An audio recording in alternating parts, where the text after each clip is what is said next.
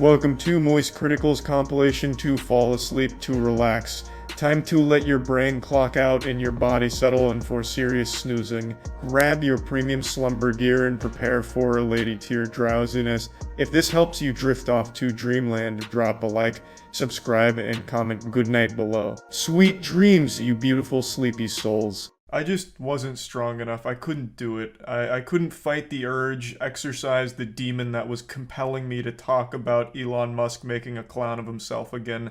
I told myself, like as a pre-New Year's resolution, to stop talking so much about all of the Twitter dog shittery that's been going on and how wacky and wild it's all been over there, because I've already made so many videos talking about it, but it just keeps getting more and more wacky. And I'm drawn to wackiness like a moth to a flame, so I couldn't stop myself. I'm just like a junkie who fell off the wagon again, scratching at my neck, and I needed my fix. I couldn't help myself.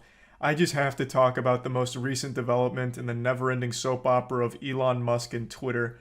I'm sure you saw yesterday, Twitter made a statement about an upcoming policy change where they would no longer be allowing promotional links to competing websites. They initially said that if the purpose is to drive traffic away from Twitter into the other sites, you can't do that anymore. We're putting the kibosh on it. The fist is coming down.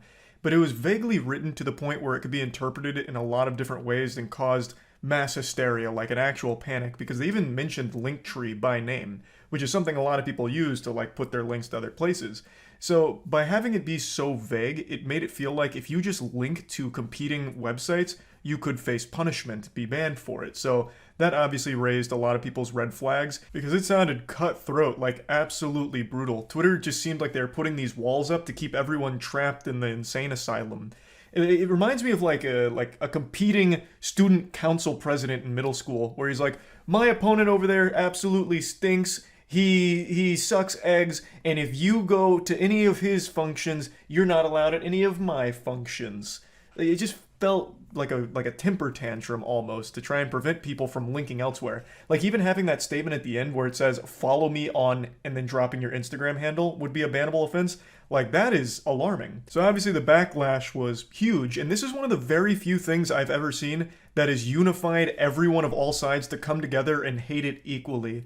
Even the biggest throat goat Musk meat swallowers were choking on this wiener here. This news made even them upset. Everyone came out against this. It was like a galactic threat in the Marvel universe where the villains start working together with the heroes to defeat the common evil. This was a big moment, and the backlash actually got some results. They seem to have backpedaled on the policy. They deleted the initial post with all of this in there, which is a great thing. I'm glad they decided to bury this and hopefully never try something similar. They were receptive to the feedback because there was a ton of feedback, so I'm glad they implemented that change quickly. But this is where we get to the wackiest part of the story.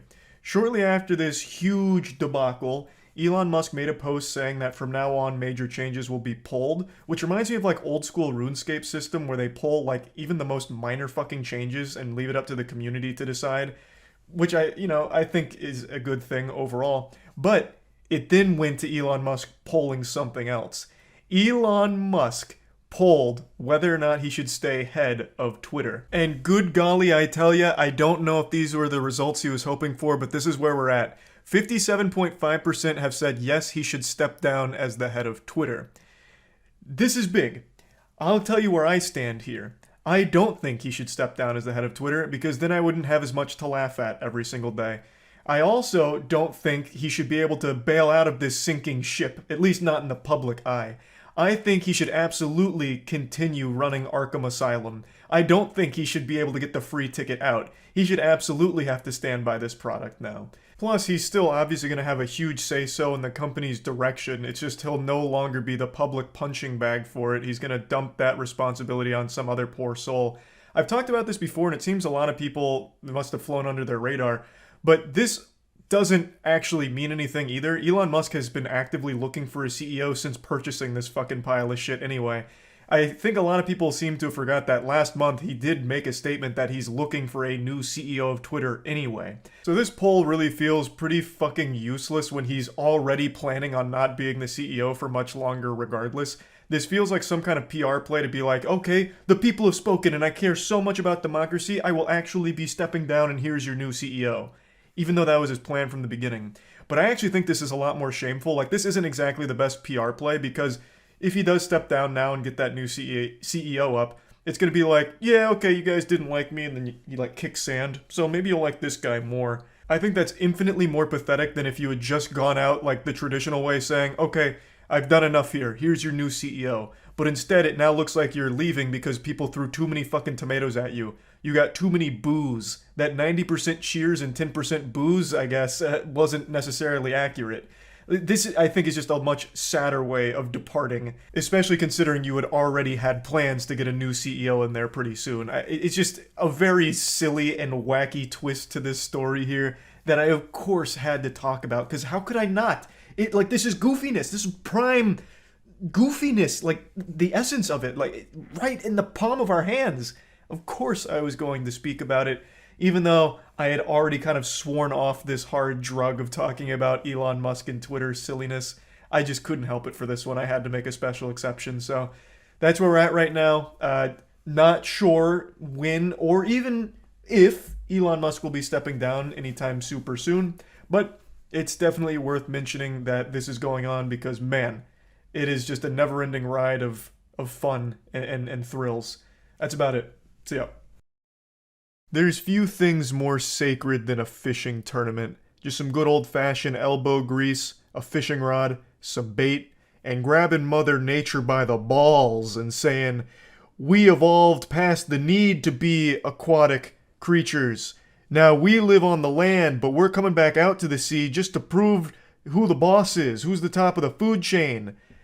The point I'm making is fishing tournaments, they've been around for a long time, and there hasn't really been any major scandals, at least none that have hit the mainstream that I'm aware of, until today. Right now, there is a massive cheating scandal going on in the professional fishing scene that is shocking. This is a doozy. We got some Bassmaster foolery going on around here. Kind of. Yeah, the sanctity of fishing has been disrespected. Unfortunately, there has been another cheating scandal, this time in professional fishing. Every sport ever right now is having cheating scandals. It's crazy. I don't know what's going on. Pandora's box has been open. And this one, it's quite crafty. I've seen the video beforehand, but I'll of course play it again to catch everyone up to speed. It's a pretty smart idea. I'm surprised that this isn't more common. Things are some Lancer, Baggy of the Prime, Kintarit, and the 10 gift subs Ace. Thank you, Ace. There's some Gavin, Delicious, Oni, and the Bits Mushroom. And give some Father. Here we go!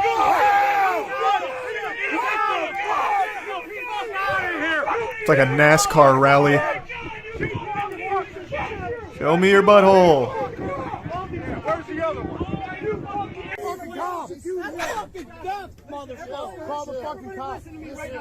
Now, I'm going to be on the side of the fishermen here. This is legitimately a problem because by cheating in these tournaments, they won a lot of money, robbing people of that prize. So it wouldn't be silly to get authorities involved. Because fishing tournaments, they actually do have decent prize pools. It's more than you'd expect. You know, like, you're not going to be like a multi-billionaire off fishing tournaments or anything, but it's a good chunk of change, especially for just like hobby fishermen or even semi-professional or professional fishermen. It's a good chunk. Like, sometimes it'll get up to 10, 20, 30 grand from the ones I've seen. This one was 300k. 300k? Holy fuck. Oh. That's what this guy made in total from his winnings. Oh. From cheating. Okay, gotcha. Jesus. I don't want anybody to touch these guys. I want you to go to jail. Tell the cops. It's them. That's a lot of Wrangler jeans. So here's the method they use to cheat. Actually very smart, not gonna lie. Yep. Lead anal beads. They thought of everything. They put little weights in the fish they caught so that way they were heavier. Because when it comes to professional fishing, it's all about the weight of the fish you catch. That's how you're scored, right? You catch a big, heavy, girthy fish, you get, more points for it. So this guy was stuffing weights down their throat to make them heavier. Actually ingenious, by the way. Like, that's pretty fucking smart.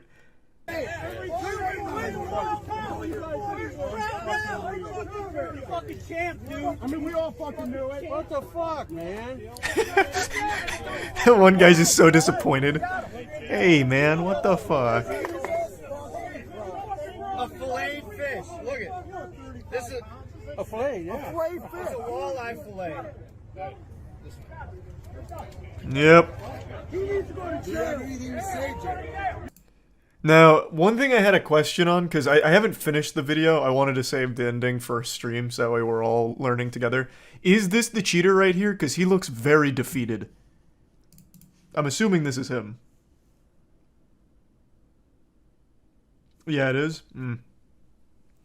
Jake, as the good book said, you can't cheat in fishing. One of the 10 Commandments. And he's got sponsors, too. At least judging by his jacket here. That's rough. You got anything to say? Hey, you guys didn't fuck all that fucking money. Talk shit to me, dude. And that's what you fucking do. How many fucking ways are there? You fucking gone. Oh, man. I'm surprised it didn't get more aggressive. What did Steve do? Take pictures. I need pictures. You videoing this whole thing? Got video. Yeah. I videoed it right off the rip. Was Steve the one that caught him? Hold on, let me take pictures. You fucked over a lot of people, man. They've been doing this shit for years. Cheating motherfuckers, man. He's the fucking shit. I know that. You got a fucking boat. You got thousands of fucking dollars. You stole from He's absolutely right. He did steal all that from the people that competed legitimately. So how was he caught? I didn't want to look too deep into this because I thought it'd be more fun to uncover the truth together. Where can I read about like the method the method they used to catch him? Because now at this point, I'm expecting a lot. I'm expecting they use like infrared scanners or something. They brought in a fish whisperer to ask the fish how much it weighed. And then when it turns out the fish was lighter than the scale said, they got suspicious. I'm just gonna go ahead and say it. This is more than just an accusation. This is like as definitive proof as you can find of cheating. Fish aren't just swallowing these lead weights. Like, that's just not happening. This guy's a 100% cheater. It wasn't an accident. Okay, so they came out with a firm statement. Disgusted guys and gals, I'm sorry for letting you down for so long. I'm glad I caught cheating taking place in your loot at the same time. What in tarnation? What is that? I'm glad I caught cheating taking place in your loot. What does that mean? It's an acronym for the tourney. Oh, the Lake Erie Walleye Trail. Ah, gotcha, thanks.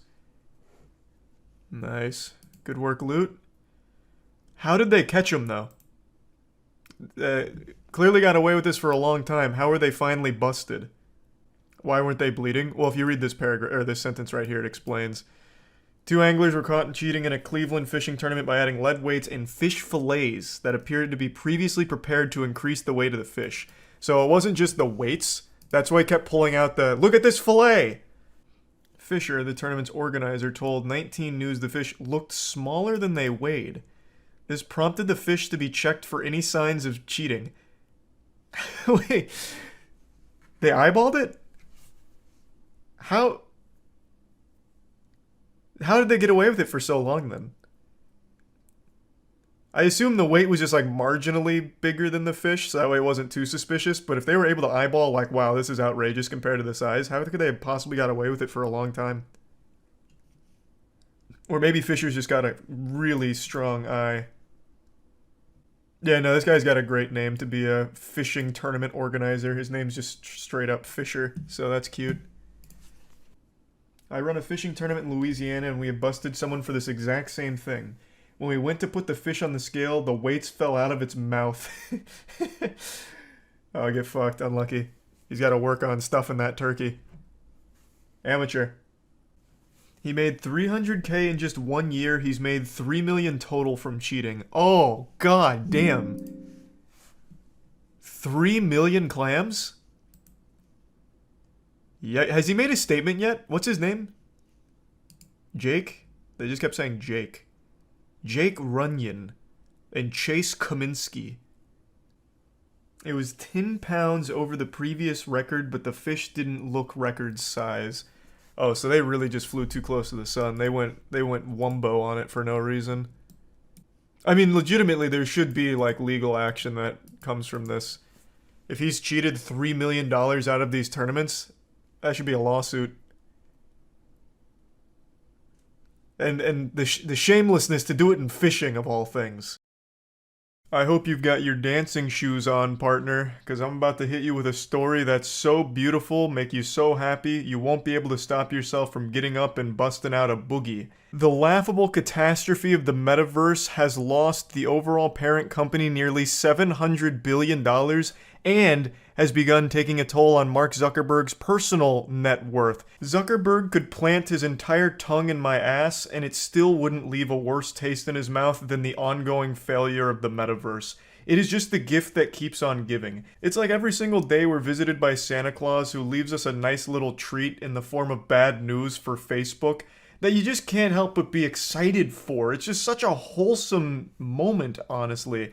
It's a very short list of people and things that I'm always praying on the downfall of, but at the top of that list is Facebook/Meta. That shit sucks so much dick, it is embarrassing. That shit sucks more dick than my mom on Xbox Live Call of Duty lobbies. Now, I want to make it clear, I actually don't think the whole idea is trash.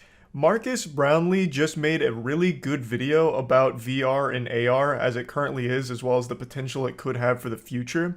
And it is very interesting, and I do see some practical usage for it, and I've always said I think there is a time in the future where it will be pretty impressive, but that time is not now, and it's certainly not with the metaverse, and I really don't feel confident in Meta being the company to lead this charge when they have so little to show for most of their work right now. Let's take a look at their stock price real quick. I went over it on stream and I let out some real primal celebratory noises I didn't even know my vocal folds were capable of producing.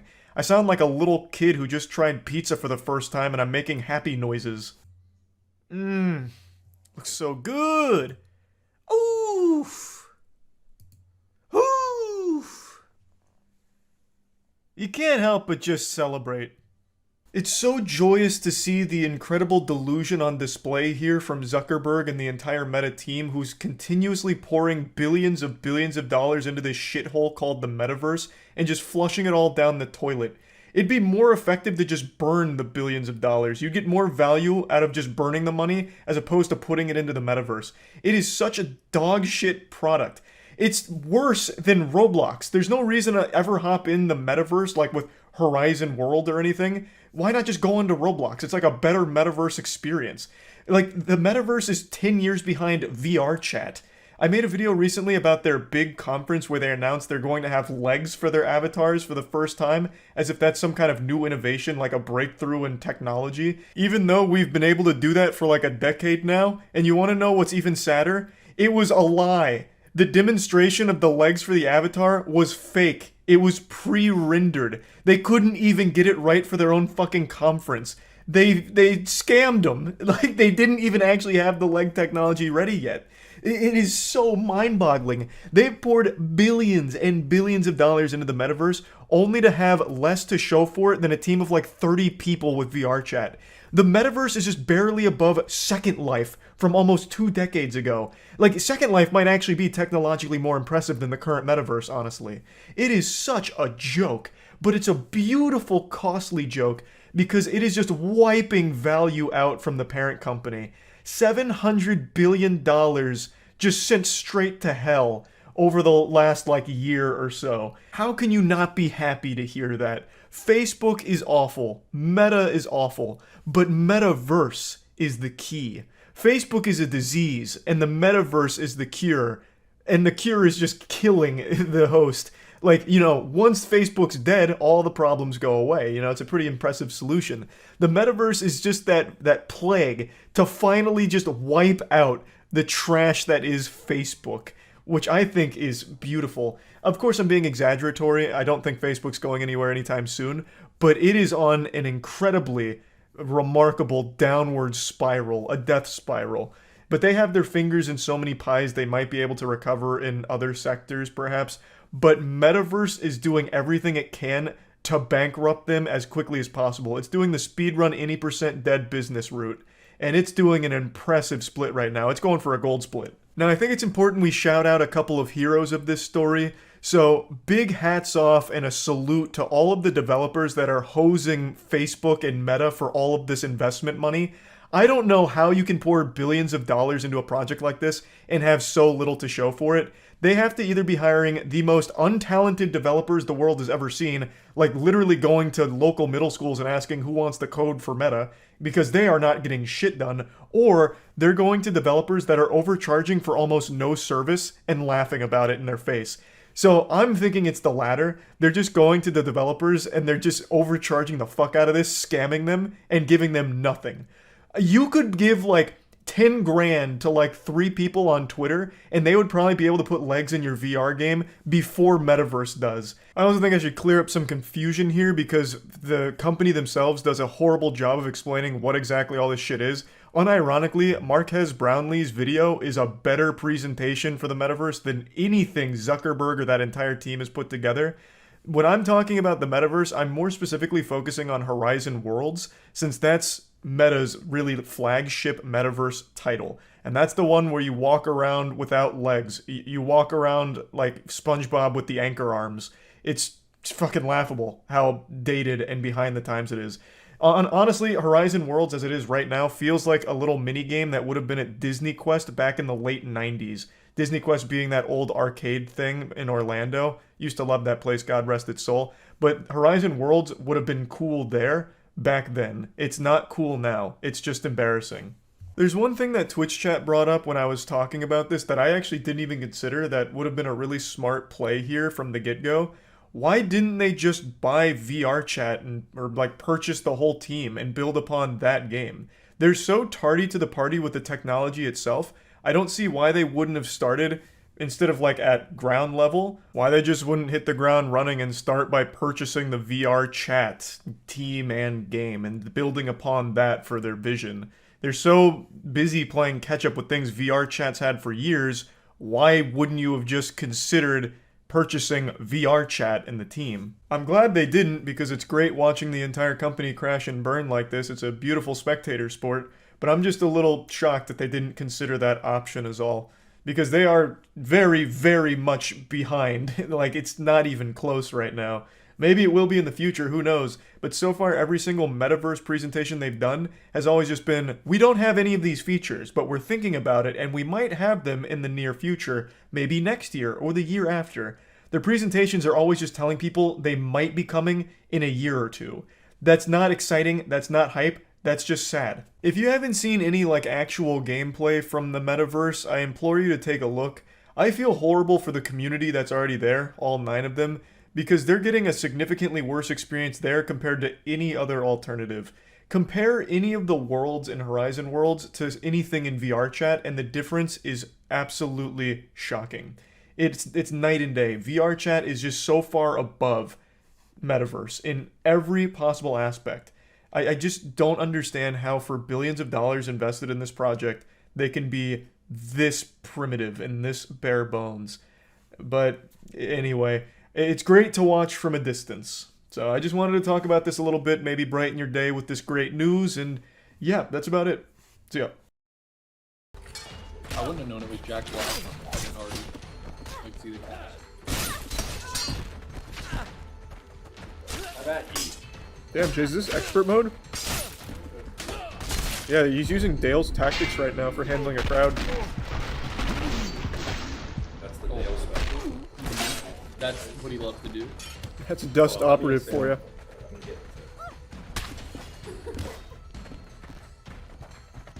Oh, he's reposed. Harry reposed.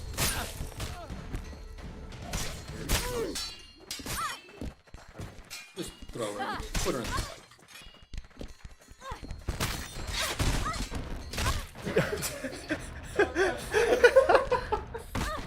Cool game.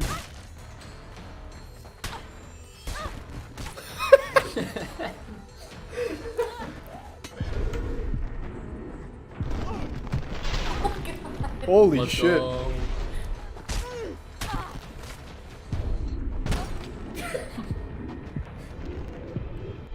Would you like to give it a shot, Charles?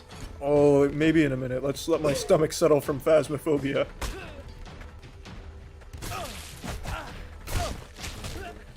Oh yeah, is there asshole physics in this? Let's find out. Yeah.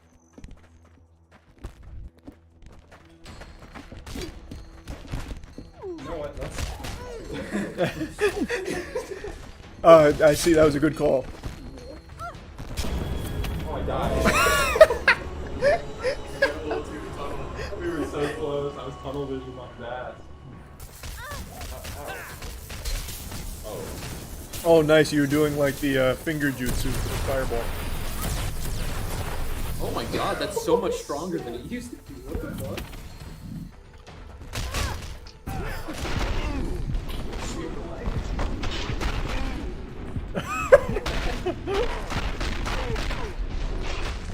Really good sound effect. Yeah, the sound effects sound great. It's like Ed, Edd and Eddy when something falls.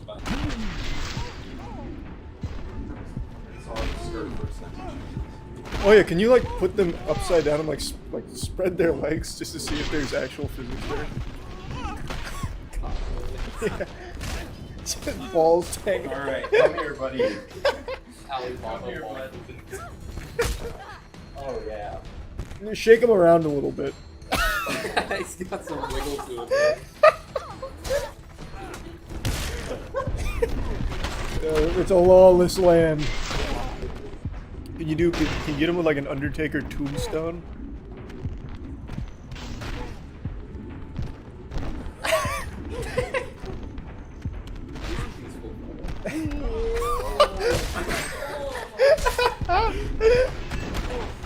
Oh my push. Man, this game goes hard. You knock yourself out. I'm not done with the PC yet. You haven't played me VR yet, Chelsea. Do you want to murder some people?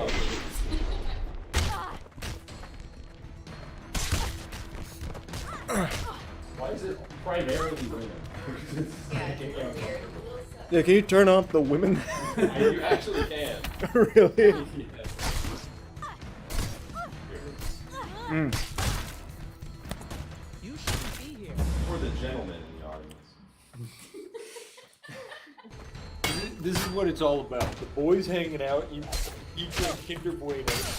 Turning off women in our games. Hey, only boys in We don't want women in our games or our buildings. I really hope nobody watches this. Like, oh my god, this sucks. They are in real life. It's a feature in the game. Blame the developer.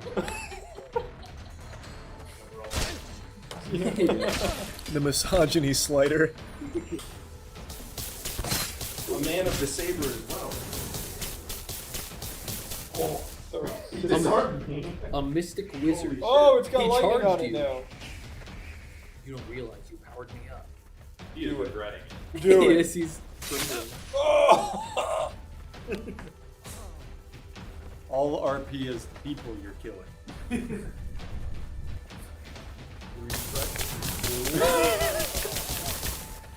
Something tells me you've played this before.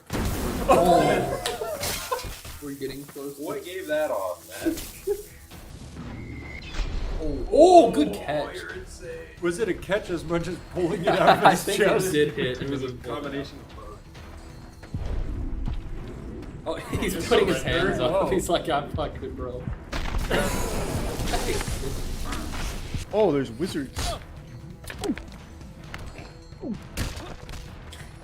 feels so like I'm realizing there's a large difference between playing this in your room by yourself and playing it in front of a crowd of people. Yes, this is holding back.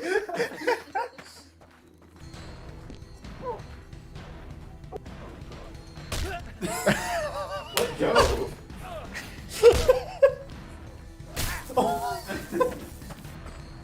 Oh, yeah. Would you like to step in the... Yeah, I'll Popping give the it a whirl. Thunderdome. That's fine, I don't need it. Unlimited health. No god mode. I'm going raw. Wait, stop. I don't know how to play it. Oh my god.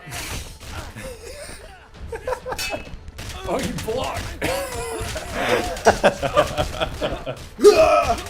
Oh my god. I'll fight him with his hand. Oh, you gotta take me. Just Now spin him around. Yeah, spin him around like like a. Oh my god. I think you're somehow killing them. Slowly but surely. They're I killing don't each other. My methods are unorthodox, but you can't argue with the results. Kick him with his own feet. Oh, get him! That's Oh crazy. shit! He's improvising. I can hear the G-Mox collect. So it's an even fair fight. All the wizards on your If you side. hit Go one for the of. lariat. Oh! You're about to kill Danny. Oh, I was gonna go for the flag. I'm going back down. Come on. It's really in there. His arm's not long enough. Is this tip barbed? What? Oh my god! He's just, That was so menacing. do it with some gusto. Jesus. Do it like you I mean just wanted to it. see how lightly. He got shot in the back by the other guy.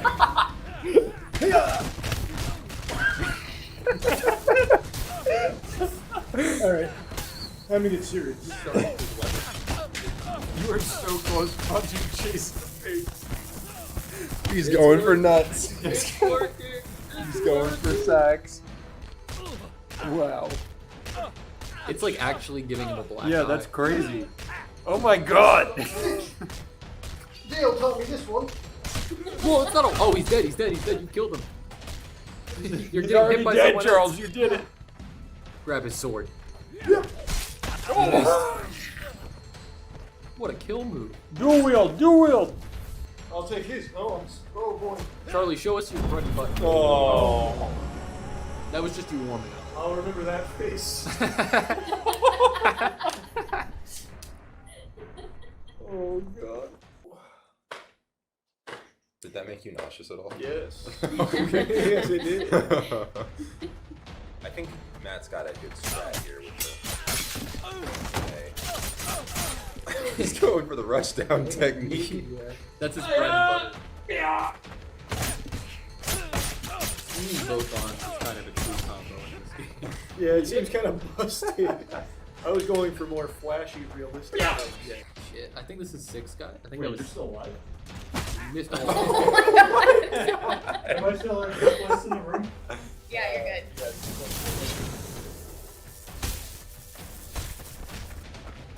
Oh my. Oh, way to shut him down. That poor guy. He didn't know what he wanted. Always gets him on the back.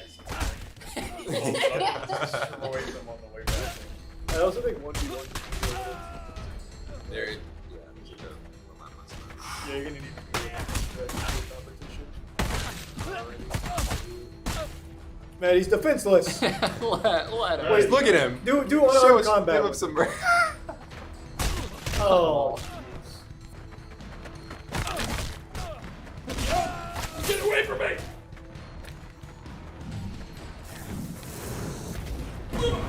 Oh, good shot. Oh, Danny's gonna go prime. You taking Danny's the gonna headset start off? fighting Need to- jugulars. There's like a Rasengan and shit. it's a lot. Oh god. Was he trying to crawl away? He is. God, you're getting a sword. Oh, Aaron. Lord of mercy. Oh, Christ. Yeah, there's no way.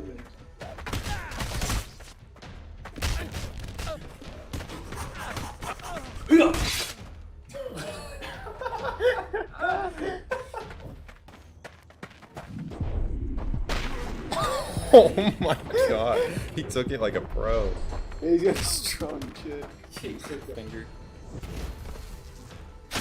Oh, there you go. That's it. Oh, nice. Do you need this? Yeah, can you slap him around? Oh, good block. Oh, look at him go.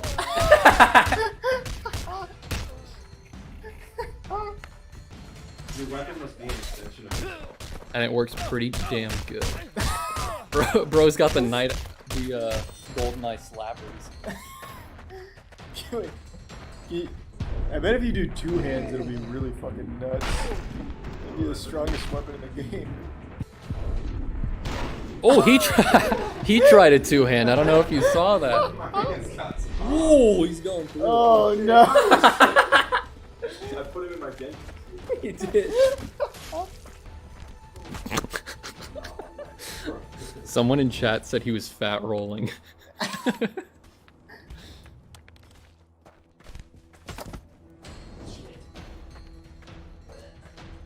With this, it was fucking me up. You have to completely let go of the controller. He's got a quiver. Oh, good Big shot. shots. Oh, that flick would have been nasty. He's like brave. Oh, he's huge. Oh! Oh, I thought you killed with that. Oh, he's tanking. Oh shit. Get him with a fistful of arrows. Oh, he ate that. You Terminator 2'd him. That's what I'm saying. I was going nuts in the one before, and then I got to this, and I was like, get him. Oh, big punch. Oh, what a grab. Kidney punch. Damn, Chase. You caught him mid-swing. Yeah. Nice. Oh! That was huge. That? Oh my I god. think you got 12. You got 11. Alright. That's our limit. Give me the weapon! Jesus, give me the weapon! Use it. You have the weapon. You are the weapon, Oh my Charlie. god, this is already such a terrible start. I'm coming. What was the number? Peek the number. That might be 11. Quick update. That's probably like maybe 2. You see about the lady in Montana with the husky. Talking about the lady that killed and skinned a husky because she thought it was a wolf and bragged about it on Facebook. That stupid asshole? Yeah, I saw that. Yeah, this dumb inbred moron shot and killed a husky and then skinned it and started posting pictures of it on Facebook talking about how she's like saving the world one coyote or one wolf kill at a time or whatever. I really think there is like a level of stupidity where you are a danger, and she's definitely crossed that line. Like I really think that's like a legitimate concern. Like those cops that parked their car on the train tracks with a suspect inside and then it got hit by a train. Like there is a level of stupid where if someone, makes it past that event horizon, they are a danger. It didn't even remotely look like a wolf. I know. That's what I'm saying. Like she is so fucking dumb that she should not be allowed back into general population. She'll shoot a person and say it was Bigfoot. Yeah, maybe. That'll be your next hunting endeavor. Alright, I know you guys were mad about the wolf, but look at this chupacabra I just killed. And it's just like a hairy guy. Someone posted on I am very badass of her boyfriend talking shit to all the people angry she killed a husky. That I didn't see. I'm gonna look that up right now. Yeah, because her boyfriend took the pictures, right? Let's see. Any of you motherfuckers talk all the shit you cuz... What? Man, what in the inbred? Immediately? Any of you motherfuckers talk all the shit you cuz not one of you motherfuckers are tough enough to act on any of your bullshit. Said, if so, come on to my place and I'll beat your fucking ass myself. Yeah, my girlfriend was out hunting and shot a fucking dog that was dumped out in the woods. No charges have been filed or will be filed because no laws were broke. It was a deer-chasing feral-ass dog on the wrong place at the wrong time. If you want to be a bunch of crybaby-ass fucking sheep, keep going because we really don't give two fucks about what's going on or what's being said. Mistakes happen. Big fucking deal. You crybaby motherfuckers, and for any other hunters who want to talk shit saying it looks bad, will fucking shit. Hey, watch out, this guy's gonna shit. Oh no, oh no! Oh no, they're gonna shit. Well, fucking shit it does, you stupid motherfuckers, but mistakes happen, so like I said, any of you fucks want to act on these threats and bullshit, come up, because I got one for you. Said with a guy with a profile pic that's not even of him. Very confident. I'm imagining 3 missing teeth. Probably camo shorts, overalls, IPA in hand. This could become a new copy pasta. And it's a little too incomprehensible to be a copy pasta. Like the Navy SEALs one, like that one's perfect. Like you get everything you need and it's like, it's readable. This is confusing. It also, the Navy SEAL one also applies to so many situations. This one's very niche. Very, very niche.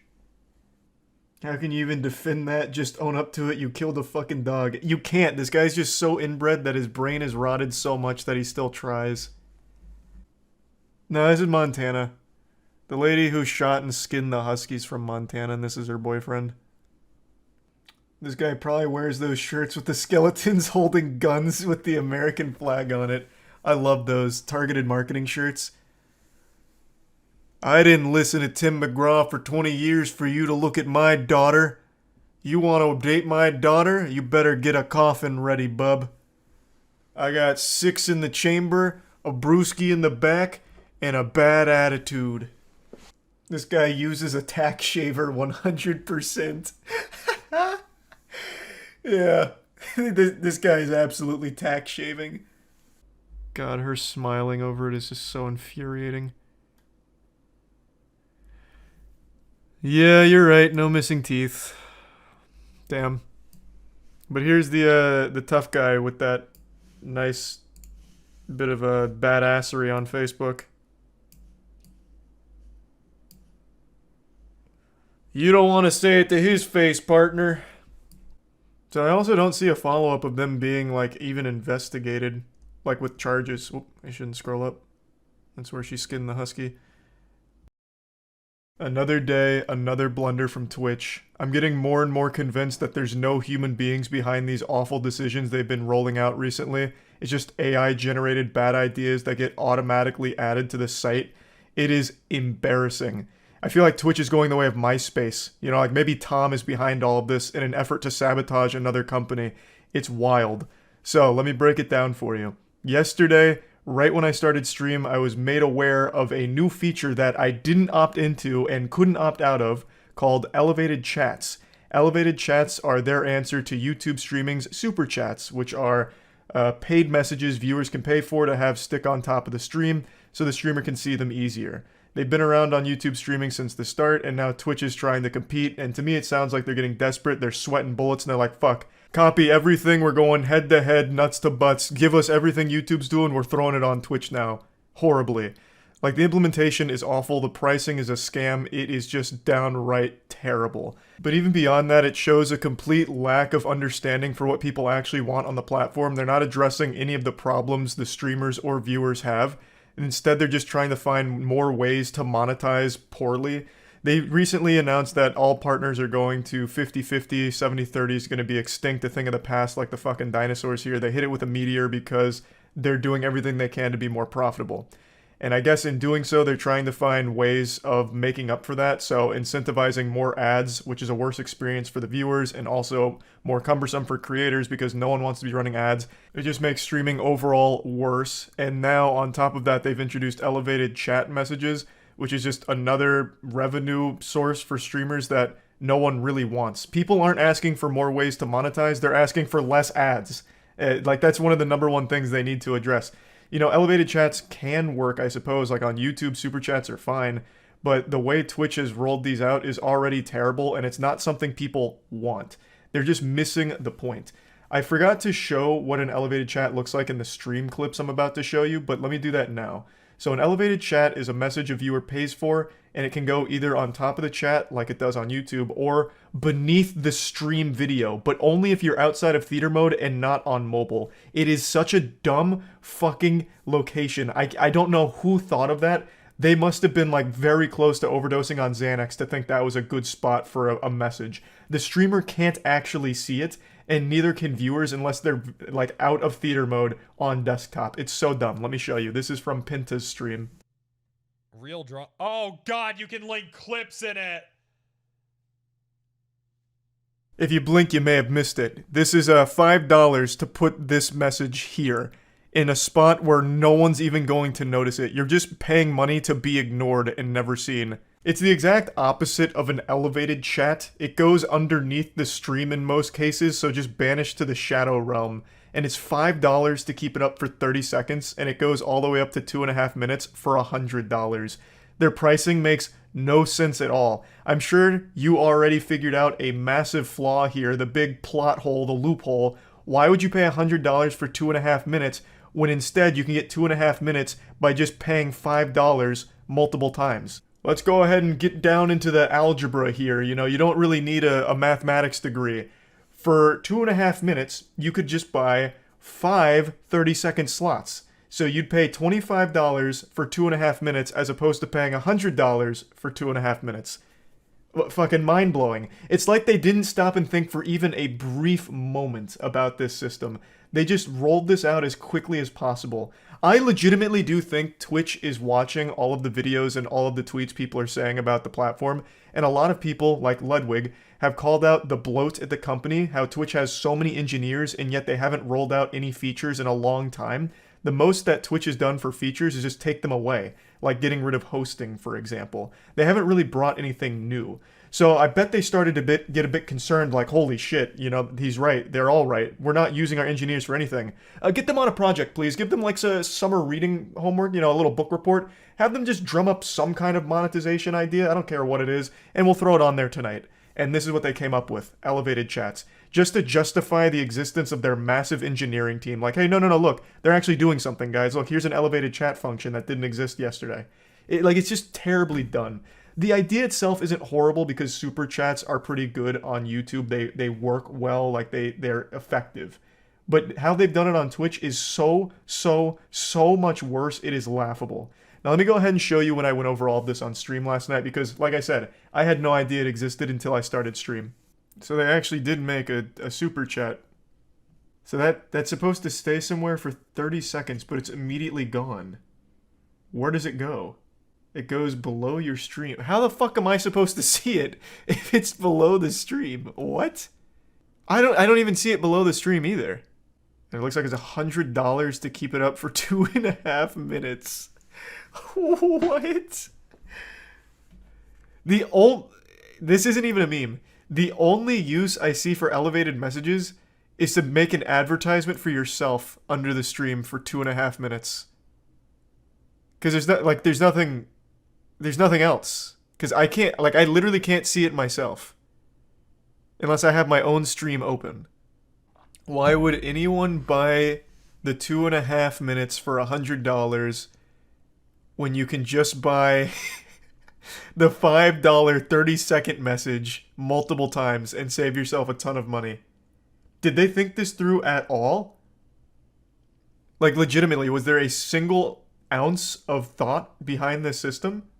There is legitimately no reason at all why anyone should use the system, because as a streamer, I can't even see the elevated chats. They're only on the stream and underneath it. So I don't even see it. And B, if you're going to use it, why would anyone ever, unless they are just absolutely huffing glue, do $100 for 2.5 minutes when they can just do the $5 for 30 seconds multiple times? It doesn't even show unless you're out of theater mode. Yeah, no, this is an absolutely terrible system. Oh man. Isn't that what YouTube has minus the duration? So YouTube has super chats, and with a super chat it goes to the top of the stream and it stays there for I don't remember how long, but it goes to the top of the stream where anyone can see it. They just click above the chat. This only The elevated message only shows up underneath the main stream and only when you're not in theater mode. So I don't see it in my chat. I can't see it anywhere in my chat. So it's literally the exact opposite of elevated. It goes under the stream. In the most inconvenient location. This says you can put it above the chat? Where? I guess I didn't go all the way down.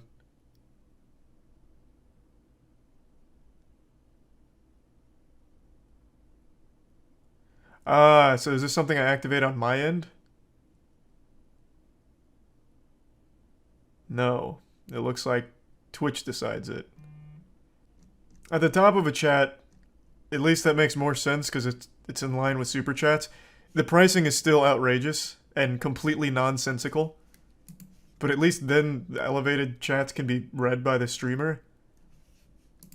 Whereas at the bottom of the video, that's impossible for anyone. But it looks like I have no say in that, unless I'm missing something. Throughout the duration of the experiment, participants will see elevated chat appear in one of two places. It just makes it sound like it's going to be random. And looks like I got the below video one. Did they make an announcement about this? Because I didn't hear about it until I started stream and someone in chat was like, what the fuck is this? Oh, wait, here it is, right here. He doesn't even see elevated chat. It doesn't come up in my chat. Apparently they're testing two locations. One that makes sense, which is the top of the chat. And then one that is just a nonsensical scam, which is bottom of the video. And I like how even for this, they don't show you the example because they know it's trash. And it looks like I have no say-so in which one I get. And this is the one I got. Oh no. Oh. I saw it come up in chat. Bro, you just did $100 elevate chat. I really hope that you found that $100 on the floor or something. Because if I didn't just catch that going by in the chat, I wouldn't have seen it at all. Don't do that. That just hurt my feelings. It's a good message too, man. Oh, no. No, don't fall for the Twitch scam. Can you disable it? Bro, I didn't even elect for it. No, I can't. I didn't even know it existed. No, the bits and everything, all those pop up and work as normal. It's just the elevated chat. Like, it's not even like an activity feed option for me. If a mod deletes your elevated chat, you don't get a refund. Oh wow. That's brutal. Another thing I think that's worth mentioning that I didn't bring up on stream is that this clutters the actual chat so much. So let's break down all of the new things that pop up in chat aside from just people talking.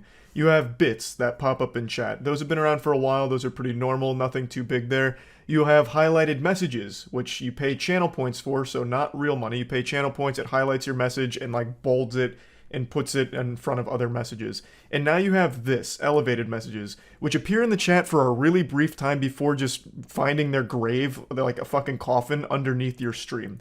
So now you have three things all popping up in the chat that clutters the fuck out of it. It just makes the chatting experience worse for viewers. It's just not a good implementation here. It just seems like they are genuinely desperate to try and like get streamers excited about the platform, knowing that most people were very disappointed that the 70-30 deals are going away. So streamers that never had a 70-30 deal will never get one, so they feel insulted. And streamers that were on the 70-30 deals are insulted that it's going away.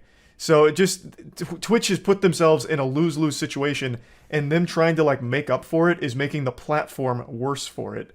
Like, it's just so backwards. I don't understand how they are so mismanaged. No one is steering this ship appropriately. So yeah, I just wanted to bring this up. Way too expensive, way too half-baked. It's just not well done at all from Twitch here. Just a big L, unfortunately. That's about it. So yep. Charlie, Vital Pharmaceuticals went bankrupt, Bang Energy going broke. Oh no! Oh goodness, not Jack Owak. Oh god. Bang Energy parent company files for bankruptcy. Why? You telling me an absolutely unhinged CEO going rabid and making absolute... I don't even know the right word to describe his claims. Outrageous, I guess? About super creatine and shit? You're telling me that wasn't the recipe for success?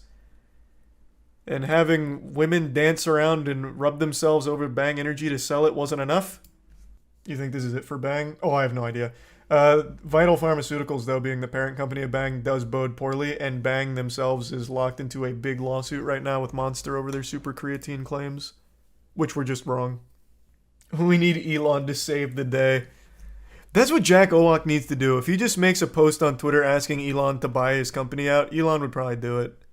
Jack Owak put out a new video about bankruptcy on YouTube. No way. Oh my god. Is he addressing it head on, or is this him trying to prove the super creatine is real? Hello and welcome, friends. I'm the CEO of Bang Energy, and I hope this message finds you well and thriving. With all the recent news and everybody from Bloomberg to BevNet being obsessed with Bang Energy, there have been numerous questions regarding super creatine and whether it's real. I can assure you that super creatine is real. Just like creatine monohydrate or any other forms of creatine, super creatine increases free creatine in plasma and blood and muscle. Oh yeah, if this is your first time seeing Jack Owak, you're in for a wonderful surprise. This man dresses like what every 12-year-old boy in 1994 thought was cool fashion. He has like these awful, awful chains, the worst suits imaginable. I wouldn't be surprised if in the next clip we see him in some parachute pants.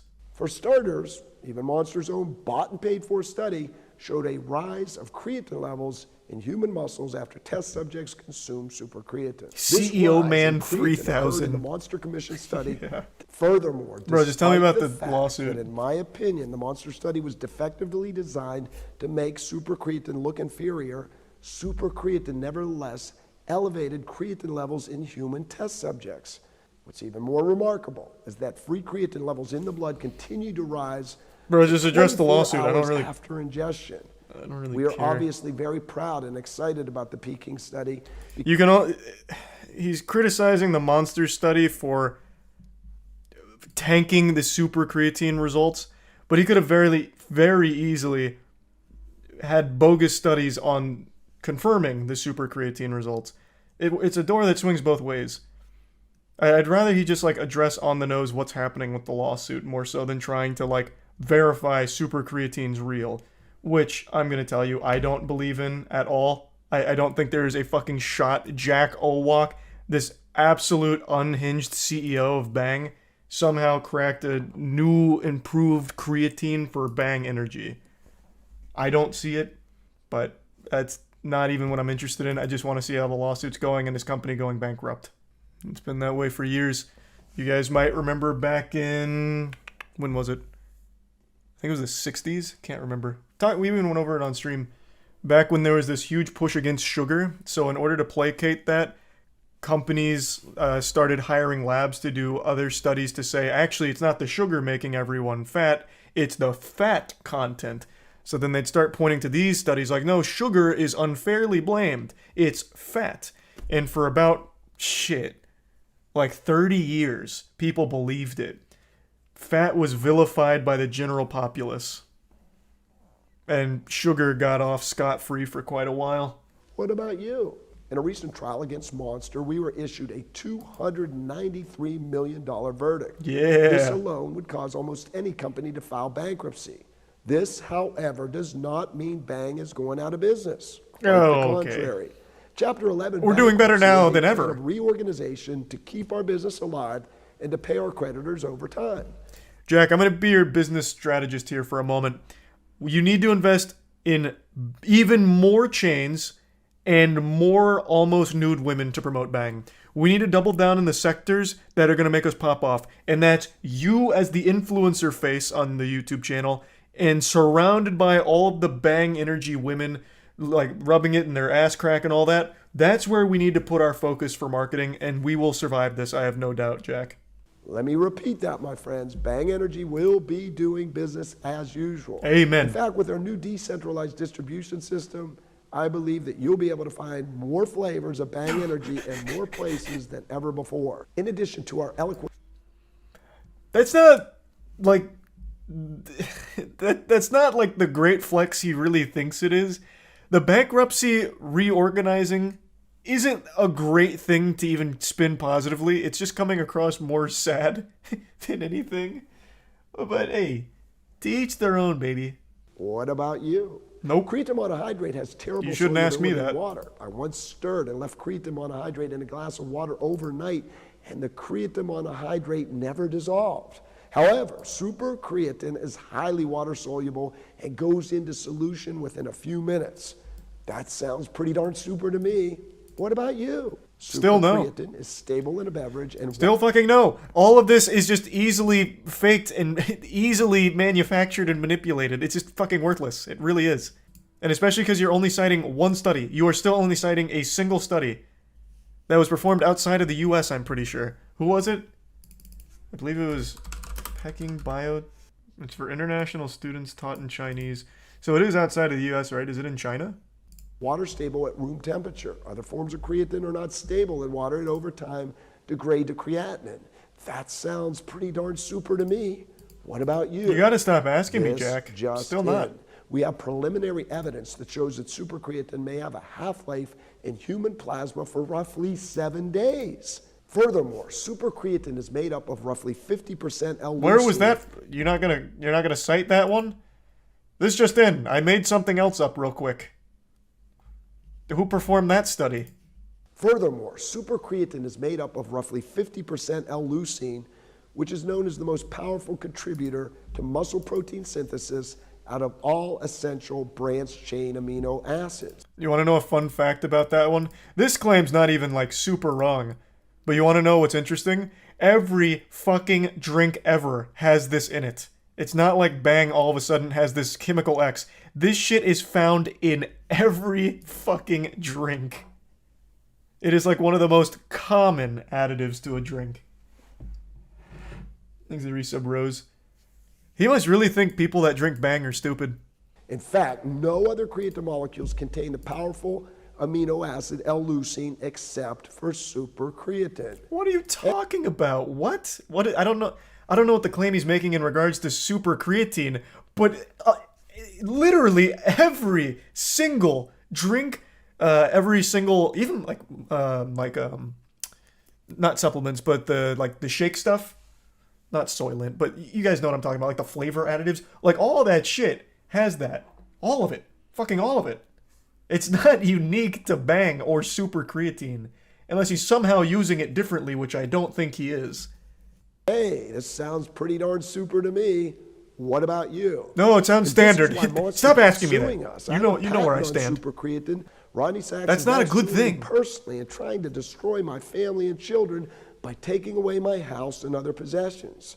It is important to note that we recently filed a mega lawsuit against Monster Energy Drink and Rodney Sachs. This lawsuit refers to more than 120 reports of suspected links between consumption of Monster Energy Drink and serious adverse health events, including 10 heart attacks and roughly 20 deaths. Let's take a peek at Bang's list of fatalities. I'm sure you're not far behind.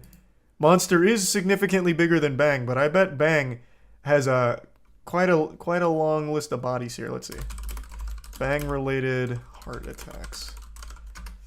Still not focusing in on Bang. It just keeps casting the net wider. The reason I want to single out Bang, not only because of the Monster call-out, but Bang has more caffeine. So Bang has 300 milligrams of caffeine, which is a fucking ton. Like, that's a lot. And I think, what does Monster have? Monster has 86. What? Is that right? Oh, 180. Where is this 86 coming from? Oh, this isn't giving me a whole can. I see. Yeah, this wasn't the whole can. It was just giving me like a serving size of the can. So yeah, 160 according to this. So Bang is almost double the caffeine. Let's take this. So they're coming after Monster for heart attacks and adverse health effects. And that's going to be attributed to the caffeine because of like atrial fibrillation, I think is what it's called. From like too much caffeine. I'm going off memory here. And that's at 180, 160 milligrams of caffeine for Monster. Now double that. Bang's in a much worse spot. We know that Monster has been involved in well over 1,000 lawsuits. Many individuals and companies Damn. have been destroyed by Monster, who is now trying to destroy us. Remember, friends, what the great late Albert Einstein said, great spirit. Caffeine's not correlated with AFib? I thought it was. Again, I'm going off memory. It's something, though. Here, let me at least get it right. What is it then? Caffeine is directly correlated with some kind of heart condition, like too much caffeine. Let me see. It's not often. 94% of physicians agree something, even when its benefits have been demonstrated in randomized clinical trials, such as the use of beta blocker. Oh wait, no, kind of. Focused on 3 types of specific arrhythmias. 1, atrial fibrillation. So it is listed there. But yeah, this is excessive caffeine. This isn't just like one energy drink kind of caffeine, which is what I was saying. Like too much caffeine. Primarily because of Monster's insistence upon waging war against supercreatine and me personally. No one wants to go to war with you, Jack. You're too cool, As we too are scary. Of supercreatine, I don't know anybody who drinks a Bang energy drink because of supercreatine. Do you? In fact, that's like your main selling point. What do you mean? Of course there's people that do. Bro, you hype super creatine up like it's like a panacea. There are absolutely people that drink Bang Energy just because of the fucking super creatine claims. What are you talking about? Now you're just blatantly lying. What are you saying?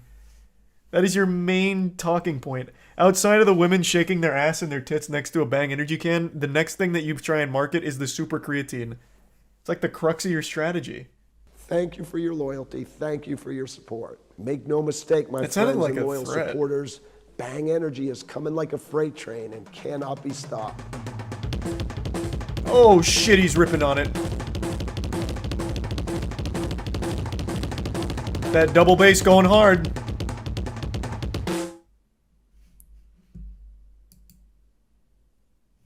All right. I would say not the best defense of the massive, massive lawsuit, but it could have been worse.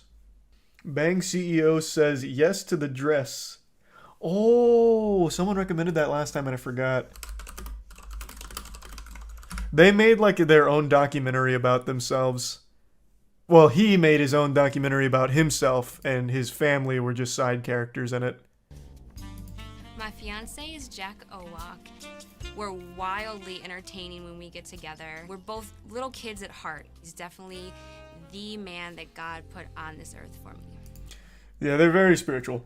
And she couldn't be more right about them being kids at heart. I mean, you need look no further than Jack Owak's fashion. In pretty much everything you ever see him in, Hello and welcome, he's friends. wearing shit like this. She's on the money. For sure. W drip. It is quite drippy. This man's out here with that super swag style set to ultra. Looking real nice. About being classy. Definitely want to be covered up here. I came here today to make sure she got the right dress.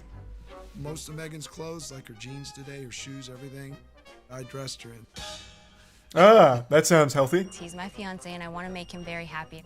So I'm open to trying on any different style. Okay. What's your budget? I'm prepared. I don't let my to wife make her pay own whatever it decisions. takes to get that, that Her budget is what I say it is. Different mermaid looks here. It quickly becomes obvious who's looking to take charge. I'm not feeling it. I want you to try this one on. I hate blades. What did you just say? What did you just say to Jack? Don't ever say that again. And especially not in public, you fucking harlot. This is his special day, for God's sake. Let him pick out the dress he wants.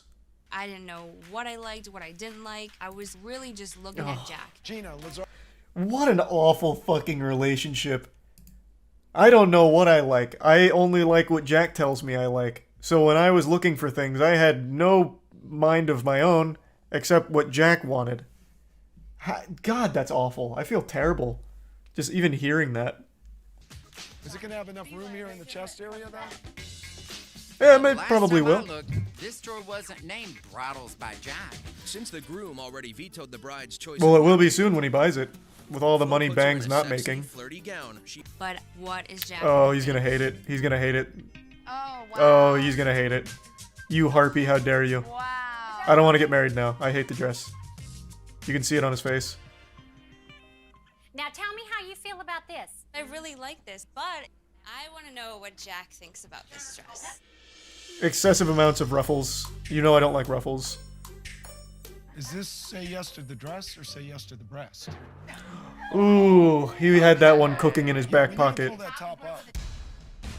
Tell us an ideal dress. You need to speak with my fiance about that. The ideal dress is something like a white hoodie, perhaps, and with a giant bang chain, perhaps. And I'll even get her maybe a bouquet of flowers to carry around, but only if I can put little bang toppers on them. That's the proper attire. We're gonna put Meg Liz in a sophisticated sheath gown with embroidered details. How dare you! Are you out of your mind? This is say yes to the dress, not say yes to fucking tits! Oh, yeah. Jack is gonna blow a gasket. Beautiful. Is this a joke? Are you not taking his criticism seriously? Jack, I'm so sorry they're doing this to you, man. Now tell me how They're you not even feel about considering this. your I feelings. would say like 8.5. Whoa. I really like this one. Scale from 1 to 10. It's a it owes 1. Points. Yeah. Ouch.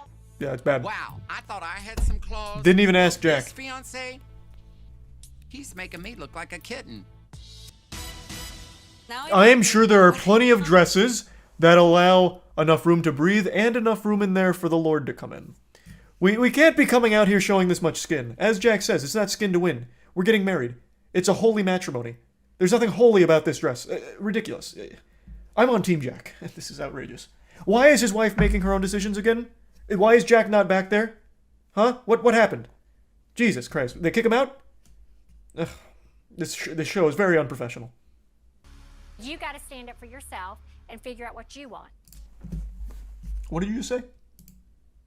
You just said that in front of Jack Owak. Do you realize that? Well, I hope you like being blacklisted from Bang Energy drinks. Never getting one of those again. Maybe we should start looking for the dress that I knew I wanted, the mermaid style. Finally, Pardon? the bride is shopping for herself. Okay, what do we got now? Mermaid style, blurmaid style, my ass. Down with a sweetheart neckline. If this isn't coming out like a sweatshirt or like a Letterman jacket, it's a no. Nope. Nope, you fucked it. Oh my gosh. I love What are you this. not understanding? Just along the lines of what you want. Yes. Now I know exactly what I like. My figure looks amazing, and I absolutely love the mermaid style. Okay, we found a dress. Mermaids she are the work loves, of the devil. But now we need to keep the fiance from throwing a Tootsie Roll in the punch bowl. I don't know that expression, but that's not happening. There's a Tootsie Roll going right in there. Coming in. This one. I had a strong Get ready to feeling fish the that this Tootsie Roll out of the dress punch might bowl. Be my dress, and I realized that I do not want my fiance to change my mind. You want me to kick him out? Yes, please. Yeah. What? Are y'all ready to see the next dress? Yes. Okay, Jack, honey. I got some bad news. What's that? Meg absolutely, positively loves this dress. That's too damn bad. It doesn't matter what she wants. This is Jack Owak's wedding. Kind of wanting to refuse to go, but you know, Lori's running the show. It's her world. I'm just visiting. He must have like the stiffest back in the entire East Coast. The way he walks, it's like a robot. Like a Bang android. She picked the right dress. Beautiful, classy. She rocked. Oh, they paid him. It's the same kind of dress that he had an issue with before. They softened him up for the show. All staged. No. Of course it's not staged. Actually, to be honest, I bet everything that happened at the shop probably was like a little of Jack leaning into him being the douchebag, but that's just kind of Jack. Like, that is very Jack Owak behavior, to be honest. April 2000. I remember Quebblecop from a very long time ago. This guy used to be like one of the biggest when it comes to like gameplay videos and shit. And I hadn't thought of him in years. And I saw Sonny post this and just kept forgetting to watch it. And then as I was peeing, I saw it come up again. So I really want to see what happened. I checked his channel. Like, he still gets April 2021. like views. He has an audience, but I would wager a guess he's lost like 90% or 95% of his total viewer base. Because he used to average like 1 mil per video. He used to upload pretty much the exact same videos, and I guess something must have happened along the way. Because god damn. 5 million views. In the space of only 12 months, Kwebbelkop's viewership has fallen by roughly 90%, and we're going to outline every... That's what I speculated. I'm pretty good at eyeballing that kind of shit. I'm a YouTuber. I want to know more YouTubers. I want to get to know all the YouTubers. I want my friends to be YouTubers or people that are doing similar stuff. God, that sounds miserable. I don't know why people would only want to be surrounded by like-minded people. I can't stand that perspective. I think it's becoming more and more prevalent where people only want to be friends with everyone that shares the exact same opinions of them, and they can't be friends with people that think differently. Like, why would you want to be around people that are just like in the same career path, the same fucking thoughts as you, basically just like a goddamn clone of yourself? That sounds miserable. Just to always be locked in your own little echo chamber of sycophantic yes men, like it's just, ugh. I think that'd just be miserable. I really do. Evident after forming a YouTube trio known as Robust, which included Kwebbelkop alongside 2 other familiar faces, Jelly and Slogo Man. Count of Kwebbelkop, Jelly, and Slogo being the best piece of evidence for the success they'd find as a trio. In addition to... How are the other 2 doing? Before we go on, I don't know the other 2. I haven't heard of Jelly or Slogo. Let's take a peek. April 2000. Let's see if it's just Kwebbelkop. Oh, it's all of them. Holy shit. 23 million, he gets about the same views as Kwebbelkop, who's on a 90% decline. Actually, less than Kwebbelkop. So it really just must be a thing of, like, the games aren't as popular anymore, unless they really did something that ruined them. So far, out of the 3 of them, it seems like Slogo's doing the best.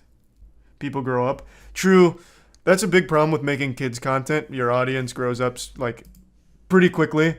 I feel like things you watch when you're 14, you stop watching by the time you're, like, 16, maybe. But there's always going to be new kids coming into the mix. So you would always expect it to constantly, like, refresh itself, but I guess sometimes it just doesn't. Or, again, maybe something happened with this whole group. Not far enough, I was just curious. Kind of skipping ahead here in the manga. Only, ensuring that the one daily video was always of the highest quality. Every day I worked on it. Every day I studied it. I watched tutorials. I read articles. I spoke to people. I practiced, and every day I mean, did you really need to? Like, what articles are you reading and what tutorials? Like, did you sign up for Jake Paul's seminar on how to be a YouTuber? Because this is all, like, really standard stuff. Unbeatable GTA 5, you lap, you lose. Fortnite vs. Real Life Challenge. Saddest Fortnite, try not to cry. I mean, like, you didn't need to really invest into the education side of YouTubing. You kind of just went with whatever was on the Explore tab.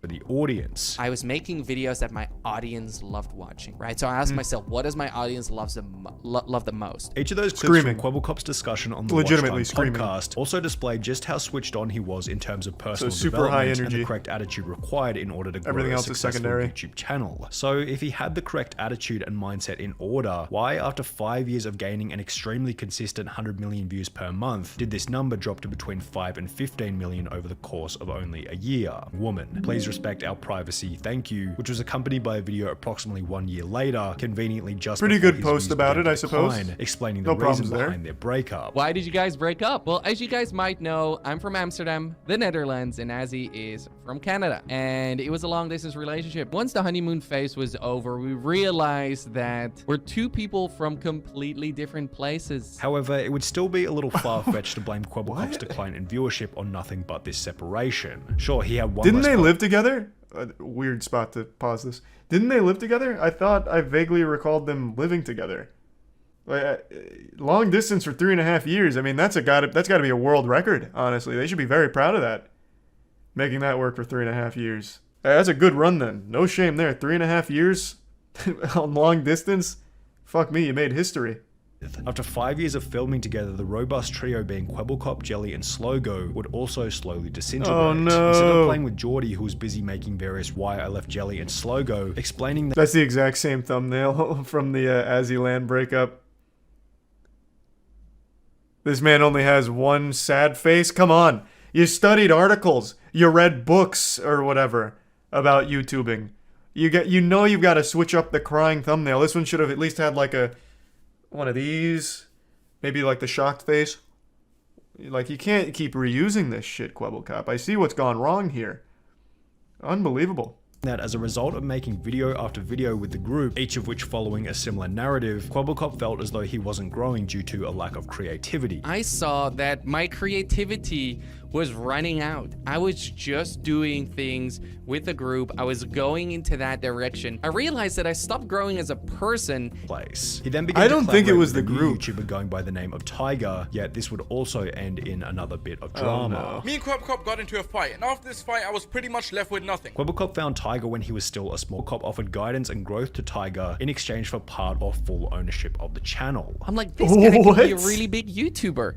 If I would coach him a little bit, he has so much talent. Now this went exactly as planned in the beginning. They started playing together. Okay, that's kind of fucked up. I've never heard of something like that. 2 million views per month to 20 million views per month. Titled Why I Left Kwebbelkop and Tiger. Man, they're getting so much mileage out of this crying face from Kwebbelkop.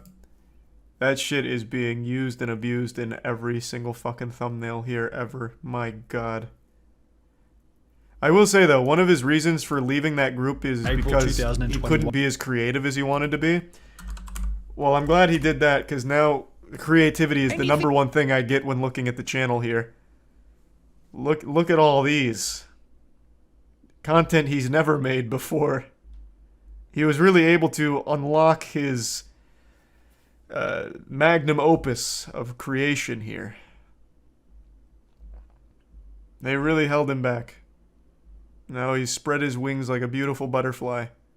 I can't. But he was no longer friends. Why? Do it. Everyone is asking the same thing. Why are you not uploading to Tiger, and what happened between you and Kwebbelkop? Well guys, it essentially boils down to one thing, and that is that me and Kwebbelkop are actually no longer friends. I feel hurt. I feel disappointed. That somehow Kwebbelkop had claimed ownership over Tiger's channel, as he would upload a video where he had cloned Tiger's voice and attached it to an AI, which would provoke another response from Tiger, who was once again insulted by Geordie's actions. He made this cartoon character, loaned my voice, and put it on the Tiger channel. Listen, Geordie, this cartoon version of you might be your best friend, but I'm not your best friend, okay? I'm not even your friend. And after Tiger...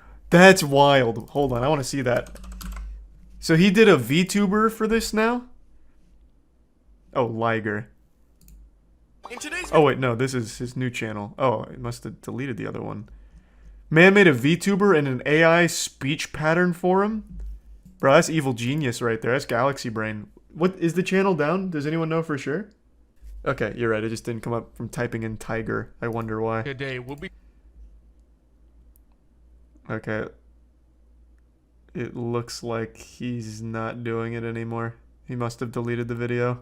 The decline wasn't the drama itself, but rather one discovery made by Geordie throughout the conflict with Tiger, being that he could make an AI character to act as a real person. Was per day. I wished I could clone myself, so I did. What Kwebbelkop is referring to in this Twitter thread is a channel he launched 1 month after the drama with Tiger, which posts gaming videos and uses an AI character as the main personality within the videos. Second channel. Okay. But when looking at the numbers, VTubing? it's obvious that this new AI... Starting today, from now on, you can expect my next video to be top notch, to be really and he delivered. flipping good, to be exactly Yes. what you want to see. Yet the first 3... Fuck yes! Yes!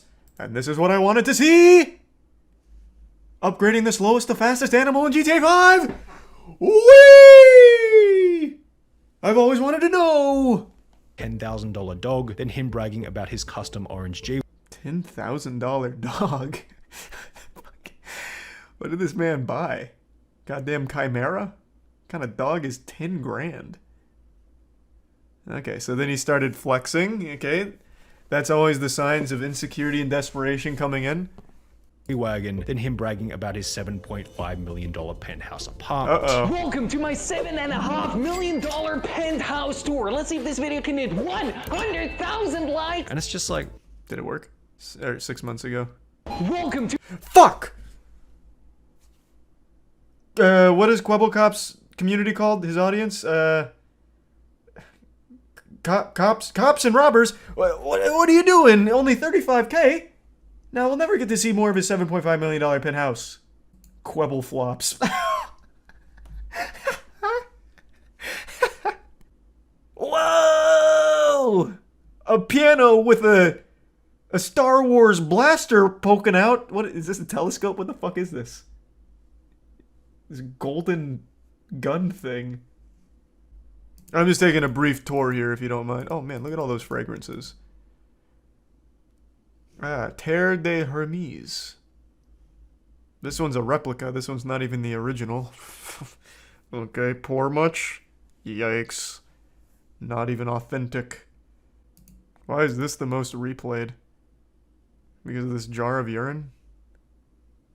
Oh, it's actually not this. It's the shower. You perverts. You quebble flops. Ew. Perverts. I wanted to see him take a shower. Have some respect. Why would you post this, dude? Not only have you stated in the past that you apparently don't do YouTube for the money. I don't care about making an extra buck on YouTube. I don't care about the money. I really genuinely do not do YouTube for the money. But do you really think the audience wants to open up the YouTube app and instantly see something that makes them feel inferior to you? Do you think new viewers on I feel the like a channel part want of to the open up family. video section as products stems from a specific inclination to re-establish power, which might explain Kwebbelkop's motive to upload these off-brand videos. You just got analyzed on that one, Kwebbelkop. That is super true, though. You see this shit happen a lot with, I guess not necessarily streamers, because I don't think there's any, like, big streamers that have fully fallen off yet. But I've seen this on YouTube a few times with some of the big boys. Take, for example, like, Rice Gum. Though most of his content was built around flexing from the start, it obviously only had a shelf life of however many years he was on there for. I don't even remember now. But this kind of like flexing is always like in the death throes of that creator's channel. Happens all the time. Channel. In a recent video titled My $100 Million GTA 5 Business in Real Life, which sports a similar kind of vibe to the apartment tour, Kwebbelkop talks about how he's also launched an NFT business and is working on a video game, potentially fracturing his focus from YouTube even further. As mentioned earlier. Oh my god. No way. Kwebbelkop is no fucking way. He's in NFTs? Bro, this has to be like the last adopter of NFTs right now. Years ago, in August 2012, I had a dream. I was living in my mom's NFTs, place, baby. and I just finished school.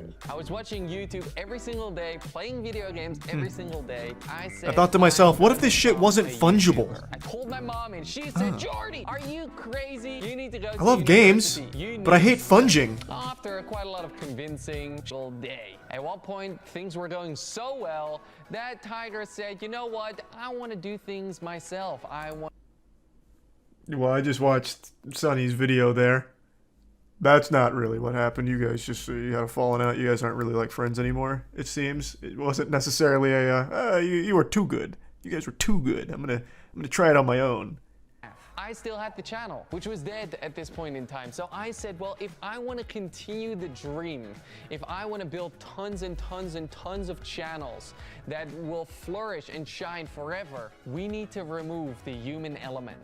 Yes, it sounds crazy, but we need robots, we need computers. That's spoken like a man who really cares about the content. If I'm to own 5 million channels, I realize the weakest link is the goddamn human. Organic is cringe. Machines are the way I do it. So I hired this entire team to build VTubers with AI scripts. To pump out as much shit as I possibly can across 1,000 channels. We need VTubers. And that's when Blue was born. And this is the Blue team. A few of the Blue you'll never find out. We have a team which makes videos as a virtual influencer. If we want to start more channels, we can. We just start a brand new team who goes and makes videos as this influencer, as this virtual influencer. And you can start as many channels as you want because they all function under the same brand. It's like Spider-Man, okay? There's so many different Spider-Mans. Why do you view that as a good thing? Why do you view this situation as a good thing? I mean, for you, I get it because it's a lot of money, owning all those channels and all the ad revenue. But as someone who keeps presenting himself as a guy who doesn't care about the money and does it for good content, how can you possibly sit here and try and convince your audience of Kwebbelflops that this is a good thing? Just 1 million channels of completely soulless, generated scripts. This is so shameless. Holy shit. Huge risk if you invest a lot of money, and if one person leaves, the entire business collapses. Like, he's convincing his audience that people are the problem. Individual. It's about me. I'm running a business with I don't know how many employees. Anywhere from 50 to 100 employees work here. I'm providing jobs. I'm building cool products. I'm making people's days better. And this all started What a weird with spin me on it. having a dream. Now let's... That's such a weird spin. Where's the NFT portion? I must have skipped it somewhere. I thought it was going to be like the focal point, but it's not. It's actually much worse than that. The focal point is I'm going to make 1,000 AI YouTube channels in order to really fucking pump out content and ad revenue, which is actually worse than NFTs. So where was it in the video? Alright.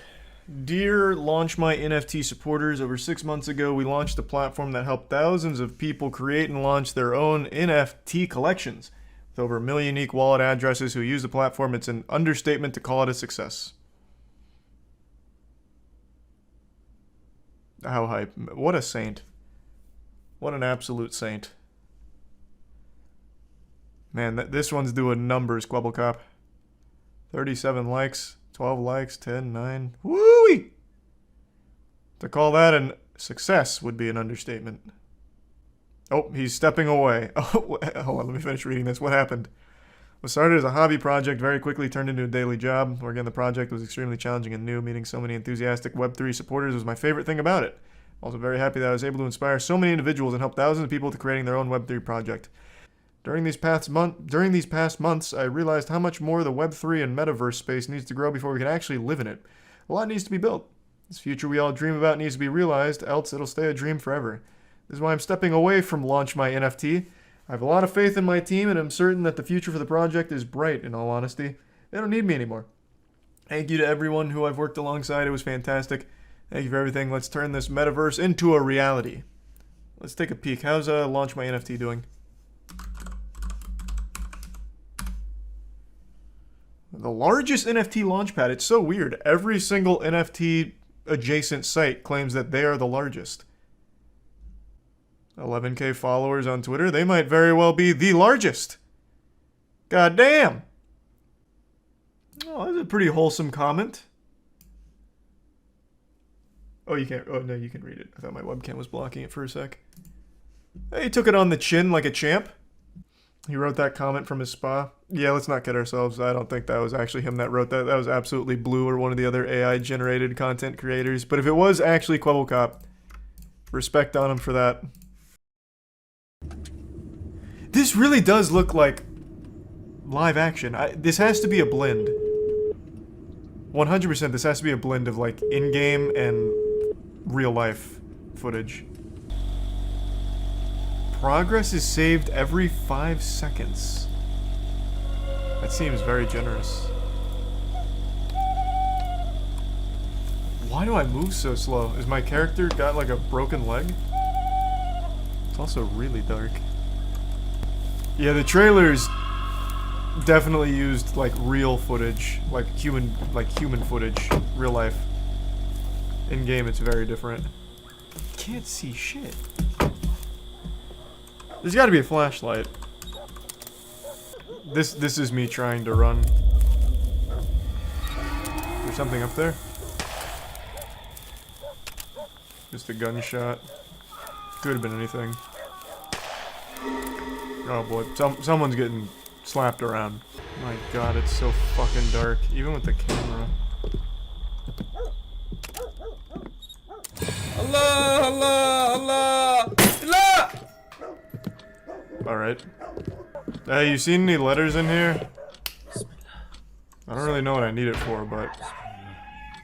Hello? I need an exit. You can't keep me locked in here.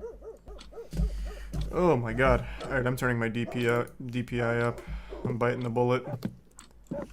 I hate changing around my DPI, but this is like unplayable how slow it is. What am I supposed to do in this? What the fuck? The trailer made this look like actually fun.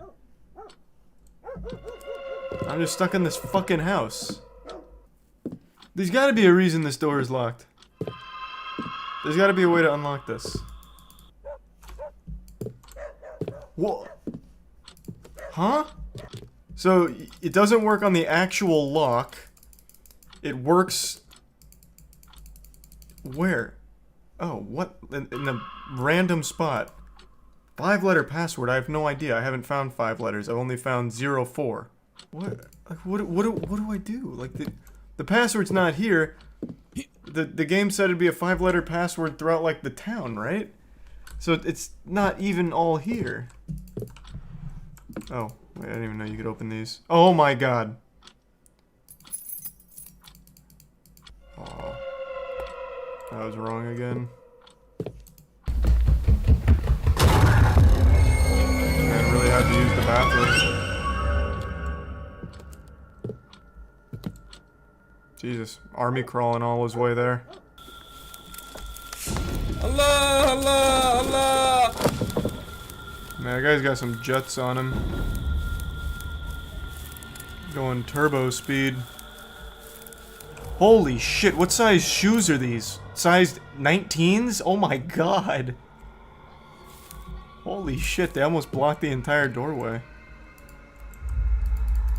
M104.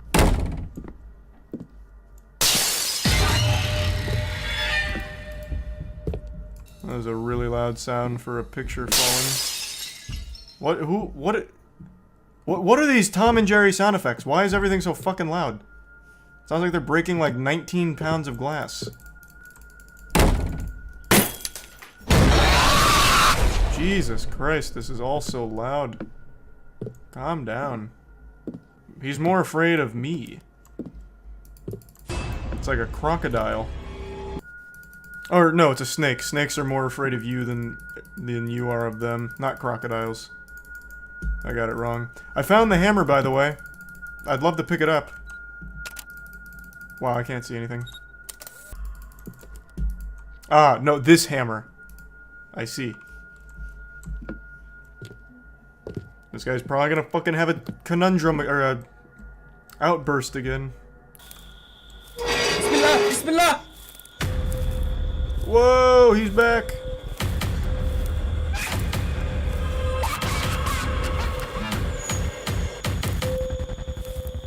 That was a pretty wild beat. Oh, it was an O, not a 0. Oh, okay. I wonder if I could just go guess it. Do a little speed run. Okay. Yeah, I'm pretty sure the character I'm playing as has some kind of leg injury, because, my god, he moves so slow. It's like he's stuck in quicksand. Yeah, damn. They thought of everything. I can, like, kind of super speed myself on it, but that's not, like, helpful. I mean, I guess it could be helpful for, like, a speedrun strat. Actually, I'm flying. I'm just straight up flying. Okay, I've left. Oh my god, I'm going straight to heaven. Alright. I must have caught a ramp and got some altitude. Now I am the spirit haunting this village. The shoes on the other foot. Coming back down for re-entry. Oh my god, I missed. Oh boy. Oh, jeepers. That's gonna be a reset. That's sad. I'm gonna have to do all that again. Whoa! Oh, man.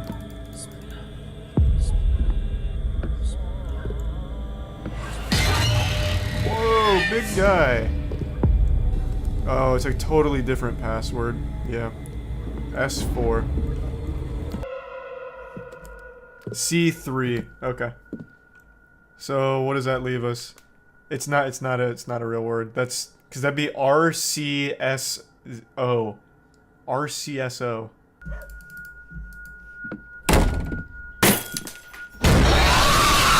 That wasn't there last time, was it? Oh, I just didn't see it last time. I just heard the scream.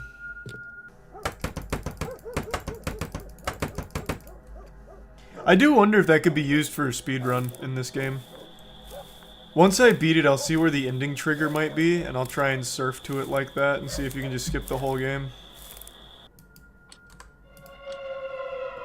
Let's go! Fucking huge. Outplayed. Thanks, Resubmarina. Whoa! The whole gang rolling up.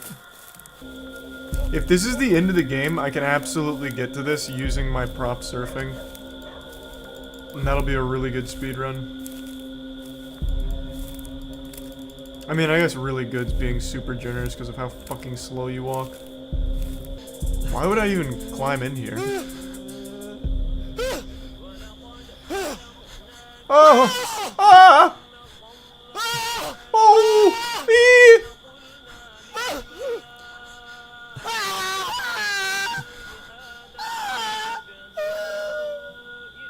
Well, I mean, this is kind of my own fault. Why would I just crawl into that?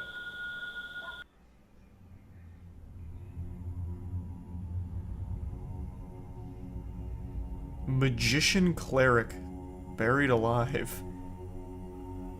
See, he wasn't just a cleric, he was a magician too.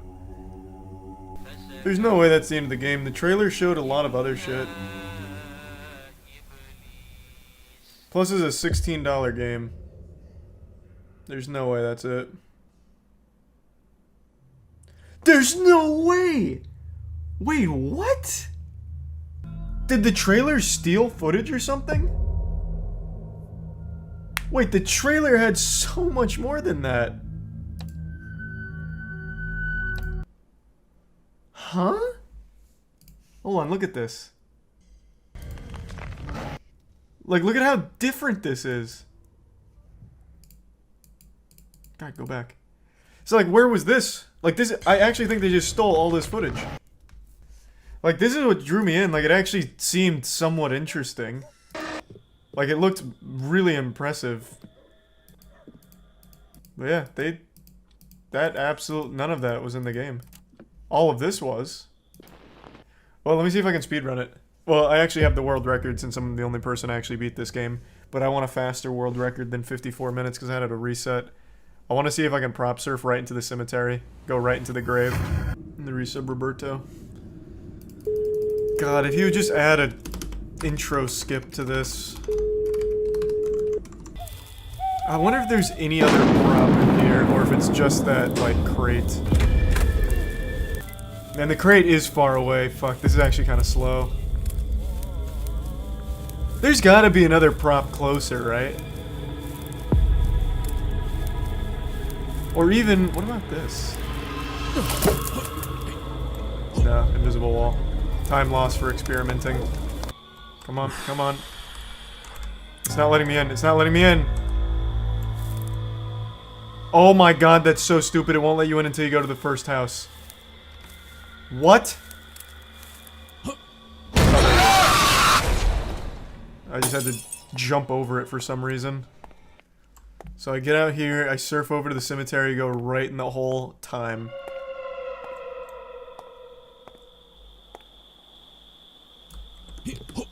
Oh, I missed! No! Hold on. Before it saves. There was an invisible wall there I didn't expect. That'll absolutely work, though. That'll 100% work really well. Oh my god, it saved me up here.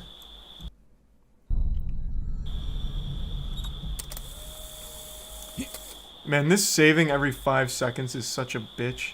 Oh my god, wait, what? There's no invisible wall on the other side. This will still be a world record, let's go. Wait, then I bet there's an even faster way of doing this without even needing to go all the way to the crate. Easy. Time. That's absolutely world record. No one else has played this that quickly. Alright, let's go, baby!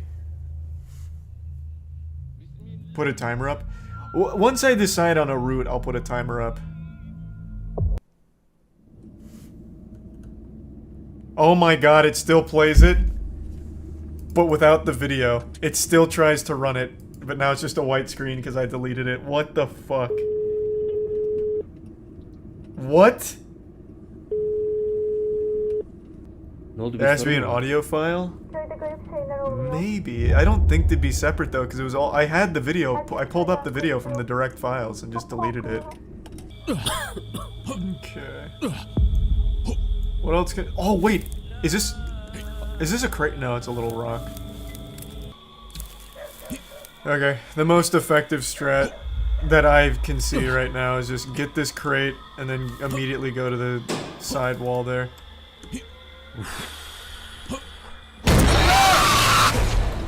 There's the resub kitty.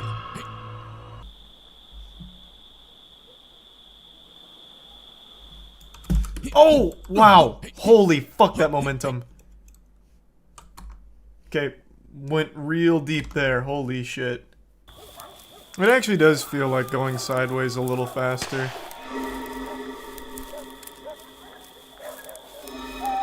Am I running a timer? No, I'm just gonna try something a little different. I want to experiment a bit. I feel like there's probably just a faster way of doing this overall.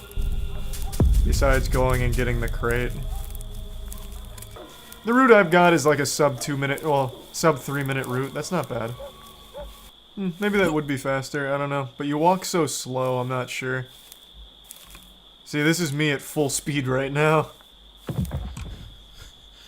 Get a timer now? No, I've already got the world record. It can easily be beaten, but I just really know there's a faster route that doesn't involve that crate. I know there is. I won't be the one to find it. That's enough of speedrunning that. You all know how much I love awful YouTuber apology videos, but today I've got something truly special to show you. This is the magnum opus of saying I'm sorry. It doesn't come from a YouTuber either. This comes from a basketball player, and he completely redefined the apology video meta. He made an entire apology documentary. I'm talking about Draymond Green. Now, I don't know how many of you are some red-blooded American, brewski boofing, patriotic sports fans, but I'm going to break down the situation for those of you that aren't and don't know what I'm referring to. Draymond Green is a professional basketball player, plays for the Warriors, and recently he was filmed in practice punching his teammate after an argument. I can't show the video because YouTube will probably age restrict it for shocking and disturbing content, which it's not.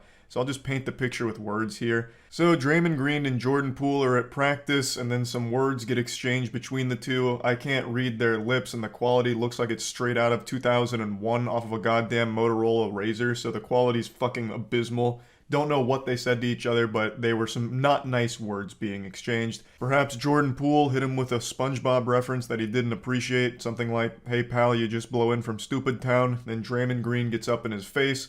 Jordan Poole pushes him off, and in response to that, Draymond Green fucking cranks a mean one and lets a go-go gadget extendo knuckle sandwich fly, absolutely blasting Jordan Poole. I don't think it was a full-blown knockout, but Jordan Poole did hit the ground hard. Like, he went down harder than the UPS delivery driver throwing my packages at the door. But this is where this fight started and stopped. The team separated the two of them, and the video was leaked to TMZ, and this became a huge deal in the entire sports world. Afterwards, Draymond Green did issue an apology publicly, saying he was sorry for the whole situation and how embarrassed he was by it. But clearly he wasn't embarrassed enough because he decided to shamelessly make a documentary about this whole situation as well. The man made a full-blown, goddamn Michael Moore-style documentary on his punch of his teammate. It's so weird and goofy. I'm going to show that to you now, at least bits and pieces of it. But I also want to let you all know, if you're not familiar with Draymond Green, the guy has a reputation for being a bit of a douchebag. If you just type in Draymond Green hitting players in the nuts, you can watch full compilations of how many times he's kicked other basketball players in their ball sack. He's made a habit out of it. There's one player in particular, Steven Adams. I believe he's kicked him in his fucking jewels 3 times. 2 times in one game, if I remember correctly. So he's got a reputation for being a bit of a dirty player and a bit of an asshole. So this was just a nice cherry on top of that already pretty bad reputation. On October 5th, Draymond Green and teammate Jordan Poole got into a verbal altercation during practice. The incident ended with Draymond punching Poole in the face. Yeah, they pulled out all the stops for this one, all the bells and whistles. They got a professional voiceover here, making it sound very official, professional. And you would think most people in general would want to move on from a controversy like this. Just, apologize, put your head down and ignore it. So that way we'll hopefully go away faster. But for some reason, Draymond and the whole team that put this piece together really like to roll around in the drama of this, making it a spectacle. I don't know what they thought was a good idea about this, making a documentary to explain the punch. It's totally unnecessary. I think everyone understands what happened here. Draymond got upset and punched his teammate. It's very simple. It's like the simplest story ever told. Yet they're making it seem like a very complex issue with very many moving parts to it that we don't fully grasp, thus need a documentary to explain it to our little idiot brains here. It makes no sense to me. They're just here trying to squeeze as much milk from this controversy as possible, just grabbing it by the tit to get as much juice from the squeeze as they can. I think you're initially upset, pissed off, which is why you have the reaction you have. You don't say. The reason you punch people is because you're upset and pissed off? Fucking truly groundbreaking revelations here. My third eye is open. My mind is being expanded. Just please slow down here, Socrates. We're tackling some very profound and deep things now. You're telling me there's a correlation between being upset and punching someone? No, what? Part of the process of why did this happen? And walking yourself through why. The different things that can get you to why what took place actually took place. It's not that deep. I wasn't even there and I could tell you why this happened. Because he hurt your feelings and you lashed out, you had a little temper tantrum and punched him. It's not a confusing situation that needs like a deep explanation. The only question I'd be asking is, why didn't you aim for his nutsack like you normally do? Now that you process what just happened, now you've processed the why. Now how do you feel and what do you feel about it? What in the fuck are you even saying? Jesus Christ, you punched your teammate. That's it. I don't think after the punch you immediately went into a sensory deprivation tank to meditate on it and really dig deep into the weeds and figure out, well, why did this happen and how am I feeling about it? Like, did you go immediately and see a psychiatrist or something? Like, what are you going on about here? Jesus. Imagine Jordan Poole. You get punched and the guy who punched you makes a documentary about it. You already know Jordan Poole and the rest of the team are laughing at Draymond Green for this one. And rightfully so. The man is the protagonist of premium cringe right now. So you get at a time, you give it some time to allow people to throw their opinion out, which quite frankly, I don't care about people's opinion. Yeah, this really seems like someone who doesn't care about people's opinion. He cares so little about your opinion that he made an entire documentary whining about the situation. That's how little of a fuck he gives about what you think about him. Now please, shed some tears for this forgiveness documentary he's made. I don't spend much time, I don't really read many tweets at all. And so I was just at home chilling with my children. If you want me to be honest with you, I still don't know how much the world may think it blew up. Sparked by the leak of the video, the incident did blow up. The classic, oh, I wasn't even paying attention. I didn't think it was a big deal. I was at home with my family being a loving father, and in fact, I'm one of the best fathers on the planet. I'm not a bad guy. In fact, I was just so preoccupied being the best dad of all time that I didn't even stop to notice that people were upset at me for a video that was taken or something.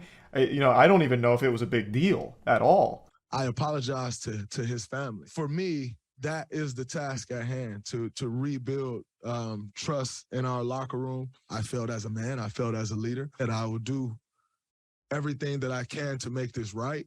That's a clip from his public apology when this first started blowing up, and I actually thought it was fine. He said, I'm sorry to Jordan, his family, his team, and then explained how he's going to try and make things right and make things better and get trust back in the locker room. And then a week later, he makes this absolutely insane documentary about the punch. So clearly something went awry there. The first response he had, I think, was okay. He's just like, you know what, I fucked up. It is what it is, and I'm sorry. And now he goes full Hollywood here, sniffing his own farts, and makes a documentary surrounding this punch. It's on me to make sure we're headed that way. So I have clarity. You know what it is. I know what it is. Continue to move forward, put it behind us. It helps. Allows you to start the process. And get back to business. That's where I go from here. That's where we go from here. Gotta love how this video is supposed to be like an explanation for why it happened and a little documentary surrounding it, but it doesn't even do that. It doesn't do the bare minimum. He just says well, why did it happen? And it's the process of understanding why it happened, but never even says why it happened. He never even explains why he did it. I mean, everyone knows why he punched him, like we all get it, but this whole documentary was built around the idea of, well, here's his chance to defend himself and give his side of, what happened here and how regretful he is. But it doesn't even do that. But you want to know the best part of this documentary? It says nothing. It doesn't even make a point. It's just like, hey, here's Draymond Green, he punched this guy, and here's him moderately reflecting on it. And then he goes back to practice, and he says it's time to get back to work, and he hopes he could lead the team better now. That's it. That's the whole documentary. Like, it has no purpose whatsoever. It's mind-blowing that this got made, but regardless, that's pretty much where the documentary ends. It's very silly. And I just wanted to talk about it because I think it's a wild set of circumstances here. Making a documentary about your outburst punching your teammate is such a bold move. And yeah, that's about it. See ya. A couple days ago, a YouTuber, and more importantly, a dear friend of mine, experienced every content creator's worst nightmare: a private picture leaking. When I heard the news that Ludwig's nutsack had leaked onto Twitter, I panicked. I damn near did damage control for him and started formulating excuses like, no, it's just the angle the picture was taken that makes his nuts look small. It's an optical illusion. He had just taken a cold shower, so his balls shrunk a little bit. And you don't know that actually what this is. It's not even a scrotum. It's swamp gases being reflected off of a weather balloon. Like I was ready to go to bat for him, but I didn't need to. He didn't need excuses. His balls spoke for themselves. Now, it wasn't by his own choosing. This wasn't his plan. It wasn't like some kind of mogul male move here to get content out of it. He was on the Cold Ones podcast, and during the Patreon cut, he playfully pulled his sack out, and it's on full display. It's very bold, very proud. And Chad had asked if he wanted them censored in the Patreon cut, to which Ludwig replied, yeah. But Chad apparently misunderstood what he was saying here, so then told the editor not to bother censoring it. So then on the Patreon cut, his nuts were just fully there, to Ludwig and all of Twitter's surprise. I'm sure a lot of you are curious how his nuts ended up on camera in the first place. Like, was it a freak accident? Like they were just talking, then his balls flew out of his pants or something? Well, I'll explain quickly. On the Cold Ones podcast, there's a lot of alcohol consumption, and Ludwig was many shots deep, and he willingly brought out his sack and expected it to be censored, but it wasn't. It's just that simple. The whole episode's pretty wild. There's a point where Ludwig pukes, and Max then dips his food into the puke and says, thanks for the dip, and then eats it. Shit goes real hard. So, his nuts being out was probably like the least shocking thing from the episode, but unfortunately, it wasn't censored, so it ended up getting onto Twitter. Now, this is what I really wanted to focus on here. Not even so much the testicle flesh parachute itself, more so how he's handled the situation. So Chad has profusely apologized for it. I'm sure he feels pretty terrible for it. But Ludwig has taken it like an absolute king. He's just addressing it fully, making a joke out of it, and he seems to just be in great spirits about it. And when you have balls that are that aesthetic, like they were almost made to be photographed, I could see why it probably wouldn't bother you that much. But it got me thinking about how I'd handle this kind of situation, because I feel like I have tiny nuts. If I whipped them out and dangled them in front of this camera right now, you'd have no idea that I'm dangling my testicles. You'd probably think that I'm holding 2 almonds up to the camera lens. So I got to thinking, would I be able to handle something like this as graciously as Ludwig? And my answer is maybe. I feel like it would really depend on the conditions of my dick pic or testicle leak. Whether like I'm in prime competing condition, like if I'm fully erect, half chub, or fully flaccid. Fully flaccid, I'd get extremely insecure, and I'd probably be like almost threatened. Like I'd feel challenged, like, oh, everyone thinks this is what my dick looks like at its peak. No. So then I'd have to take another dick pic after I've got myself chubbed a bit. Such is the curse of being a grower instead of a shower. Fun statistical fact to make some of you feel better: 79% of all men are growers, not showers. Being a shower is like being a shiny Pokemon. It's a statistical anomaly. Now, of course, this is talking about the penis itself. What Ludwig had leak was his sack, and I still feel like my sack would need some flattering angles in order for me to feel like super comfortable with it being out there. But my cock in particular, I know I would need it to be at least semi-erect. As a grower, when I'm performing, it's about 6.5 inches, but flaccid, we're talking like 3.5-ish. That's not amazing, that's not super photogenic, that's not gonna be like a great picture. So it really just depends, but overall, I don't think I'd be able to have as much class with something like this as Ludwig does, but I do think over time, I'd become more numb to it. Like, it'd be extremely on-brand if my scrotum leaked. Like, that's just one of those things like you're kind of expecting. I'm honestly shocked Ludwig's sack is out there before mine. I never take dick pics or anything. In fact, I don't like to be photographed naked. I'm like more elusive with naked photographs than Bigfoot. But even still, if something like this was to happen, I would have expected me to be first as opposed to Ludwig. But yeah, overall, I just don't think I'd be able to be as calm about this situation as Ludwig has been, and I think he's doing it the right way. Overall, I just find the way Ludwig's gone about this to be admirable. I was talking about it on stream the other day, so I'll go ahead and play a couple clips from there and then get back into talking about it a little bit deeper. Did you see Ludwig's massive balls? I did. I am shocked Ludwig did a ball reveal before pretty much anyone else. Yeah, Ludwig showed his whole sack on the Cold One's Patreon cut, and it leaked to Twitter, so now his balls are all over Twitter. Got that whole scroty action out. Flopping in the wind now on Twitter. He's being a great sport about it, though. Handling it like a champ. He's also got a hairless sack, too, which is crazy. If my nuts leaked, you'd have no idea. You'd think it'd be like a piece of gum that fell into like a barbershop mess of hair on the ground. He probably shaves them. So do I, but I still have like so much hair on my sack. I don't know. It's hard to get all of it. My pubes are well kept, but my nutsack hair, it goes so wild for no reason. It's got a mind of its own. It's like fighting for freedom down there on my sack. It just will not stay groomed. He said he thinks they're small. What, his nuts? No, he's got good-sized nuts. Strong nuts. A lot of good DNA in that sack. Thought you were joking, they look clean though? No, yeah, he's got like an actual bald sack. He's blessed.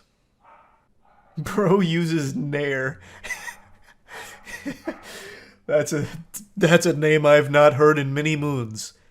I actually remember trying Nair. I used to be really embarrassed of my facial hair. So I tried Nair once because my mom saw it on TV and said like, you know, I know you don't like this, maybe try it. So we got Nair. It just fucking chemical burned my face. Yeah, I had no idea it wasn't supposed to be on your face, so I tried to get rid of my stash. Because my stash would always grow in ferociously. I just fucking burned the shit out of my face. Doesn't it also stink really bad? Yeah, because it's just like fucking incinerating your flesh. It's like cremating my upper lip. As I sit here and stew on it and let it marinate, I feel like maybe the reason why I'd be more embarrassed about it than Ludwig is simply for the fact that his balls are fit for a king and mine are fit for like a court jester. And I think it might be due to like the hairiness of it. So maybe I just need to groom it a bit better. Like I manscape like frequently, but for some reason the hair on my nutsack is always fighting for its life and just so resilient. So it'll keep growing back in weird angles and it gets all like squiggly and shit. So maybe that's more the reason why I feel like I wouldn't be able to navigate it as well as Lud. But I'm not positive. And I also don't want to test the theory and put myself in the hot water. I'm not exactly going to whip out my sack on camera right now. But can you imagine what a power move it would be if I did? But yeah, just overall I wanted to talk about the situation a little bit because I truly applaud the way Ludwig has handled this whole situation. I think he's done a great job with all of it. It doesn't seem like he's got super salty about it. He's not like DMCA striking anyone that talks about his nuts or anything like that. And it doesn't seem like he's harboring any ill will towards Chad or anyone on the Cold One's team for the situation. So just want to talk about that a bit. That's it. So yeah. Just one short week ago, everything we thought we knew changed forever. It was like when Albert Einstein came up with the theory of relativity. It's all been shaken now. I still remember the glory days before August 29th, 2022, living in an ignorant bliss, naive to how corrupt Twitch had become with their enforcement of their own rules. That's right, August 29th is a date that will go down in infamy as the day that Twitch showed its true face and brought with it a catastrophe, a devastating Coombs Day, when a streamer got fucked live on Twitch and Twitch responded with the lightest ban of all time. I already talked about this in a video, but I wanted to follow up because they've decided to stick with their initial decision of a 7-day ban. So a week ago now, a streamer by the name of Kimika had sex live on Twitch, while an entire marching band clapped and cheered her on in the chat. It was about 100 concurrent viewers at the time. I don't know if the coitus actually reached its climax. I couldn't tell you because she got banned before anyone finished, except for some of the people in the chat, I'm sure. But overall, a very successful stream because normally she averages like 20 viewers, and this one, it was triple digits. So she got paid a visit by old Saint Nicholas, and it was broadcast live on Twitch, and she paid the iron price. She got banned. And you would expect that Twitch would crack down pretty hard on it, since this is their #1 golden rule that you can't bend and you cannot break. Streamers have been banned for months if they wore clothing that was too revealing. So having full-blown cheek-clapping, ham-steaming sex on Twitch, you would expect there to be some pretty big consequences, a permanent ban. But that wasn't the case. Twitch decided to not even give like a slap on the wrist. They gave just a playful little tap on the tuchus. They gave her a 7-day ban. And now she's back to streaming, and her return stream has been her biggest stream ever, clocking in at 800 viewers at one point, blowing her previous numbers out of the water, and skyrocketing her follower count from 30 to right around 2K right now, 2 to 4K. For some reason, I'm getting mixed data. On Twitch, it shows 2K, but on some of the Twitch tracking sites, it shows 4K.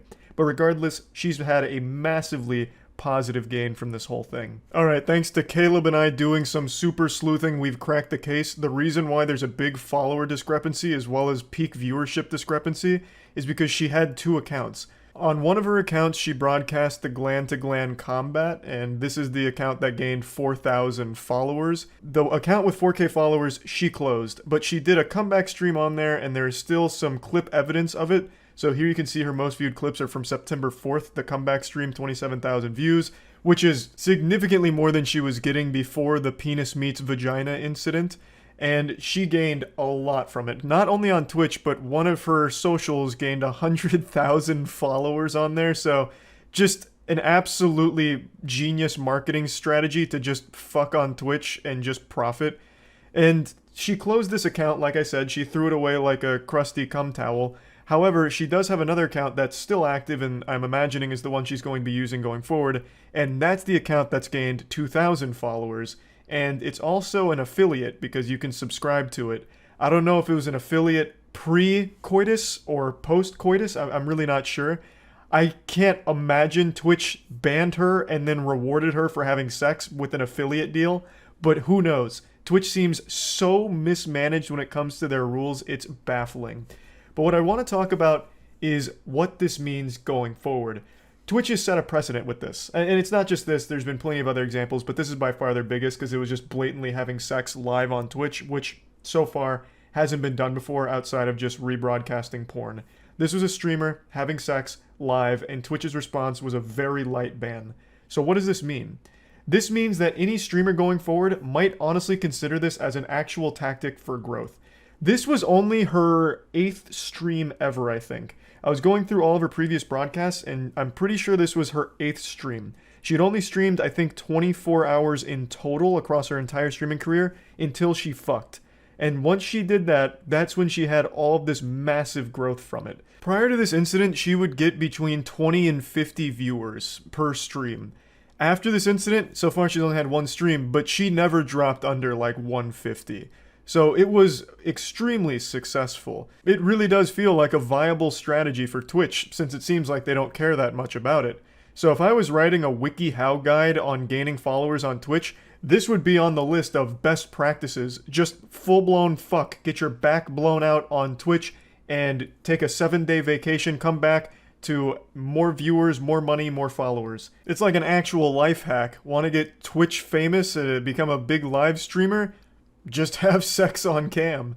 You'll be shocked at how well it works. Doctors don't want you to know this one simple trick. It's really just pretty sad. There are people that have been banned for so long for such little things. Again, Gideon is still permanently banned for one instance of bad behavior on rating another streamer with mean words, and yet somehow the biggest possible sin you can commit on Twitch is only a 7-day ban and is nothing but rewarding for the streamer that did it. It's just crazy. Their priorities are so out of whack, none of it makes any sense whatsoever. I would love for them to explain how this constituted only a 7-day ban. And I do genuinely wonder if this will become a more popular trend after people see how successful this was for Kimika. So yeah, I mean, I just wanted to talk about this a little bit because I was absolutely blown away. I was expecting Twitch to not unban her, just quietly make it a permaban instead of making a big song and dance out of it, but no, it seems like they're pretty adamant that having sex on their service is not that big of an issue. So, oh well, that's really about it. See ya. Today I learned about an inspiring story of one man's unwavering determination in order to accomplish his dreams and then finally succeeding. It's a heartwarming, wholesome story that I'm excited to share with you, but it got me thinking about a deeper message: the value of hard work. As a YouTuber, I of course know a thing or two about back-breaking labor. Being an internet content creator is often considered one of the most physically demanding things a human being can subject themselves to on the planet, second only to maybe being a firefighter, or even third place if we're going to give second to something like a mother in labor. But even there, that's a close competition, that's neck and neck. You could have a very intense debate there on which one's harder work. You know, a mom's only giving birth like once a year, maybe. I'm giving birth every day to a brand new YouTube video. So, you know, we don't need to get into the weeds of it. The point is, going out there, entering turbo mode plus ultra and giving it 150%, just putting your best foot forward to work towards a dream is something beautiful. And for some reason, a lot of people these days are very defeatist, like, you know, kicking sand and saying, it doesn't matter how hard I work, I won't accomplish, you know, what I want to, my goals in life. And to that I say, bah humbug. I spit on that. It's like you've never watched anime and the power of never giving up. So I want to make you believe in dreams again. I want to show you the story of Josh Nally. I don't know how many of you have heard of his story, but it's pretty inspiring. Josh is a TikTok content creator who hatched an absurd idea a year ago. An idea so extreme people called him crazy. Said, this man's lost his marbles. He doesn't know his ass from his elbow. This is such a dumb idea. But you know what Josh said in response to that? Nothing. He put his head down and went on that Sigma male grind set and committed to the dream, the goal that he set for himself. You see, Josh Nally wanted to be a professional corpse. He came up with the idea of pretending to be dead every day for a year in the hopes that it would eventually land him a spot on a television show or movie as a dead body. And by golly, I'm happy to say Josh has done it. As God is my witness, Josh has pulled it off and has landed a role in a new CSI episode as a corpse. But let me walk you through the humble beginnings. It all started with a dream and a man who was brave enough to follow it. He lied face down in a small body of water as his dogs looked on concerned, and he was the most convincing dead body I'd ever seen. His acting is second to none. He looks more dead than actual mangled corpses. He somehow looks even more deceased than the legitimately dead. Josh was born with a gift, nay, a curse, that when he lie in the prone position, he is easily mistaken as dead. And he wasn't afraid to use this ability to get ahead in life. I'd like to show you a bit of a story Inside Edition just made on Josh, because I find it very touching. This guy has been playing dead for an entire year. Day 19. Every day on TikTok, there's Josh Nally, yup, lifeless. Lifeless, maybe. Dreamless, no. His faith never wavered. Anyone can act alive, but it takes a special talent to act dead, and especially to the caliber that Josh is able to perform. Day 50, playing unalive. Let's see if I can't maybe get into a movie or television show. Did he say TV show? Well, guess what? It worked. All of the hard work, the year-long commitment that Josh put into this art form paid off. He was contacted by CSI Vegas and they recognized the skill. They needed him, so they begged him, groveled at his feet, praying that he would accept their offer to be a corpse on their show. And Josh, he said yes. So he flew out to Hollywood and he got his role in the show. They got him in makeup. He's in like a body bag that's opened, and he was very happy with it. His big moment airs tonight, but we've got a sneak peek behind the scenes. Couldn't resist asking Josh to play dead one more time.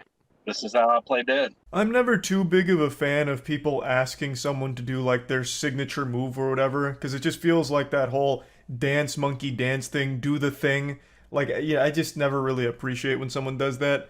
But when you have what Josh has, it's hard to fight that urge to ask him to play dead just one quick time. Just for the one time. And you could even see in the background, the person behind him couldn't help but peek over and take a look at Josh as he was performing his play dead stunt. I have no doubt when he does the TikToks, he draws a giant crowd. All of them scratching their chin wondering, is this man dead? And that's the whole idea of it. And honestly, I just think it's commendable. He committed to a year long of this little fun shtick. It's outrageous idea, something I've never seen done before. And he accomplished exactly what he set out to accomplish, and I think that's just overall great. But this is not the only example of hard work paying off that I'd like to highlight today. If you were on Twitch yesterday, you may have noticed a new kind of stream pop off, a particular genre that really went hard yesterday. A brand new streamer hit the scene in a big way. Her name is Eileen. Now, Eileen had a pretty interesting idea as well, to try and carve out her own niche on the platform as well as gain a lot of followers quickly. She must have been taking notes on a previous streamer I've talked about and pulled a page out of her playbook. I'm talking about the streamer who had sex on stream, got a 7-day ban, and came back bigger than ever. Well, at least bigger than she was previously. Eileen, however, didn't have sex on stream. She instead went fully nude and masturbated on stream, in front of 5,000 viewers, all looking on with a smile on their face and confusion in their hearts, wondering, how is this happening right now on Twitch? Or at least, that's what you were led to believe. The truth is, this channel never actually had 5,000 viewers during her masturbation. That was a claim that was falsely made on Livestream Fail. That is not the actual number. According to the Twitch tracking sites, the peak was around like 300. So that claim's wrong. But she really did spread her full asshole on stream and masturbate fully nude for the camera. And it was live for about 30 to 45 minutes based on all of the Twitch tracking sites that I've seen. That's about the average that I'm seeing. The question on everyone's mind, as they looked into Eileen's butthole, they couldn't help but wonder, how long is her ban length going to be? Because the streamer that fucked on stream got 7 days. What Eileen did wasn't super different. Is she also going to receive 7 days, or will this be a permanent ban? And I'd like to weigh in on this because I think this is a pretty open and shut case of a permaban. The account was created on November 3rd with the sole purpose of having this viral stunt. I'm pretty sure this was all manufactured from the get-go, and I'm also fairly confident that Eileen, the person in the video, was never actually like the one behind this.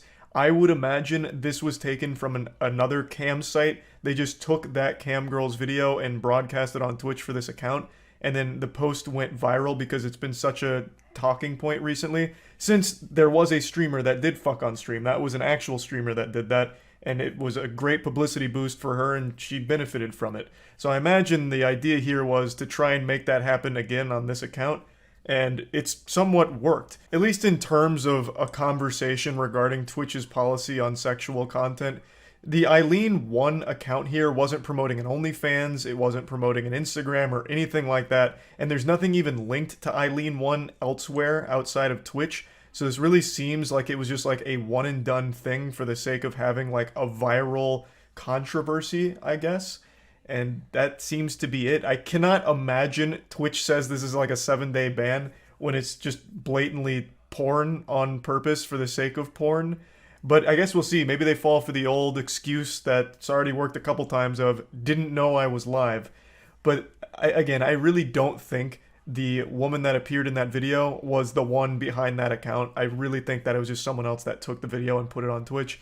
But anyway, I just wanted to talk about that a little bit, just because I find that to be a really goofy situation that was worth at least mentioning. But yeah, anyway, that's about it. See ya. You see the AI artwork that won a state fair? Yup, I did. Oh my god. The art community is in shambles. Yep, AI art's taken over. That is a beautiful piece of art, though. Like, that looks good. It's all I see these days. People's portfolios suddenly look 1,000 times better with AI. I know, man. It's getting crazy. Like, I totally understand where they're coming from. Like, because the AI is getting to a point where it can legitimately do art on a level that's better than most humans.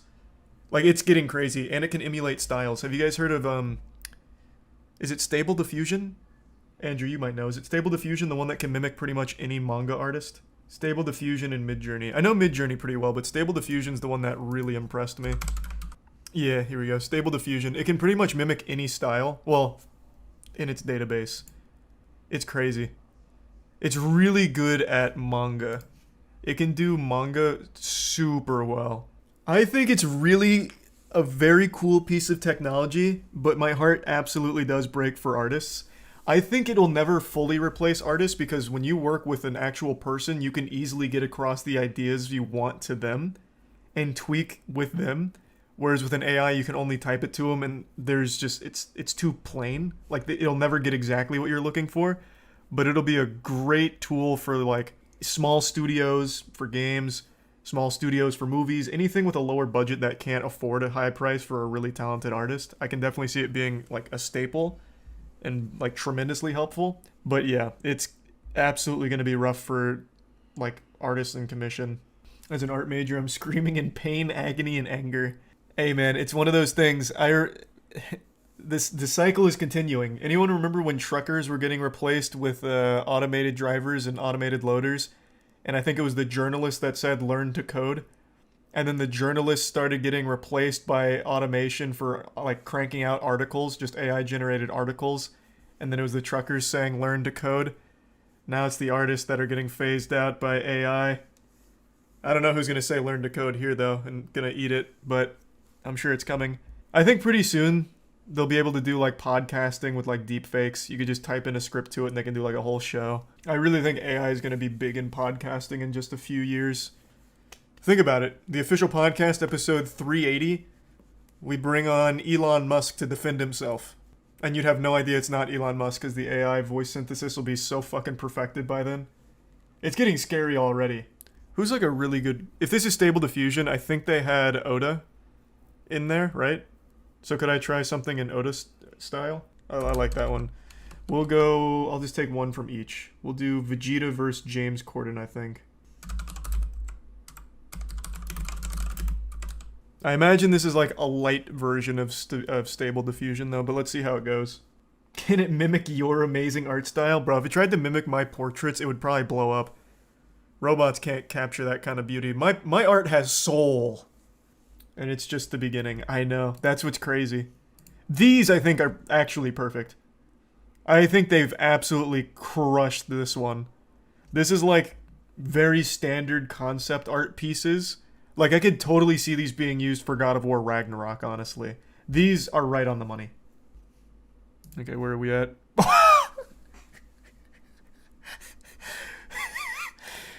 Man, that looks just like the other example art pieces. Which one's James Corden? Maybe I confused it. Oh, you know what? I didn't tell it what style I wanted. It went for Homestuck. Must have defaulted. This isn't Planet Namek at all. This is just a normal city. This time they're fighting in a bowl of edamame. Yeah, I mean, this might also win an art competition as well. This is pretty good. So this is clearly not the full version of Stable Diffusion. Needless to say, I'll have to figure out how to get that cooking. Those aren't words. Oh, it could be, yeah, maybe it's Namekian. You're right. It could be Namekian. I'm going to try the same thing.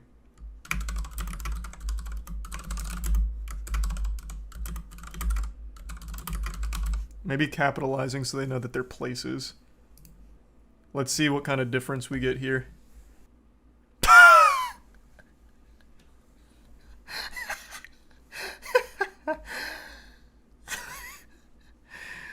Yeah, that one dared to dream big there. There's more going on over here. I want to see what's happening. Increase the size.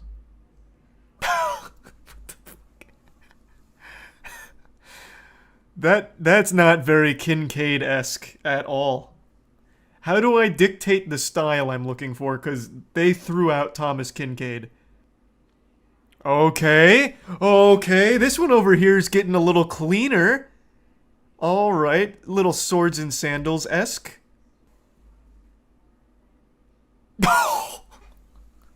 They've finally done it. That's what I'm looking for.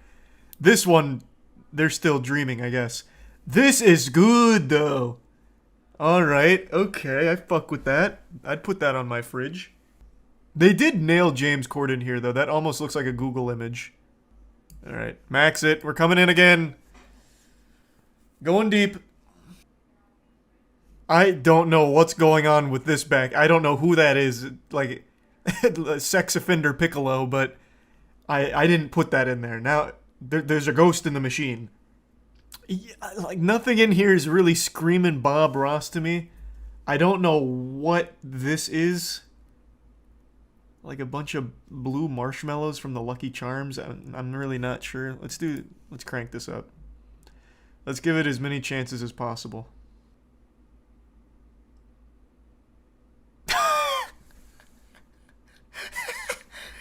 Okay, so we have the a Higao face. We do have 3 James Cordens, though, so that we're getting somewhere. We have, like, Chibi Corden, Adult Swim Corden, and then Photorealistic Corden. So it did help us get Corden into the Mega Mix, kind of. So taking Namek out was a bit helpful there. Let's try, instead of art by, let's try style Bob Ross. Again, they're not getting the style, though. Like, it's not even trying with that. We're still getting the exact same characters in the exact same style.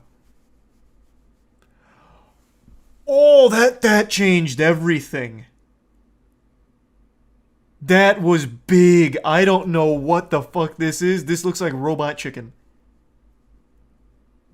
That was a game changer. Alright, alright, alright. This one's really good. I like this one a lot. I don't know what I'm looking at, but it's cool. He's also got, like, an extra appendage coming off of his hand here, which is awesome. Oh, they changed it! The dream has changed! Who is this? It's James Corden hugging another James Corden, kind of. Oh, you're right, it is Bob Ross hair. What's in his hand? It looks like a hawk's talon. I'm not really sure. He might be scratching his back with it. Okay, let's get really specific. James Corden fighting Vegeta, throwing big punch and yelling. I wonder how specific I can be here. Let's not do any styles and see what happens. So it got the yelling. Some of them got the punch. This one's performed in front of a live studio audience. He's on Who Wants to Be a Millionaire, I guess.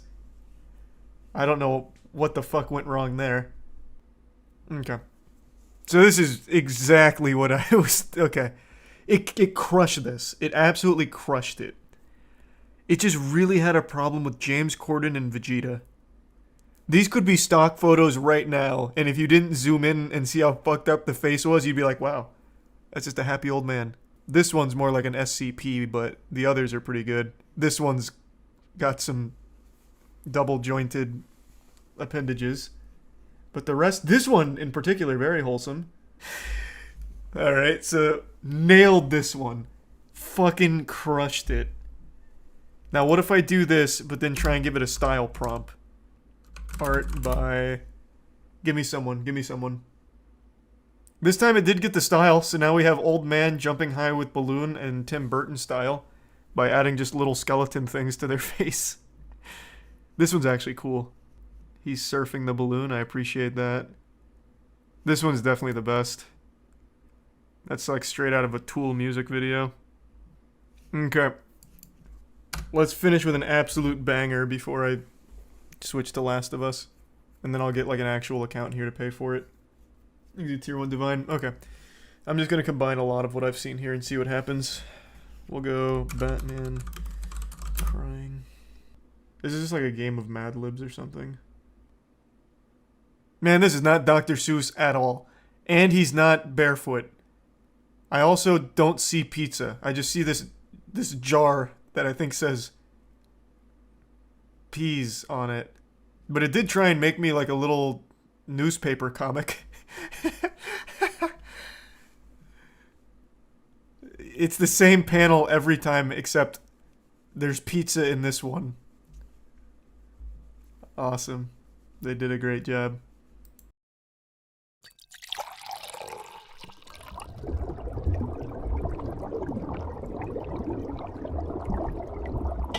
Hey, it's the Thanksgiving tier list. I think, for the most part, Thanksgiving food's kind of mediocre, but we're going to give it a full whirl here and figure out what's the best. I like the mac and cheese, mashed potato. Yeah. That's about it. What are you thankful for this year, Charles? Oh, I'm thankful for, Big thanks to Displate for sponsoring today's video. Yeah, this is bold and brash. Just one of the millions of designs you can find on Displate right now. It's high quality artwork printed on high quality metal, and it is just a beautiful piece for the wall. It's a great alternative to just standard canvas, and I think it pops much more. They also have a lot of branded content from brands like Marvel, DC, Magic the Gathering, just a ton of options. And the catalog is robust, and it comes in a lot of different sizes. They're easy to set up, so I highly recommend getting a Displate if you want to spice up your room a little bit. And right now, the Black Friday discount for Displates are 1 to 2 Displates are 35% off. If you get 3 to 4, it's 39% off. And if you get more than 5, you get 44% off. It's also just overall cheaper to use our code, so make sure to click the link in the description below if you're interested in getting yourself a Displate. What are you thankful for this year, Charles? Oh, I'm thankful for cryptocurrency. And the downfall of it. Yep. You can't help but wiggle a finger and celebrate at all of these beautiful collapses in the crypto space. Agreed, except for the people who have lost their jobs. I hope you find good ones. Yeah, wishing you the best of luck. Stop being so gullible. All right, what so are you thankful for? Elon Musk running Twitter into the ground. I think that's another good one. Amen, brother. Once again, except for the people who have lost their jobs, and I hope you find good ones. Amen. All right, let's feast. Look at this spread. We don't know what's under a lot of them, so we can start with like a little surprise. All right, we can do a little mystery. This looks like turkey, though. I guess we'll just start with this mystery item. Which is definitely the turkey. Whoa! Look at that baby. Oh, she's purring in there. Oh, yeah. Not many people know this, but turkey's poisonous. Go on. That's where that fact ends. Which part of the turkey? It like shoots it out. It has like venom glands. Oh, like a turkey can poison you. Not the point I was making, but after I is it said poisonous or venomous now? Yeah, this is... I don't remember the difference. Depends on the turkey, I guess. That looks juicy. That does. Yeah. There's a lot of juice at the bottom of it. Find the wishbone. And we were up all night cooking this bad girl. It's like tofu with skin. I know, it's honestly, this one's weird. Oh, it melts off the bone. The skin. It's like good ribs. All right. Let's get on it. That's a big bite. Oh, I'm a hungry boy. Yeah, good job.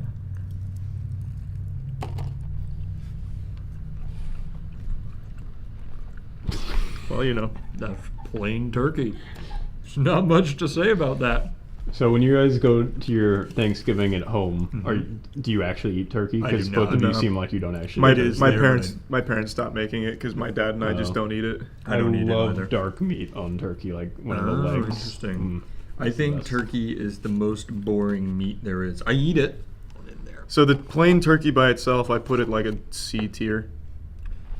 I personally would go even lower at a D. I just find no enjoyment in it. Okay. I'm sorry that it offended you, Jesus Christ. I don't like it at all. And which is this? This is the turkey gravy? Yeah, turkey gravy. That helps. Definitely helps. No, that made it worse. Okay.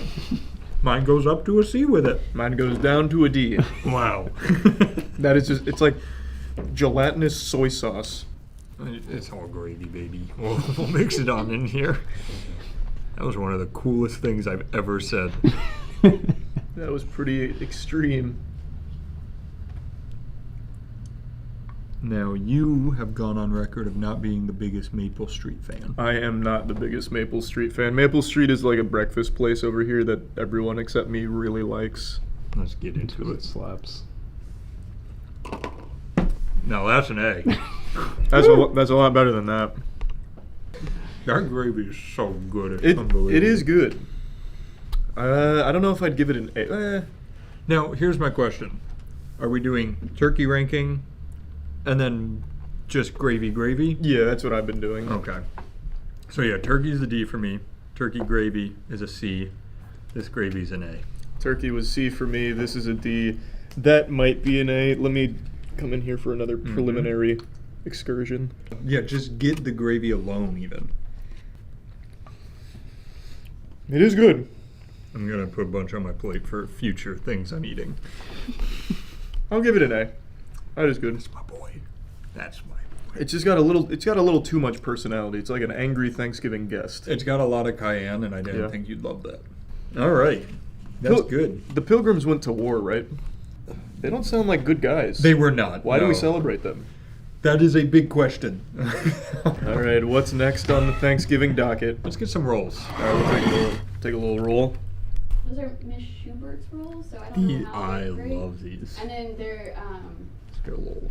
just regular French bread rolls. So. Nice, all right. Danny, you're working. You're so fucking good. Oh, that's good. Who's on without butter? Holy shit. Yeah, who is this? Miss Sherbert? Miss Sherbert. Schubert, I think. I'm a big bread guy as well. And Miss Sherbert's coming in here slapping. She's got those puppies hanging. She's letting those things thang out there. He's not wrong. As far as God bread damn. goes, Miss Sherbert's fucking killing it. I'm putting some sausage gravy on mine. Oh, that's outrageous. Holy shit. Oh, is Miss Sherbert not a person? I think it's Schubert. Oh. Your guess is as good as ours, It's so. like Sister Schubert or something. I'm gonna look it up. It's probably Sherbert. You don't need to This look is it good up. though. I haven't had these. These are good. This is lunch. God damn. Yeah, this is an S tier for sure. These are one of the best things we've ever had in tier lists. These are really good. I feel like we've been saying that a lot recently, which is great. No. These keep getting better. Miss Sherbert fucking killed this. That's your new nickname. What a recipe she's got. The wrong name. Like, look, listen to this. Yeah. You hear that? Mm-hmm. Mm-hmm. That's crystallized flavor. That garlic butter was the perfect touch. Mm-hmm. You put a little. I urge everybody in here to put some of this sausage gravy on a Miss Sherbert roll. Pass them around. Pass them around. Live a little. Oh, I must have cut into the container with the turkey. All the You poison definitely juice did. came out. Yeah, you might have. Oh God, she's boy. She's She's leaking. Yep. Yeah, we can cut. I almost ruined Thanksgiving. I'm sorry, guys. Jeepers. It smells good. Does it? Did you say it's a French roll? That's pretty good. It's good. I thought it'd be a lot drier. Floppy. Yeah, it's got puff to it. Nothing. You can see all those gluten strands in there Yeah. that formed. The crumb structure is actually terrible. There's no crumb structure. There's no crumb. They were lazy. I'm just gonna say Sister Schubert shits on the French. No, that's true. Yeah, yeah. I mean, this is just fine. It's like B tier. It's just normal bread. There's a magic going on with Sister Sherbert and what's this restaurant? Maple Street. Maple Street. It's like a cacophony of flavor when you mix them together, where neither overpower each other. It's just Okay, fine. I'll try it, Matt. Jesus. happy. Mashed potatoes next before they get cold. Good call. That was a good call. A big scoop for a growing boy. Thanks. I got a lot of growing to do. This year's your year. I've got a good feeling about this year. I think all the microplastics in our food are finally starting to bubble over, where we have like actual mutations. That's So I pretty got cool. I got a chance. Are they all like going down and lifting you up? Yeah. So like the microplastics have been reported to have smaller dicks for the next generation. You're not joking. No, that's serious. That's Damn. actually kind of wild. But I can loud that over their head forever. Yeah, but right now, I feel like if I ingest enough microplastics, it'll have like a reverse effect. What's gonna happen in like 4 generations? No penises. Yeah, we lose They're our all gone. we lose our cocks. Maybe if you go far enough in the other direction, they just invert and keep going the other way. The penis is a tail. Yeah. Shoots right out the back. Wow. A little butt penis. That's so cute. Adorable. These are good. Yeah, they're fine. I'm never mad to have mashed potatoes, but it's not like they're the top of my list. I'll give them, I'm gonna say a B+. I'm giving them an A. I feel like these are very good mashed potatoes. Who made these? Kelsey. You They are killed it. good. What seasoning did you use? It's just, they're just instant mashed potatoes. Oh man, they're actually seasoned. Yeah, they really are. These are good. They're roasted garlic and something else, I think. Also, Sister Schubert is still alive. No. Ooh. Does she have a Twitter account? We're gonna find out. You should absolutely How old is she? reach out to her and have her make some with you. That'd be so cool. I'm sure she would love Charlie. Yeah. I feel like we'd get along. Wait, how old is she? That would really help determine this. Oh, she's got to be like close to 86 by now. She's 32. Sister Schubert is just somebody's sister. Yeah. What do nuns believe in? It depends what kind. Some believe in cheesecake. Yeah, They're all over. They seem the place. wacky. The nuns that I always think of in my head now are the nuns from the movie Babylon AD with Vin Diesel. Wow. 0 people know that movie. Wait, that came out like I think when we were in high school, right? Yeah. Yeah, I saw that. It was the end of the world due to climate change. Yep. And Vin Diesel fucks a nun. I took a first date to that movie. Actually, he doesn't fuck a nun. I don't know what I'm talking about. Why don't we knock out? Are there olives in that? I certainly hope You not. guys don't have to eat it. I just know some families. I guess we're skipping this one. No, I'll take a noodle. Give myself. I've had this plenty of times. I can tell you noodle. it's just kind of mediocre. One noodle. I don't want it. Chelsea may have killed it though with an instant pasta salad. Who knows? Nope, that's just pasta salad. I don't like it. Well, you need to have multiple noodles, Matt. Yeah, Matt. Where's your journalistic integrity? My bad. I really don't like it. Yeah, it's a D tier. It's just pasta salad. I'm sorry, but it's an F for me. I just don't really like pasta salad. I've had it quite a bit. My question is always, why would you ever have that over anything else? Like even just the pasta. That's usually how I feel about it too. It's refreshing. If I'm outside November, if I'm outside in the sun and somebody hands me a cool bowl of pasta, I'm not like, thanks, man. Now I'm hydrated. Maybe some water. Green bean casserole. I like the crunchy onions on top. You remember when you made green bean casserole? I did a great job with You that did. too. How much do you want? Just whatever you feel a growing boy needs. Beep, beep, beep, beep, beep. That's a growing boy vibe. That's just. I'm excited. This is good. Your whole family made thing this? I'm proud of. Yeah.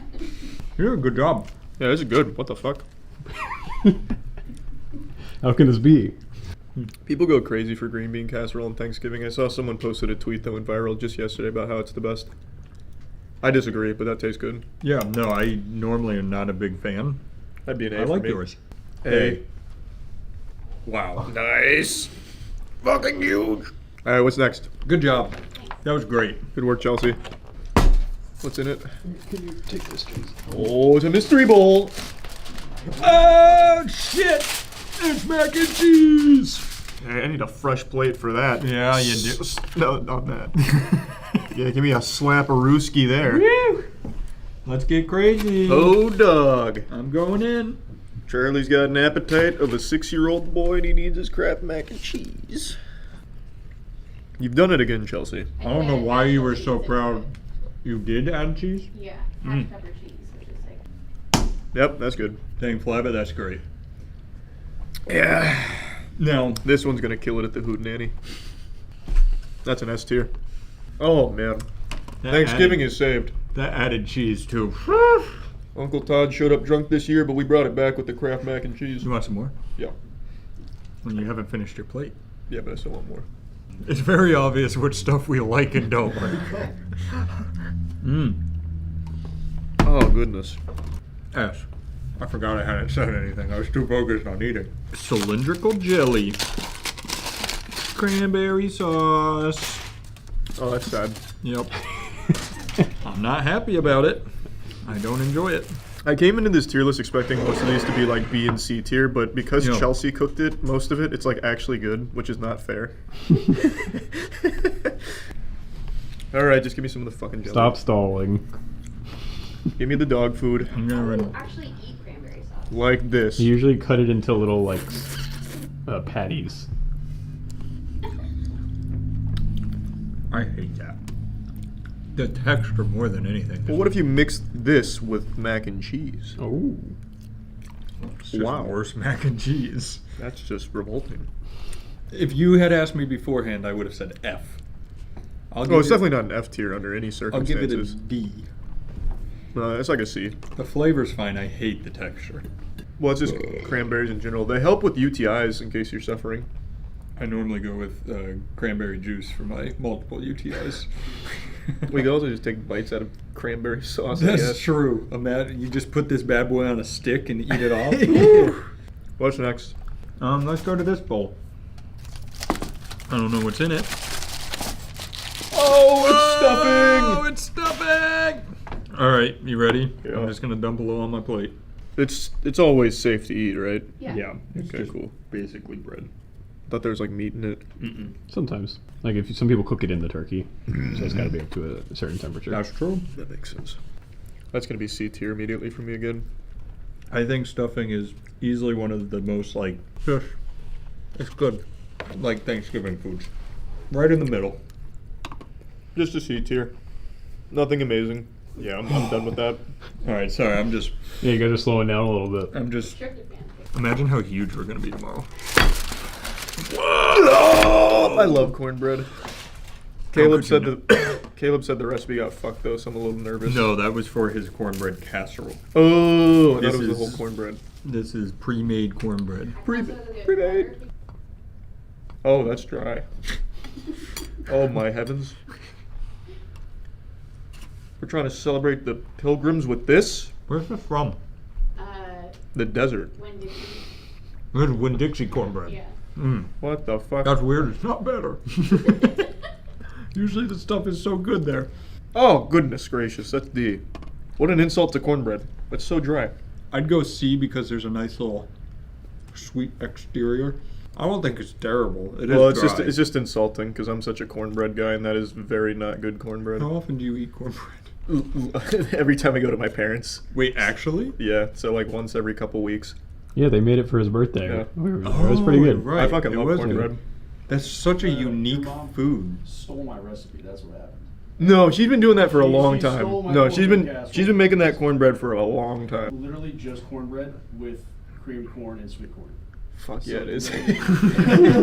it's Yeah, that is what she uses. All right. It's dessert time. I'm going to put the best for last. Would you like to go with A or B? A. I'll just say that's A. So I don't really like pie. What about a 8-inch sweet potato pie?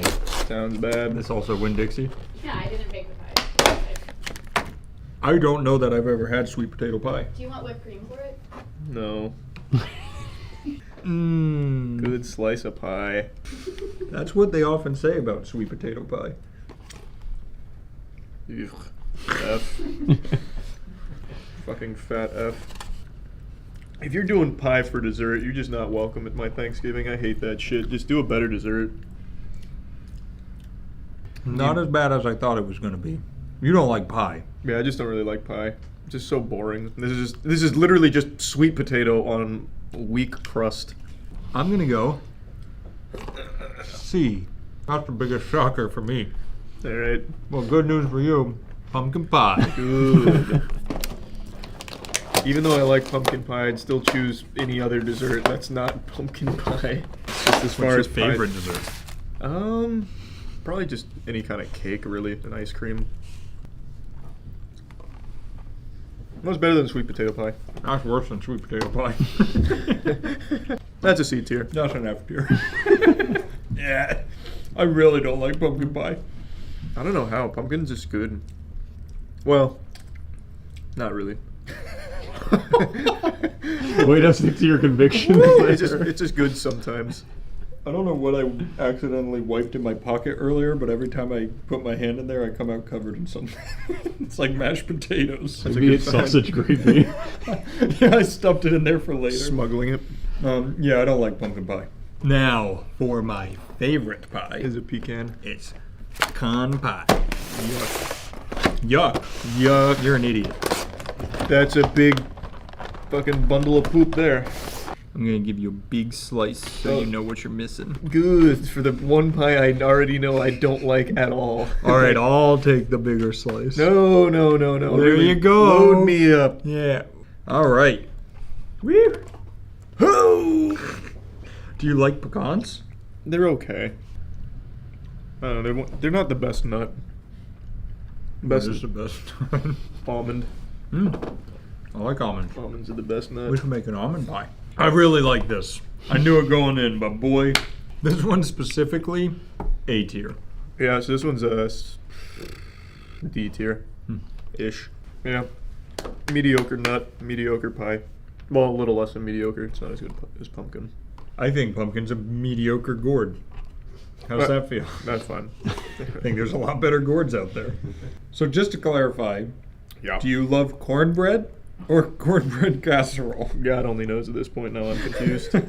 I don't know what you eat. Got cornbread casserole. Feels very hot. Matt's energy has declined rapidly. No, I'm just really excited, and it's coming out in a different way. Let's try some cornbread casserole. Ow! Yeah, it's hot. Smells good. Feels good. Give it a little air from my body. That was the worst way to say blow on it. Now I'm giving it air from the environment. Oh, the external air. I'm like a vacuum.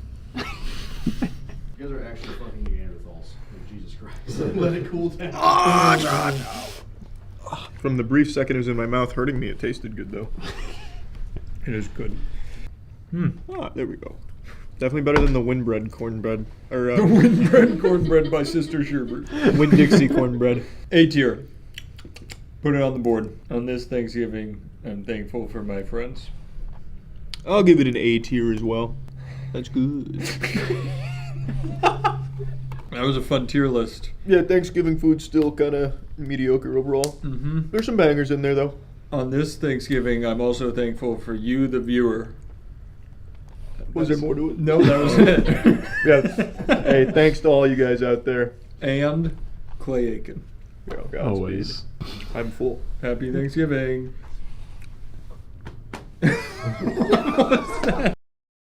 There is no worse or more degenerate place on the entire internet than TikTok Live. TikTok live streams are actual hell on earth. You'd sooner find me in the adult baby diaper lovers community forums before you'd find me in a goddamn TikTok live stream chat. I would sooner go to the front lines of a war zone than venture on over to TikTok live streams. It's just so bad and pathetic. The majority of the TikTok live streams I've ever seen are just blatant scams or people non-stop begging for donations with a made-up sob story. And that's what we're going to focus on today. I'm sure you've already seen some of the more popular scammers on TikTok live streams, such as the one Mudahar recently made a video about. This is a trend where you have these adults near children who appeared to be ill, and it's a pre-recorded video, it's not actually live. Sorry to spoil the Christmas magic there. And what they're doing is they're just begging for money, like, you know, rocking back and forth, saying like, guys, this child's gonna stay sick unless you give us money right now. Your money can bring this child back to life. We have the antidote, we just don't have the money. The panacea will save them, and we just need your money to save this child's life because they're so sick. If you don't send the money, they're gonna stay sick forever. Please don't let this happen. And it's obviously aimed at exploiting people's willingness to help those in need. This one's actually a pretty deep scam because it's not just individuals doing it by themselves. It's actually like an entire business that is having people do this for them. Like it's like almost an entire empire they're building off of this scam. At least that's what it appears to be. And there's one other thing I'd like to mention, and this one's not very important. It's just a little pet peeve of mine that really grinds my asshole. In TikTok, the way you tip isn't directly with money. They had to be quirky about it and unique. So instead of tipping real money, you're tipping goofy, dumb shit like roses or sunglasses, top hats. Oh, thanks for the 5 roses. Whoa, 14 Glurpees? Holy shit, you're too generous. Oh my god, a milkshake? No, you guys are being too nice today. I understand it's Christmas, but you can't be spending this kind of money giving me a dragon? I hate it. I hate it so much. Don't be such a fucking weirdo. Just make it like 1-to-1, like, oh, here's $5 or whatever. I hate that they have to like convert it into stupid little Microsoft clip art shit as like, here's what you got tipped. It's a rose. It's dumb. I hate that. Not important, but just something I wanted to point out. So this is a very common scam, but it's not the only one. There are just so many scams similar to this. And there's a video that's been posted by a YouTuber named Wasabi who goes over one of the biggest culprits of scamming like this, and probably the most popular one, who frequently does these kind of live streams and still hasn't been banned, and actually has a following of over 500,000 people. But for live streaming instead. If you end up on the TikTok live stream section, you've already fucked up. Like, I'm just gonna assume you're there for something nefarious. Like, why the fuck would you ever watch a TikTok live stream?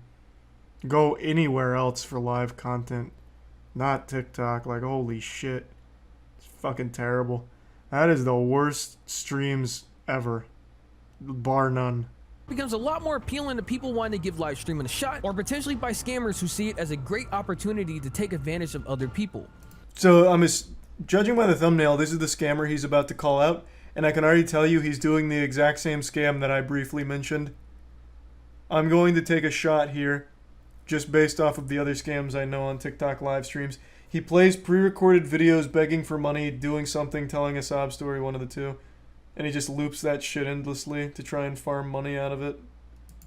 And we are not getting a galaxy. You see, I just needed to be positive because we aren't getting a galaxy. I was so confident. You are making me rage today. You are making me rage today because we aren't getting a galaxy. Which means I don't have to knock it over, which means I'm not going to rage, and which means I'm not emo. Because galaxy means I'm emo and I have to knock it down. Someone translate. Is a galaxy some kind of like in-app currency that's a big one? What does that translate to real currency? How many doubloons? Why am I... How am I getting so many different answers to that question? I'm just gonna look it up myself. How in the fuck... It is a standard rate on the gift, I have to imagine. How the fuck did I get a range of $5 to $1,000 from so many different people? Jesus, why do I ask? Why do I bother asking? Costs $13.50. God damn it. Holy shit, it is $13.50. Okay, so then this is just everyone's doing this scam then. Displaying pre-recorded videos as a stream. Is this fake? No, your mom fake. It's not fake. The cherry on top, some people don't even have real streams. They're just pre-recorded. They're fake. So the process for going live is pretty straightforward. On TikTok's website, it says you must be 8 that don't know any better, so they're easy to fool and potentially get money from. That's also very common. On TikTok Live, I know they take Twitch streams sometimes and just broadcast it there as well on their page to farm off of the TikTok stream, or off the Twitch streamer. So they'll take like a VOD. They'll take like, let's say, XQC playing GTA RP.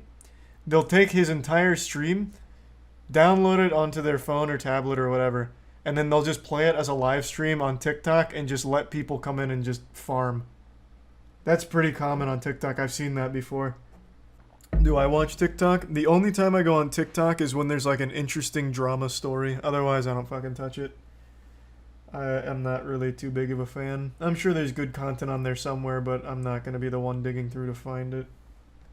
It's more than $13. There's no way it's like 100. Are you talking about the Galaxy? What do you mean? I looked it up. TikTok Galaxy cost. Why did you donate to tell me that when you can just look it up yourself? Roughly the equivalent to $13 to $15 or $13.50 overall. This is outdated? This is December 11th of 2022. It was a week ago. What the fuck do you mean it's outdated? Yeah, I mean, I guess maybe inflation's a whole new kind of beast over on TikTok.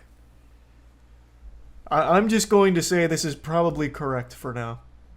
The easiest way to tell if a stream is fake is to look at the user's profile. For a majority of them, their profiles are either blank with a fake profile picture, and the bio either has no text, or some of them say, "Don't give me Galaxy," which is their way of saying, "Give me money." Are you serious right now? I haven't blinked for the last 17 days. You can literally join my live right now and check for yourself. I don't blink. This is unwatchable, holy fuck. Your live? That is cap, bro. I haven't blinked in the last 7 days. You can literally join my...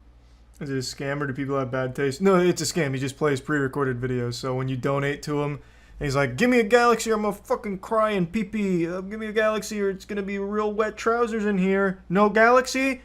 And then the chat, for some reason, does donate a Galaxy. But since it's a pre-recorded video, he doesn't react to it or anything. He just loops that video endlessly forever. He has all the Galaxies he needs. Yeah. He's got too many Galaxies now. He's got his bag. He said enough is enough. I'll leave a couple solar systems for the rest of you plebs. So Wasabi went over the minimum payout threshold, which is really generous. It's $10. As long as you make $10, you can get paid out for that. So getting one Galaxy pretty much immediately covers that. And I imagine he's actually been successful in farming that, considering he has 520,000 followers.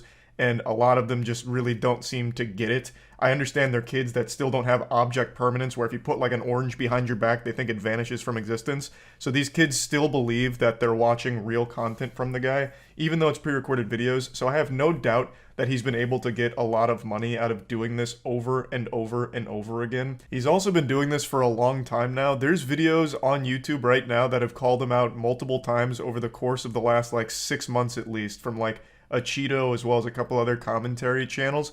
So he's just been at this grind, the Sigma male grind, all year. Just absolutely scamming children, taking candy from babies. Followers and likes on his actual profile. But if you were to actually catch one of his lives, then you would see that as a pre-recorded video. Another way to tell that it's pre-recorded is look at another YouTuber who has already covered this exact same guy before. A video that they showed for him over 6 months ago is a video that I just showed that I recorded myself when he was live a few days ago. So yeah, the entire thing is fake. And then of course, just like all these profiles that want to try and get money out of you or scam you, they have a link, you click on it, and then they provide 3 different drop downs saying earn this, make this, when all of it is not real. But the Eater of Worlds was unsatisfied with just Galaxies. His gluttony knows no bounds. So even apart from just the live stream scams, he now also includes more scams in his bio. He's double, even triple dipping into the art of scamming. So you click on his bio link and it brings you to the age-old scam, a classic, an iconic one even, where it's gift card giveaways, win an iPhone, win 50,000 skateboards, win a date with Jenna Ortega, like just all of these stupid things where like, oh, click here, get $750 and an iPhone and shit like that. All of it fake. All of it a scam. So this guy's entire identity online is based around just absolutely slapping kids and their parents' wallets around. But of course, he's not the only one doing it. It is extremely common on the platform right now. So again, I don't know why you'd ever go to a TikTok live stream unless you're really just trying to lose money for the sake of losing it. But at that point, just flush it down the toilet. Why bother giving it to a piece of shit like this guy? So yeah, I just wanted to talk about some of the scams going around on there, and that's about it. See ya. A couple years ago, I made a video showing you all my dad's iRacing setup that he made for himself and his journey to become the finest iRacing competitor this world has ever seen. And I'm often asked what he's up to now. Is he still racing? Gaming in general? What's the deal? Is Papa Charles still out on the Sigma male grind set? And I'm happy to report that he is. I'm going to take you on a tour of my dad's latest in gaming, and this is going to kind of be like the 100 Thieves compound walkthrough, because what my dad's built is nothing shy of beautiful.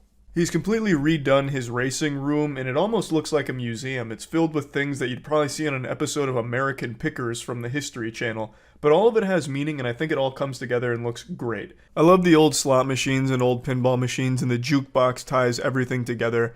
Walking into this man cave is like walking into a greaser's hangout spot. His actual racing simulator setup is about the same as it was, only with a couple of minor tweaks and upgrades, but overall largely the same. Now, of course, this isn't the only thing my dad's been cooking up recently. He's like Jimmy Neutron with inventing shit, and he's always coming up with new wacky ideas, but in particular, he's been focused more on gaming recently in general. But before I show you his like gaming setup, I want to talk about his iRacing career, because it's been a couple years now since he became like an active athlete out there on the track, and he's been hitting him with that fucking shake and bake. So he hasn't been racing for rank too much these days. He mainly just races with like a group of friends that they all have fun racing with, and he'll sometimes hop into other lobbies as well.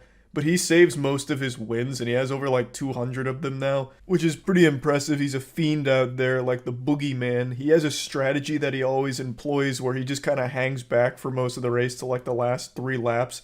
And his logic behind it is he's pretty sure other people are going to crash in front of him, so he just waits it out, and then towards the end, just fucking books it and just slaps them around. And the strategy clearly does seem to be effective. But he's not just iRacing now. Like I said, he wanted to branch out into other forms of gaming, so he's been getting into things like World of Warships and all of that. So he set up his own gaming headquarters, a battle station that brings a tear to my eye. It's so wonderful. Now, what if your personal battle station is getting a little old and stinky, PC's a little grimy, not as great as it used to be, and it's time for an upgrade? Well, why not go to Starforge Systems and get a Starforge PC? I'd personally recommend the Horizon 2 PC and the Horizon 2 Pro. Just absolutely amazing systems and some of the best price to performance around. Now, if you watch my streams, you'll know that Starforge Systems is a company that I'm personally involved in as one of the owners, as well as OTK, and I want to squash this right now. The logo is not cock and balls. I know Linus Tech Tips speculated that it was a penis rocket, but that's just a happy little accident.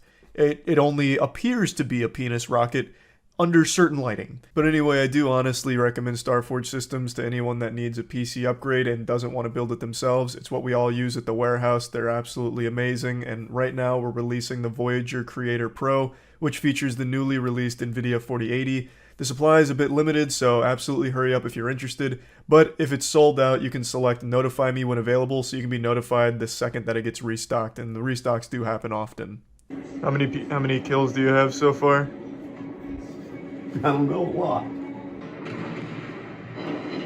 Sometimes I just stalk them until I blow them up. Aha! Was that you or a teammate that got him? I think it was him. Yeah. So how many weapons do you have? Just these guns. I haven't even got any more weapons yet. Oh, I see, okay. I'm just too into blowing them up. Man, that guy sucks. A lot of them suck. Do they even fight back? Well, they can't aim. That's the problem. Like, most of them can't shoot. Is that even like a battleship? It seems more like a civilian transport vehicle. It's a cruiser. Okay. Enemy cruiser foundered. Aha. Yeah, I haven't even seen anyone shoot at you yet. Are you sure you're even in like a battle? You're just killing like fishermen or something. They're not even fighting. No, it's a battle. Of course they're shooting.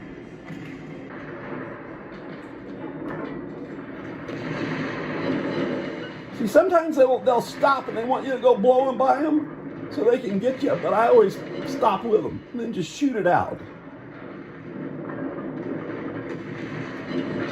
Ah, got his ass. Yeah, it looks like they're about to run out. They are. 576 to 56. That's all me, brother. I was blown away. I watched like 3 matches from my dad. He was dropping like 6 or 7 kills a game, which for that game seems pretty high.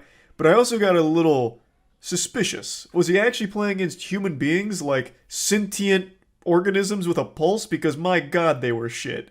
And my dad is good, not to take anything away from them, but half the time they're just crashing into each other, or like crashing into the island. So it got me thinking, is the World of Warships community like at that level just really bad?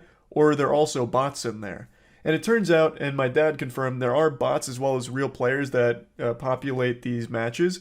But according to the community, the bots are actually better than most of the players. So the people my dad was going wild on, just popping off on, weren't bots. They were people. The astute observers among you may have noticed that he also has a flight stick as well as some kind of throttle booster device that seems like something out of Back to the Future to fucking travel through time, which are gamer accessories he uses for other games, specifically War Thunder. Now, his setup's been coming along nicely. He's only recently been getting into these other games. I imagine a month from now he'll have a setup that looks like he's gonna pilot a fucking mech. It's alright though, it just takes practice. Yeah, but these guys are good. I'm good at this. I haven't done it enough. That's the problem. Alright, give him hell. Here's my kitchen, y'all. Looks good. Can you do any cool acrobatics?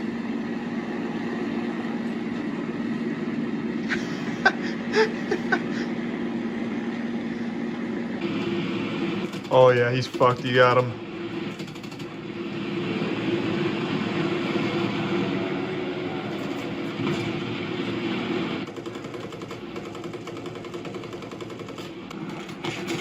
No!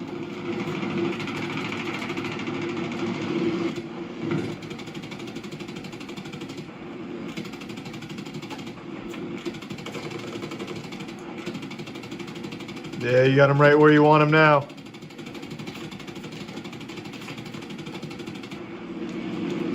Guns are jammed! Ram his ass! Oh yeah, that's what we need. There you go. You got a hit.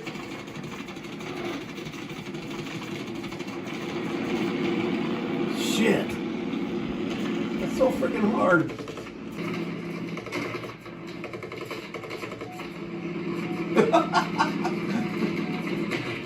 No! Almost stalled it. Oh shit! It's hard. No! See?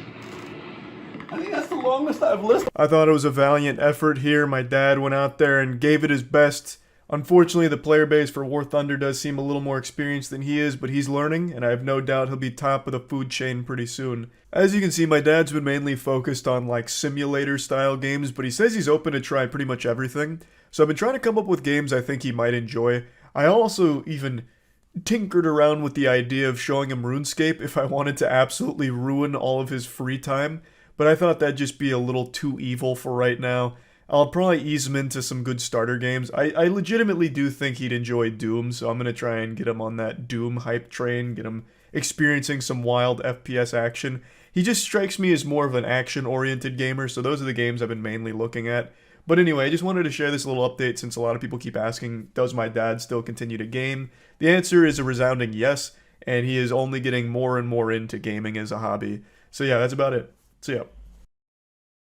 You wouldn't pull that stunt at Waffle House. Oh my god, so true. Oh, you just reminded me. I saw a video, was it last week or the week before? Fuck. Shit popped off at a Waffle House, as it does every day. But they fought by throwing every single pot and pan they had behind the counter at each other. Does anyone know what video I'm talking about, and how can I find it? Because that shit was crazy. I've never seen so many, like, objects flying through the air. Beef for breakfast wasn't what Christopher Campbell wanted when he placed his order at Waffle House. What a okay, hats off to the local news here. Beef for breakfast, huh? I like that. What an immediate hook into the story. Good shit. Campbell says that's the sound of a juice bottle knocking his cap off, barely missing his face. It was the worst experience of my life. I literally thought to myself, like, wow, I'm a Waffle House victim. Although the manager apologized for what happened, I'm very sorry. Campbell believes. Yeah, is Waffle House known for anything besides fights? I can't imagine. That's like all anyone ever goes to Waffle House for is fights and then maybe like a waffle. Where the fuck is that video though? They had like 1,000 things flying through the air. I'm talking pots, pans, salt shakers. How can I find that video? It wasn't that long ago. Not this one, but there is a lot being thrown here.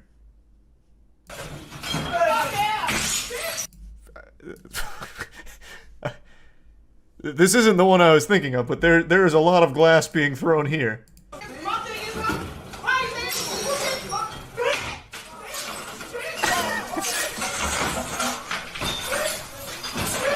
I feel bad for the rest of the customers. There's gonna be no salt left.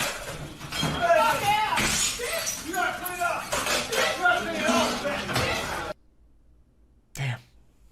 What a waste of good condiments. That was not the one I was thinking of, but it seems to be a pretty common occurrence just to throw all the items in the kitchen. The kitchen served multiple purpose, projectile weapons, and to make very mediocre food sometimes. My kids are right here. Well, you better arm them with a pan before it's too late. Oh wait, this actually might be it. Subscribe. Oh, this is the one. This is the one. This is the one. Like, it actually just... Bro, it fucking sounds like Looney Tunes stock sound effects. Like, it's just like perfect breaking, perfect, like, dinks and dongs when pots get hit and thrown. It's so good.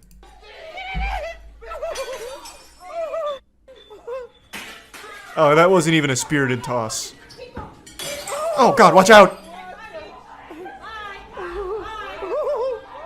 No, come back! You haven't finished your waffle. Then break a plate over their head.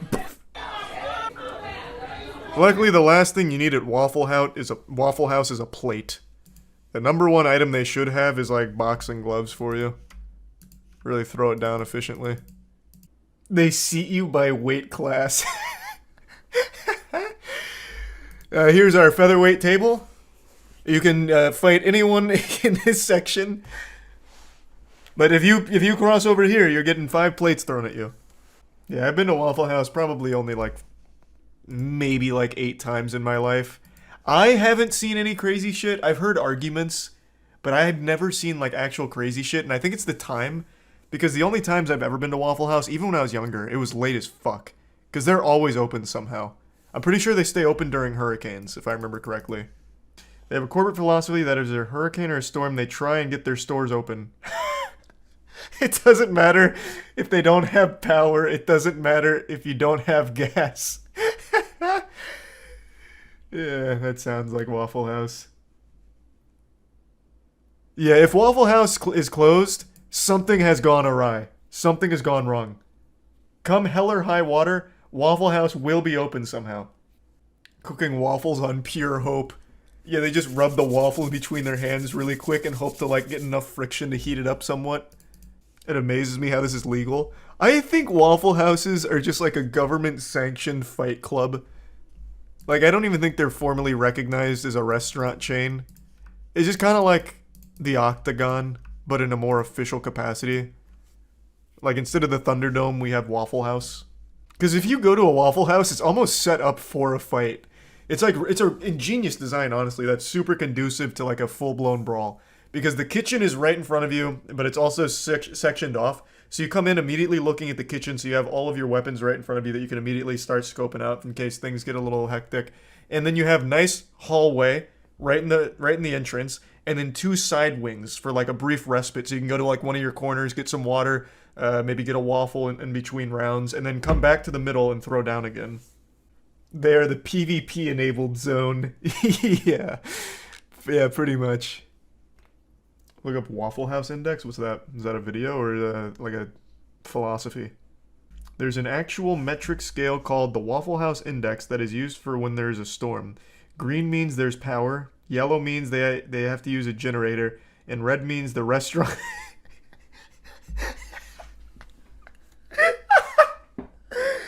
And red means the restaurant is completely destroyed. And red means the restaurant is completely destroyed and cannot be opened. So the only time a Waffle House won't be opened is if it is completely fucking crumbled to the ground and covered in debris and ash. You just fucking buried. I have to see that. It's used to determine the effect of a storm and likely scale of assistance required for disaster recovery. Coined by former administrator Craig Fugate on the Federal Emergency Management Agency, metric is unofficially used by FEMA to inform disaster response. The index is based on Waffle House reputation for having good disaster preparedness and staying open during extreme weather or reopening quickly afterwards. If you get there and the Waffle House is closed, that's really bad. Bro, this is the head of FEMA saying that. Levels. The index has 3 levels based on the extent of operations and services at the restaurants following a storm. Green, full menu. Restaurant has power and damages. Did the stream go fully down or just pause? Because I had myself a little Waffle House code yellow here. The internet blipped. Who signs up to work there? What, at a Waffle House? Man, I think that'd be an incredible place to work. like the food's super easy to make and you just get to watch people fight. As long as they're not picking the fight with you, I'd just be like the most agreeable employee there ever. Like if a guy doesn't want to pay the full price of the menu item, I'd just say, you know what, sir, that's fine. I'll cover the difference. Like as long as he's not picking the fight with me, I think that'd be a really fun place to work. Just let them like fight outside of our zone and we just watch. You have to clean it up. Well, yeah, I'd probably just quit. After the first fight involving broken plates and shit, I'd probably just quit on the spot and then just go work at a different Waffle House. Just bounce around. Scroll up to the first image. It's an example of Code Red. Where? This? Oh, this was a Waffle House? Oh, no. Oh, that is indeed a Code Red. Damn. Fuck. I'm surprised they didn't try opening with just these 4 seats. Oh, I didn't realize what this was. I thought this was like a Waffle House under construction. It's a fallen soldier, I see. But the only reason why, like, there were more plates thrown at Denny's during their brawl than at Waffle House is because Waffle House doesn't have that many items. I'm pretty sure once a plate gets thrown at a customer, it never gets replaced. You know, it's not like, you know, when you cut down a tree, you plant 2 more in its place. When you break a plate as the Waffle House employee during a fight, you don't get a new one. They don't replace it. So eventually they just bleed out there. No more plates. Over the last couple weeks, I've made a lot of content on internet controversies. I've kept my finger on the pulse of any type of online drama. Just been this adventurous little greasy goblin that's been glued to internet drama. And honestly, at this point, it's reaching like an addiction status. Kind of like a heroin addict fishing used needles out of a dumpster to get their fix. But in my case, the drug is something much harder than heroin. It's drama. It's like this crucial nutrient that my body's been craving, like a newborn baby lashing out for his mom to pop a tit out for milk to suckle. I'm getting carried away and it's getting weird. Point is, I've made a lot of content on this stuff, and I wanted to do a video today to follow up with some of the bigger stories that I've covered that at the time didn't have any closure. But now that the drama anime arc is starting to wind down a little bit, we're starting to reach the season finale to a lot of these things, so I'd like to give you where all of this is at, because a lot of it has very happy endings so far. Not all of it, but some of it. So let's just go ahead and get into it now. The first one I want to talk about is that massive Twitch injury, which I've made 2 videos on now because I find it to be a truly heinous situation. I'll give you the quick breakdown. Streamer by the name of Adriana Chechik went to TwitchCon at the Lenovo Intel booth where they had a foam pit and like gladiatorial combat thing where you push people off a pedestal into the foam pit. Unfortunately, it doesn't seem that the pit was set up properly and resulted in just a death trap. It actually just kind of feels like something out of Wile E. Coyote's playbook here where he paints like a tunnel on a rock hoping the Roadrunner will hit it. That's what they did with this foam pit. It was basically just a fake. It was like an illusion of cushioning. It seems like there was only 2 layers of foam blocks, so what ended up happening is a lot of people would fall in and get injured. Unfortunately, the worst injury was a life-changing one, suffered by Adriana Chechik. She jumped into the foam pit and broke her back in 2 different places, which of course needed multiple surgeries, all of which she's had now, including bone fusions. She had to like relearn to walk. It's been a wild journey for sure, but it seems she's making a solid recovery. She even had her first stream since this incident today. So I'll show you a quick clip from that. Breath, if you can't tell, I'm already out of breath. I get out of breath holding my phone, everything. But they did an amazing job. The stitches were inside because I'm a model. So I was like, can you do anything to hide the stitches? So the scar doesn't look, and I'm growing my armpit hair out, so don't judge me. But the scar looks really... So yeah, she's able to stand now. She even streamed for a little while, and it just looks like she's making a much quicker recovery than pretty much anyone expected, myself included. Back injuries are notorious for being lifelong, like chronic pain situations. I had like a slight boo-boo to my L4 at one point, and that shit lasted months. So I can only imagine like what this is going to look like for the future for her, but it really does seem like she's making a great recovery. A lot of people have been wondering if she's going to sue Twitch or Lenovo or Intel or anyone responsible for the injury, and unfortunately there's no new information there. I have to imagine she's at least considering it due to how expensive all of the medical treatments have been so far, as well as how much there's going to be down the line as well. So I guess we'll just have to wait and see there. But she did also reveal something super sad that resulted from this injury, even outside of the injury itself. And I'm just going to let this clip play. And then also, like, I don't care, everyone's gonna know, but I was pregnant, and I didn't find out until I was in the hospital. So I also have, like, crazy hormones. I'm not pregnant anymore because of the surgery. I couldn't keep it. But my hormones are just also through the fucking roof because of that. Yeah, just a super sad development in that story there, unfortunately. Not much more can be said about the damage that's been done from the TwitchCon foam pit here. That has just been a true disaster.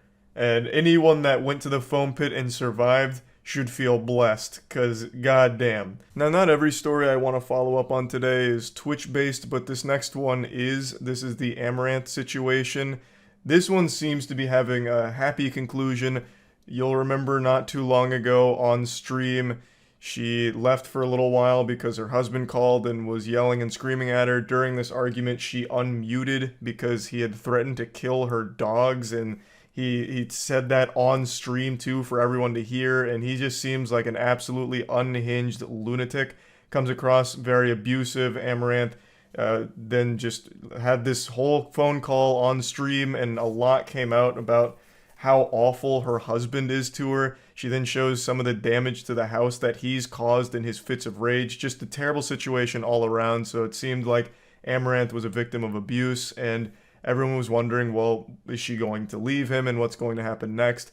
And fast forward to today, it does seem like she has gotten out of that situation. She seems to be in a safer position now and seems to be a lot happier. She's doing streams where she's like hanging out with horses, doing what she wants to do, and overall just a pretty positive outcome so far. So yeah, that's the update there. The next story I want to follow up on is actually extremely wacky. It's a fishing cheating scandal. A professional tournament for fishing recently fell victim to absolutely deplorable behaviors from some competitors who disgraced the sanctity of the sport. They cheated by stuffing their fish with like lead balls in order to increase their weight.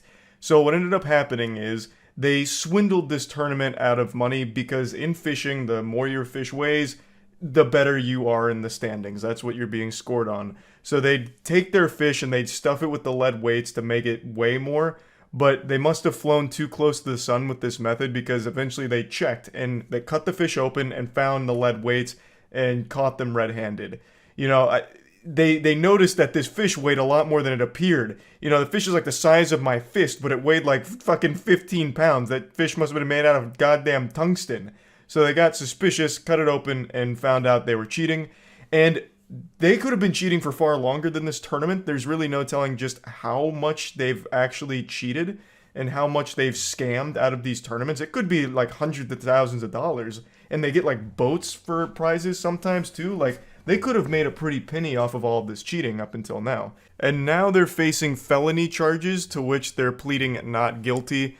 So Jacob and Chase are now being indicted by a grand jury on felonies of cheating, attempted grand theft, and possessing criminal tools, as well as a misdemeanor of unlawful ownership of wild animals.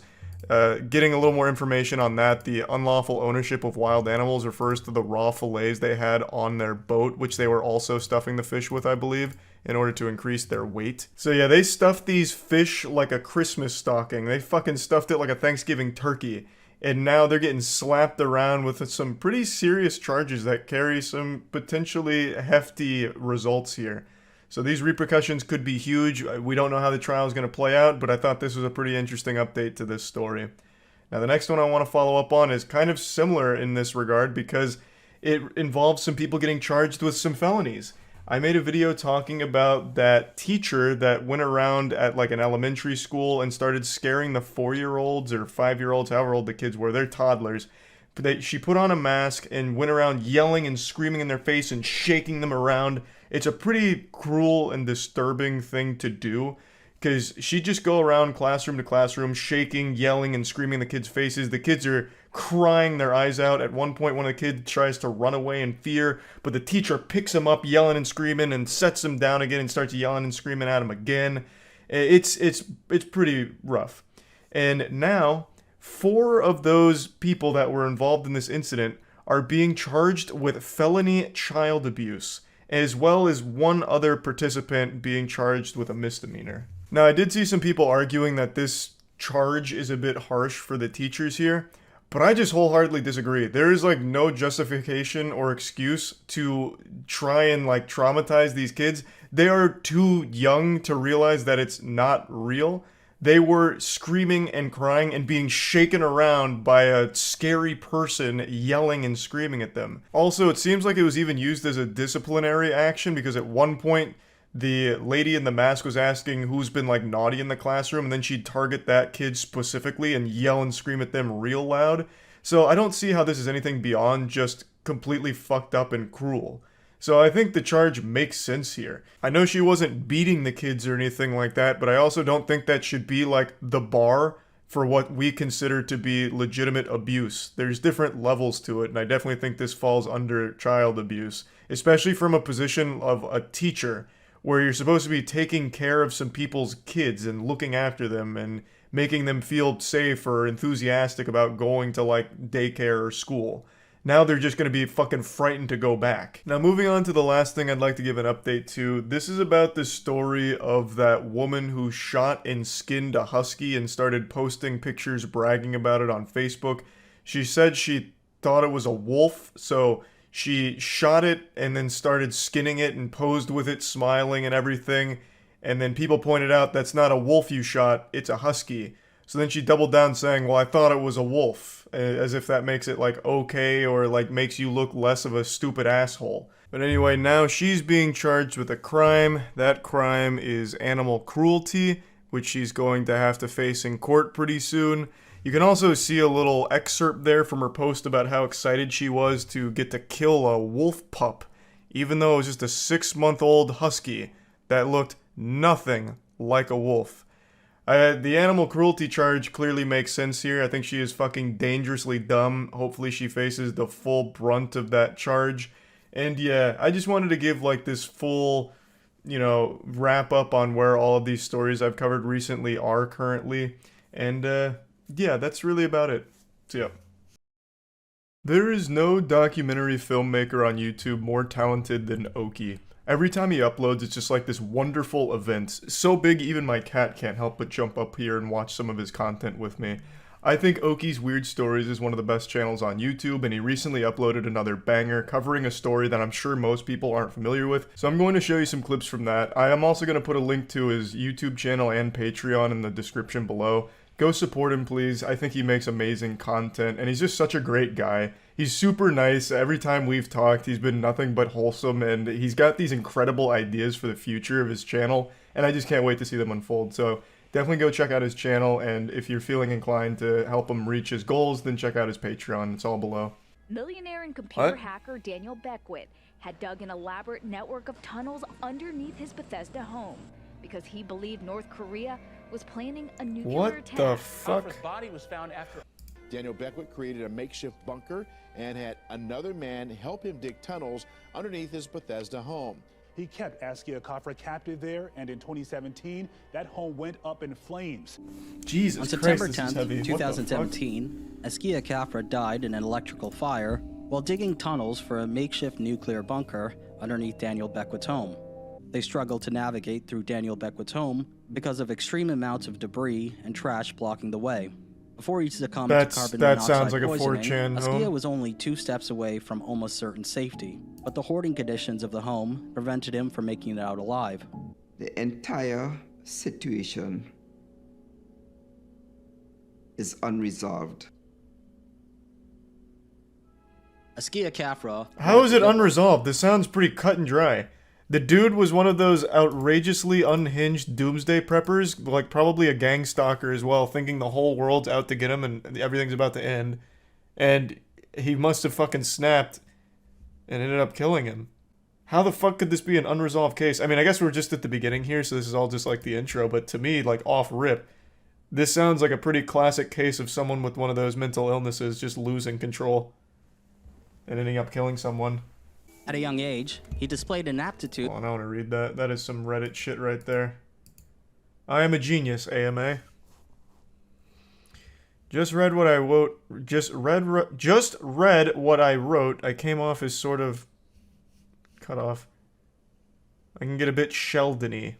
I scored the ceiling, IQ of 160 plus, standard deviation of 15. Usually, my IQ's usually been estimated in the 170s by my psychologist. Was this on like a Rick and Morty post or something? Jesus Christ.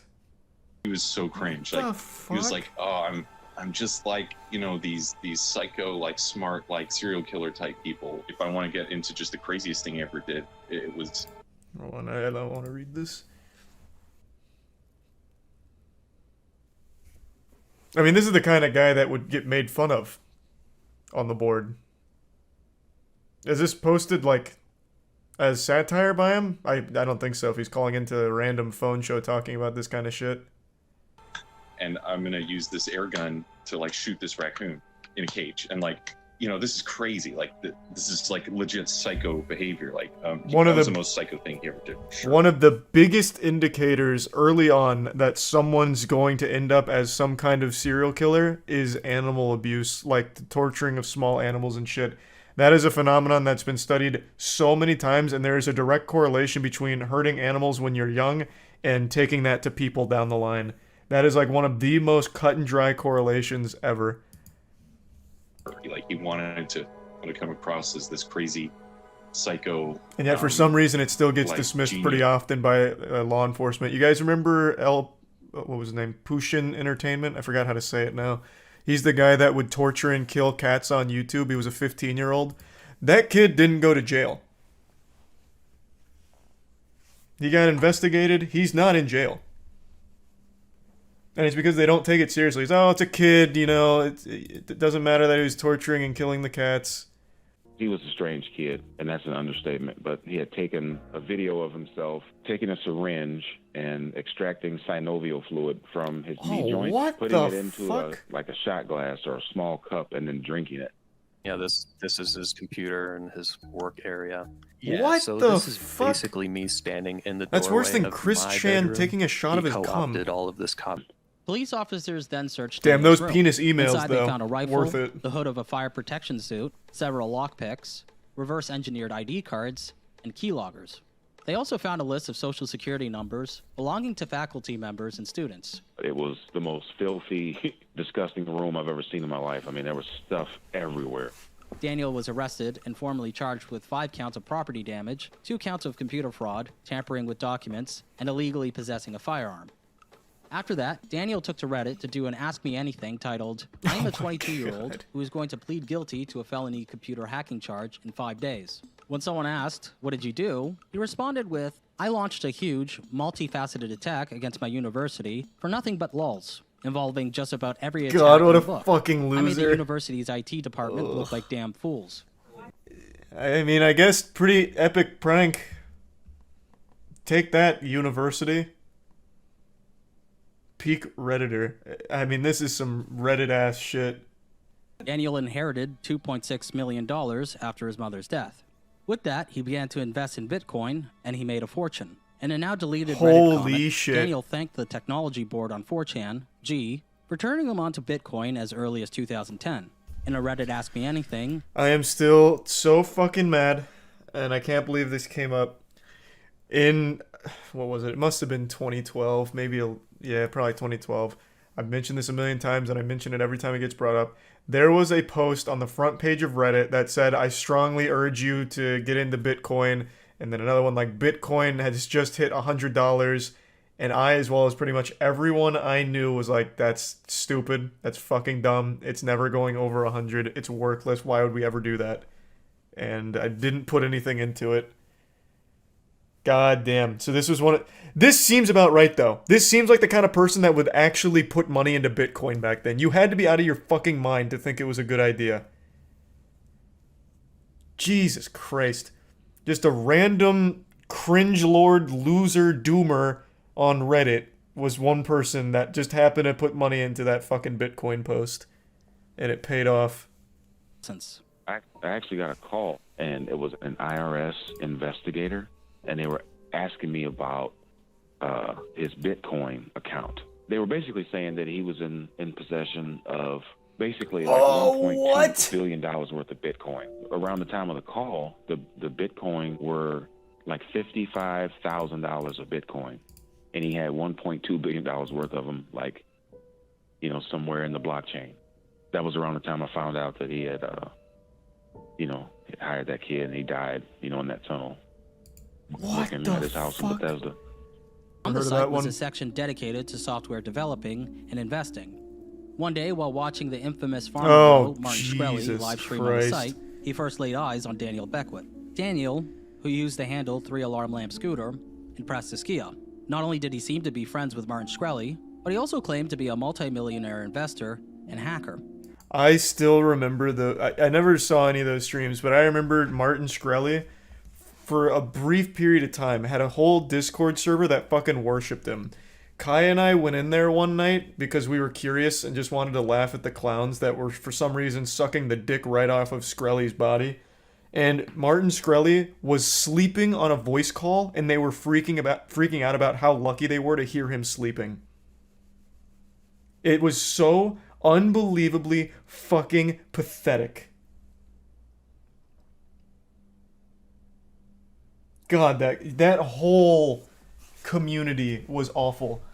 And when he did get arrested, I don't remember exactly what happened, but they were like, "No, this is outrageous. He didn't do anything wrong. Oh my God, this is blasphemous." Fucking crying, losing their mind over it.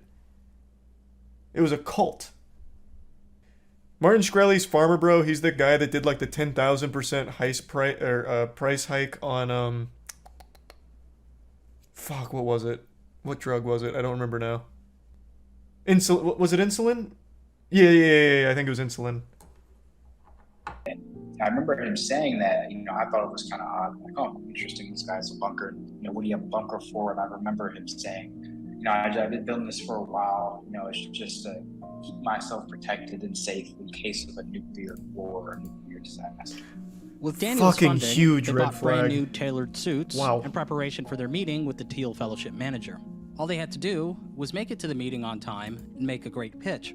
But unfortunately, that didn't end up happening. I don't remember how, but we somehow end up putting in the wrong address. But we end up going to the wrong location. At that point, we're just like, we're just freaking out. You know, we don't know what to do. And we get to the meeting and we're about maybe 15 minutes late. Why a red flag? He isn't wrong. Is that bait? Hey, excuse me. I've got to go back down to my bunker for my canned food just in case of a nuclear war breaking out real quick. Are you serious? That has to be bait. That's like actual gang stalking behavior. There's nothing wrong with being prepared. I think there's a level to it.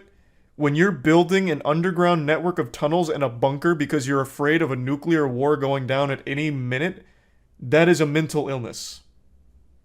I'd literally... Oh my God. I can't tell what's bait and what's not. I don't think that's crazy. There's nothing wrong with being generally anxious about things. I have a flying phobia. It's irrational, and I recognize that, but it's a phobia, right? I think that's totally fine to be like, I have a fear of nuclear bombs going off at some point. But then there has to be this barrier, like this filter in your mind where it's like, that is a little irrational. Maybe I shouldn't build a fucking multi-million-dollar bunker because I'm afraid of this disaster happening. And maybe I shouldn't be wearing a bulletproof vest anytime I'm out in public. It's not crazy at all. Do you go outside in a bulletproof vest every day? Might be multi-purpose bunkers also work for general apocalypse scenarios. What in the world is wrong with you? What do you mean? There is a problem when your entire life is revolving around a fear. So much so that you're building a bunker to avoid the imaginary boogeyman of an apocalyptic scenario unfolding where you need this bunker to be the last human being on Earth. with your canned food and prepping and wearing a bulletproof vest anytime you're out in public. That's not even a hot take. That is a problem. I get shit for being afraid of going on a plane, and rightfully so. I get that it's irrational. How in the fucking world can you possibly try and justify a man spending so much on this bunker and wearing his bulletproof vest out in public, and then eventually hiring this man to dig out the underneath of his house for an underground network of tunnels because he's afraid of North Korea nuclear bombing his house? That is like schizophrenic behavior. That goes above gang stalking. He asked me to stop the car, and he jumped out the car and went by somebody. He came home afterwards, you know. But you see, you also, as a father, you have to be careful that you run off a child permanently. Many things I told him, he would rebut it and tell me Beckwith was competent at that, Beckwith was competent at that. It was like Beckwith was a Superman. It was so... It's crazy what you can ignore when you have that much respect for someone. I remember definitely the first time around, I just started screaming to all the neighbors, you know, help, help, fire, fire. What were you thinking was going to happen to him at that point? I was hoping he'd either run out there or he'd go out the back window. This big window Big here. window there, or the window well. Well, this one's got bars on it. Well, that's not the window. Yeah, that one does have bars on it on the side. I don't think he could get out there. That doesn't have He put bars on his... Yeah. Well, of course he put bars on his windows. He's got a fucking bunker and tunnel system. And then there's that window for well nuclear war. I thought he also could have got out there. Of course he barred his windows. Well, preferably, he would have just gone down into the tunnels and gone out the backyard. Why didn't he do the obvious? Come to my voice. I am on the safe side of the basement. There's not much smoke on my side. There was a door there. He indicated that he went... Yeah, I mean, I think this is absolutely so a murder. Why wasn't it possible? I completely agree with the dad here. Daniel said that he tried to get inside the house to save Askia a total of 4 times, but that he was driven back by the overwhelming heat. During his attempts to enter the house, he said that he removed a propane tank, gas cans, and other combustibles. The way out, you told me originally that you took a couple of gas cans. Yeah, but I never found those. Well, one was supposed to be in the front yard, and the other was on the side. Okay, so I didn't get that. So somebody might have walked off with them. Jeez. Okay. I'm no expert here, but this looks like some absolutely fucking terrible acting that I'd see in like a bad Hulu original like The Grim Cuddy. What? Someone must have walked off with one of the gas cans that I was put in the front yard? Jeez. He said that he... I will say, and before we continue, people are asking, well, why would he kill him? Clearly this guy is unhinged. I think that much is very obvious.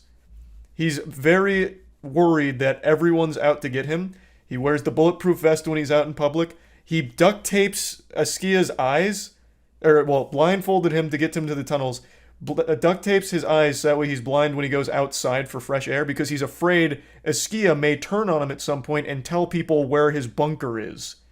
So I think what may have happened is he got this fucked up idea that Askia was plotting to reveal his location or turn against him, and he killed him for it. That would be my guess.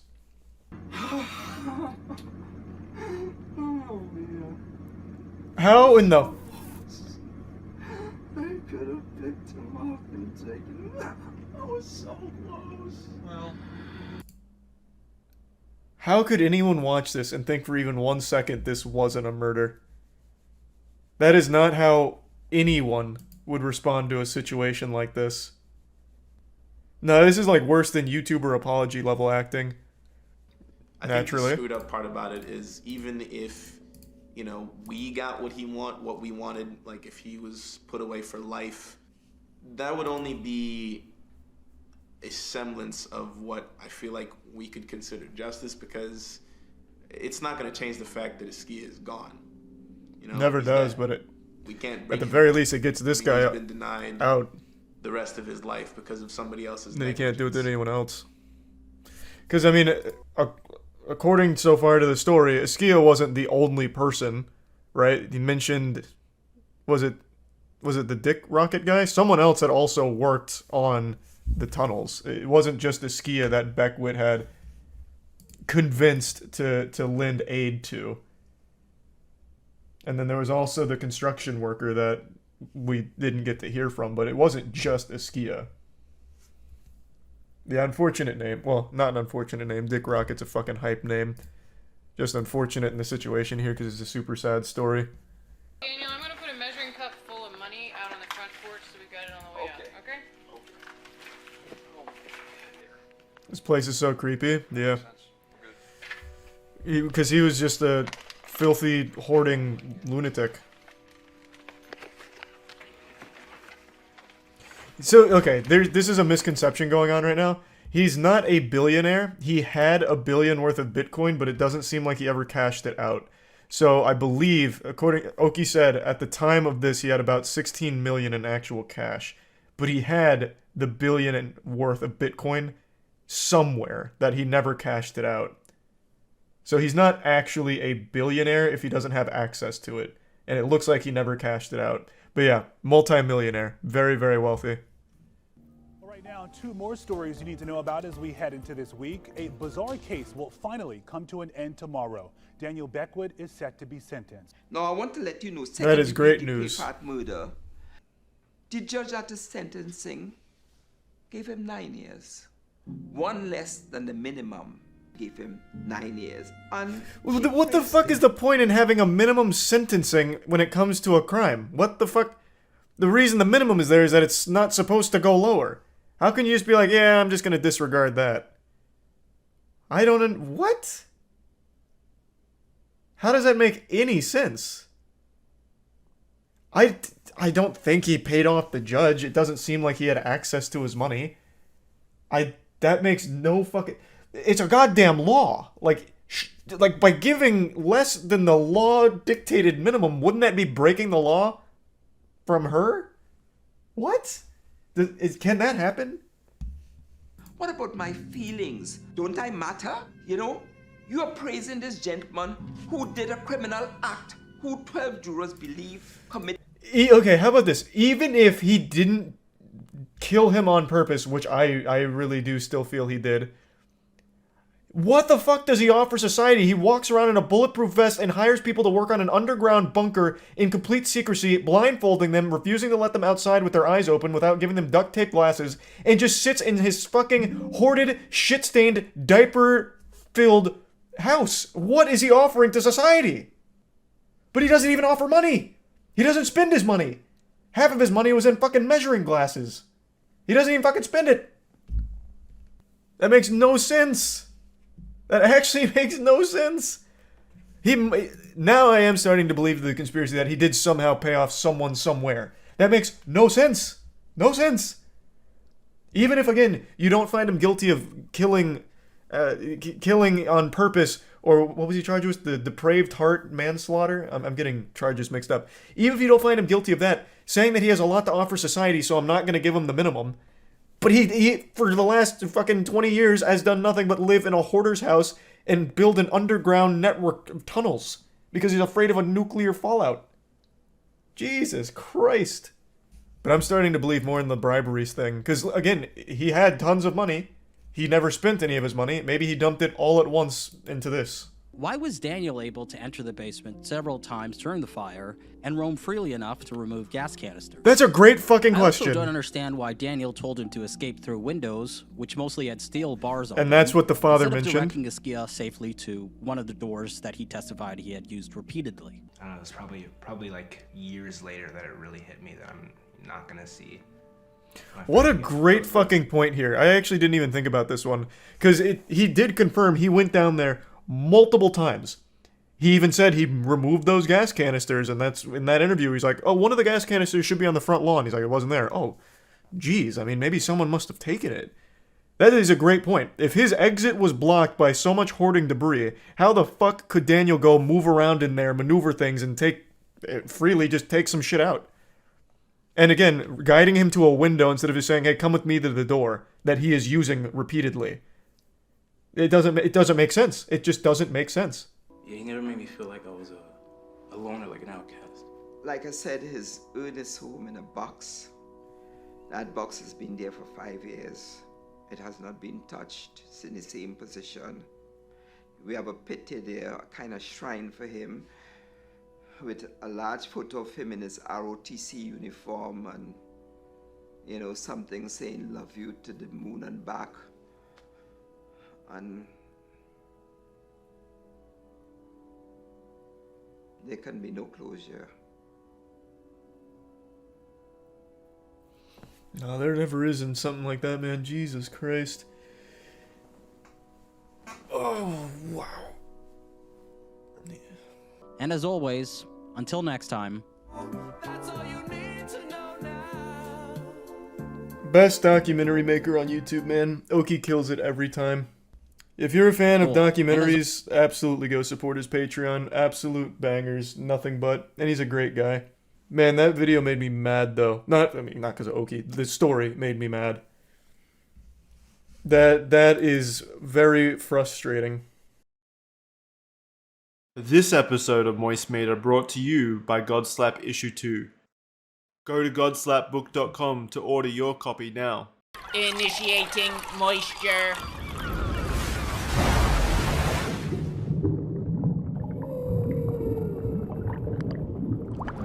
Hey, happy holidays. Welcome back to the Moisties, the most important holiday of the season. This is the top 5 best movies of the year. We just recently covered all of the turbo stinkers with the 5 worst movies, so let's flip the coin and go to the other side with the best movies that came out this year. I'll be the first to admit, hasn't been an amazing year for high quality films, but we have had a couple huge standouts, and they've absolutely made the list. So let's start from the top. At number 5, we have Avatar: Way of Water, a movie I went into with lukewarm expectations, but walked away pleasantly surprised, like turning on a bidet for the first time. It was just refreshing. I knew that the visuals were probably going to be good, like very good, but I didn't think there'd be some kind of technological breakthrough where James Cameron would be able to redefine visual effects like he did back in 2009, because right now in this day and age, all movies look unreal with their visuals. So I just didn't think it'd be anything that would like actually blow my mind, and it did. I still don't really understand how James Cameron pulled it off, but the visuals in this movie are unlike anything else that has come before it. It is truly breathtaking, and thankfully it's not a one-trick pony here. This isn't just a 3-hour tech demo showing off beautiful visuals. It is like a very good movie. Like, it's a very fun movie where it fixed a lot of the problems I thought the first one had, which is a ton of downtime that was just boring and kind of uninteresting with characters you never really cared about. This movie introduces a ton of new characters, all of which have a pretty decent amount of screen time to flesh them out, and by the end of the movie, you do care about pretty much all of them. Like, it did a really good job of introducing these characters and making you like them. And there's never that downtime that I think is boring. There, of course, is those very slow moments throughout the film. I mean, it's a fucking 3-hour movie. There's, of course, going to be moments where it's not nuts to butts action, and during those times, I never got bored like I did with the first one. And the entire last hour of this film is just a full-blown war. Like, it's just non-stop action and battle, and it's all really, like, really good. It wasn't just, like, static shooting from behind cover and then, like, talking. Like, there was a lot going on, a ton of moving parts, and a ton of combatants all going at it. So the entire last hour was extremely great, but overall the entire movie I thought was really great as well.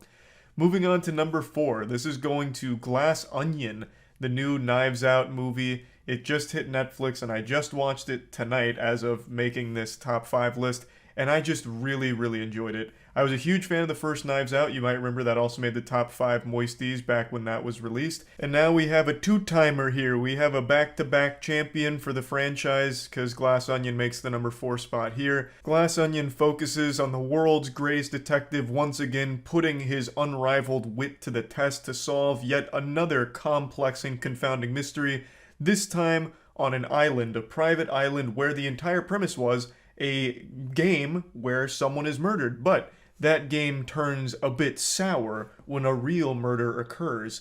This movie's a lot more whimsical and a lot more leaning into the silly side of the genre than the first Knives Out. The first Knives Out, of course, had its like goofy moments and it really leaned into comedy as well there. But this one really does go whole hog on the humor, and I think it does it very well. It certainly lands, and it's a really entertaining and enjoyable movie. The mystery is alive and well, and it's super fun to try and piece together who you think is the killer, who's guilty. Everyone has all of these interesting motives, and complex threads woven throughout with plenty of twists and turns that you'd expect from a mystery murder genre movie. Now, I will say at times it feels like I was just watching Blanc on a vacation because he made this shit look like child's play. He's like L from Death Note, but with a southern accent, like a southern drawl. In fact, he's more like the One Punch Man of crime. Like, he's able to just show up and be like, yep, I actually know exactly everything that's going on here. So for some people, it might feel like a little too easy for Blanc with this case in particular, but that doesn't mean that it's still not fun for the viewer to try and piece it together themselves, and it's still very rewarding and a very enjoyable ride. So I did very much enjoy it, and I'm super excited for the third Knives Out, because I think they have one more in production. At number 3, we have The Batman. I'm never a big fan of like soft reboots and shit like that, and to make another new Batman played by someone else is an extremely difficult task, especially with something like The Dark Knight already existing.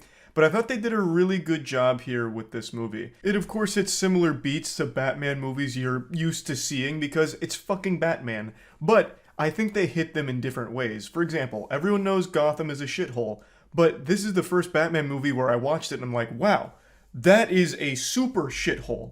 Like, that is a plus ultra pile of dog shit city. It shows you just how awful it must be to live in Gotham, how corrupt, gross, even just dilapidated at times and seedy everything is. Like, they really do a good job of making Gotham itself a character in the film where you're like, oh, fucking yucky, ew, Gotham.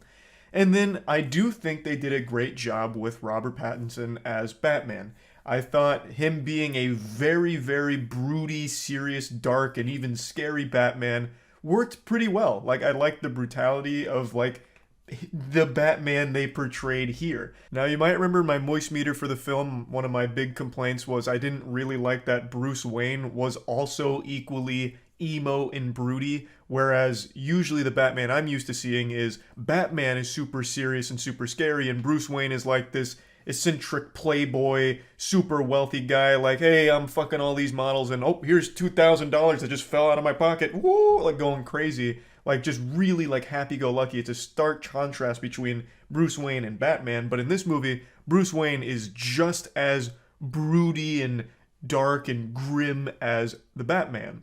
So at first, I didn't really like that, but now after talking to some friends, and I of course have read some people's comments about it, I do buy into the idea that it shows his obsession with being Batman, and I think that is pretty cool. Like, I am excited to see how they explore that, because him being the same even when he's Bruce Wayne is an interesting dynamic that is new to the character, at least to me, and I do want to see how they explore that going forward, because it does clearly show that he has truly become Batman. Even when he's not in the costume, he is still Batman. He's no longer putting on a show. He is just that guy. And I do want to see how that grows in future movies, assuming they do more in the universe.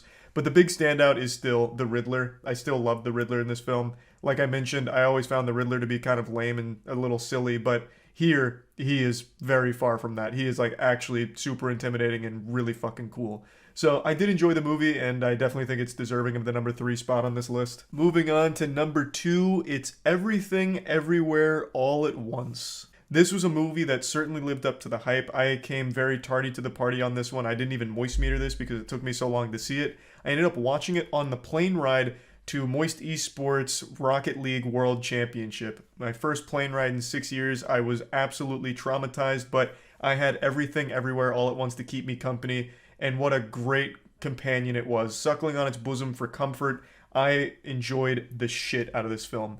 Everything you've heard about it, all the praise is warranted. Everything Everywhere All at Once is an extremely creative movie, unlike anything I've ever seen before. And every moment of it, it's like a movie that has everything for everyone. It has comedy, it has very, very well done emotional moments that I can absolutely see a lot of people shedding tears over. I know a lot have. There were times where I was getting emotional watching it. It has a really great choreography for its action. It has a lot of fight scenes. It has like actual martial arts, like combat. Everything in this movie, it bites off a lot, but it can chew all of it. It never gets overwhelmed or, washed out, burnt out on any genre in there. Everything that it brings to the party, it absolutely crushes. And I love how unafraid and unapologetic it is with leaning into the wackiness of the concept of like all of these dimensions and everything like that. You know, the fucking hot dog fingers and everything. Even butt plug moments. All of it just worked so well in this film, and it's a hard film to describe to someone that doesn't know anything about it because it offers so much. And I really appreciated that. I thought they absolutely killed it. Everything Everywhere All at Once is an amazing, amazing achievement, especially for the budget too. This was not a huge budget production, but you would never know that just from watching it. An unbelievable film I can't recommend enough. Now moving on to the #1 spot, the Golden Shower winner, and a surprise to absolutely no one, it's Top Gun Maverick. This movie absolutely exploded, and for good reason. It is just like the most like fun, feel good, have a good time, sit back and be entertained kind of movie I've seen in a long time. This movie had one goal and it absolutely achieved it. It just wanted to entertain you. It wanted nothing more than to put a smile on your little face, showing you some tense action, absolutely amazing piloting, a good story, nothing like you've never seen before. The story's not unique or anything, but it's a good narrative that you can't help but get behind. And I do like that it didn't take the cop-out of making a beloved character from the first Top Gun kind of like obsolete and sidelined here. He's still forefront and he's still the fucking best. And now he's taking his knowledge as being like the best goddamn pilot in the world and teaching the youth who are already very good to be better. And it works really well. Of course, there's fighting with the new pilots as they compete with one another in dick measuring competitions about who's the best pilot, who's got the best skills, who can match up to Tom Cruise, who can match up to Maverick. Like, should we even respect Maverick? And then Maverick goes out there and does all kinds of crazy fucking maneuvers and embarrasses them, humbles them. Like, it's just a fun movie. I don't know any other word to describe it. It's got a great soundtrack, it's got tension, it's got a good narrative that it's not reinventing the wheel, it's playing it safe with its story, but it's a fun story that still is executed well. And of course, its bread and butter is the way that it delivers all of the action sequences in the actual aircrafts, which are masterfully done. It is just a great film. I think it's like one of the top 10 highest grossing films of all time now, and rightfully so. It absolutely crushed it. It did everything that it set out to do, and it did it very, very well. So I think it was the best movie of the year, and yeah, that concludes the top 5 best movies for the Moisties of 2022. Godslap is a comic book series we've been working on for a couple years now. It's a hyper-violent, over-the-top sci-fi story about the beauty and destruction that slaps can cause. Issue 2 is out right now. It'd make a wonderful Christmas gift, so make sure to check it out at godslapbook.com. Right now, we also have 3 variant covers that are in stock, but the second those sell out, those variant covers will never be restocked, so definitely make sure to pick up a copy today. Yesterday, one of the biggest moments in human history finally happened. This is up there with the discovery of fire and the invention of the wheel. Dream did a face reveal. There was more hype around this than if Jesus Christ had resurrected again. Everyone was waiting anxiously, as if it was Christmas Eve, just waiting for Dream to drop the goodies. He had posted a premiere that was finally going to showcase his face to the world. There were streamers that were watching and waiting. Ludwig broke his all-time viewership record, having 150,000 concurrent viewers, just waiting for Ludwig to react to Dream's face. It was a big deal across the entire internet. I'll go ahead and quickly play a small clip from the video just so you can see his face, and we can go into everything that's happened since, because it's been kind of a wacky 24 hours here. Hi. It feels so awkward talking to a camera for the first time. Hi. My name is Clay, otherwise known as Dream online. No meme, no clickbait, as advertised, Dream's face. In 4K, full display, this is finally the face reveal that people never actually expected to happen. For over a year now, there's been leaks and all kinds of attempts to track down and triangulate Dream's position in order to find out what he looks like, to really deduce the point of the mask. Is it to hide burns? You know, is it like a Harvey Dent situation? So for a long time, people have been trying to figure out what he looks like, and he ripped the band-aid off yesterday, just showcasing it fully to the world. And the reason why it's been such a huge talked about deal is because I'm pretty sure it's the largest face reveal in YouTube history. at least in terms of the person's size. I'm pretty sure Dream is the largest creator that had never shown their face in terms of subscribers and views. He certainly hasn't been the longest running mysterious man. There's still people like How To Basic, H2O Delirious that haven't publicly shown their face, and they've been around far longer than Dream. I mean, even myself, I went the first 10 years of my YouTube channel faceless. But yeah, I'm pretty sure in terms of girth, Dream is the biggest channel that had never shown their face. So, let's talk about the aftermath of this, because this was a big moment. This is like the extinction event of the dinosaurs. This is the dawn of a new age here. The post-Dream face reveal. So, it turns out Dream is a good-looking guy. Of course, beauty is subjective, but I just don't know how anyone would look at him and think, damn, that guy's ugly. Because if that's the case, then my god, you must look at me like I'm some kind of repulsive goblin ooze creature. On Twitter, they were cooking Dream's cheeks for the better part of 12 hours. And that had me self-conscious like, oh my god, if they find him ugly, wait till they see me.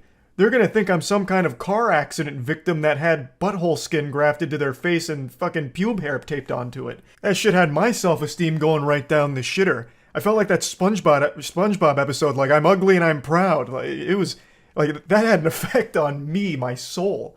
Because, I mean, the number 1 and 2 trends after the Dream face reveal were, he's ugly, and Dream should have kept the mask on, or something like that. I can't remember the second one. But he's ugly was the number 1 trend, all just shitting on Dream's face reveal. And it was brutal. They were going hog wild on him for it. Now, of course, not everyone's going to find the same people attractive, but to find someone so abhorrent that you felt the need to make massive threads all about how ugly Dream is, as well as hyper-analyzing every bit of his facial features in order to prove empirically that he is ugly, was a next level of shitting on someone's appearance. That went hard. Now, of course, I'm no psychologist, but I'm going to pretend to be for a moment. I feel like a lot of it's just people hating Dream himself. There's a lot of people that hate Dream, they hate his fan base, can't fucking stand the guy. So I feel like no matter what he did here, this was going to happen. This was inevitable. He could have done this face reveal, and it turns out it was Henry Cavill behind the mask. Henry Cavill was Dream, and Twitter still would have eaten him alive calling him ugly, just because they don't like him at all. Now, that's just my take on it. It could be copium, because I don't want to live in a world where that's considered the ugliest creature in the world, because that puts me way down into the deepest pits of hell in terms of attractiveness. So it could just be cope for me, I don't really know. I'd also like to mention that some of the streamers that were watching the Dream face reveal video had the most outrageous reactions to seeing his face. Like, there was one guy in particular who started yelling and screaming as if there was like a murder taking place in front of him.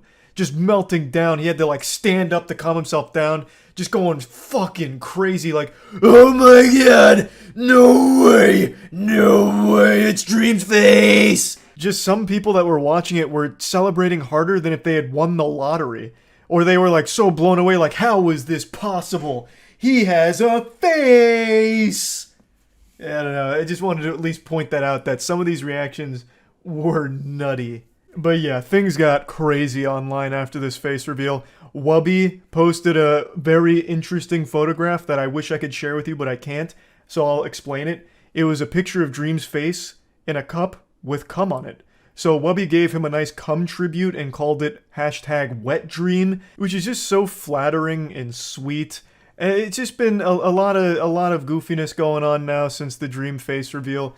I wanted to quickly say, like, my take as someone who didn't reveal their face for 10 years. After I did, it felt like such a breath of fresh air. Just, it opened so many doors for content. Like, I was able to do a lot more content that I've always wanted to do, but couldn't because I remained faceless for so long.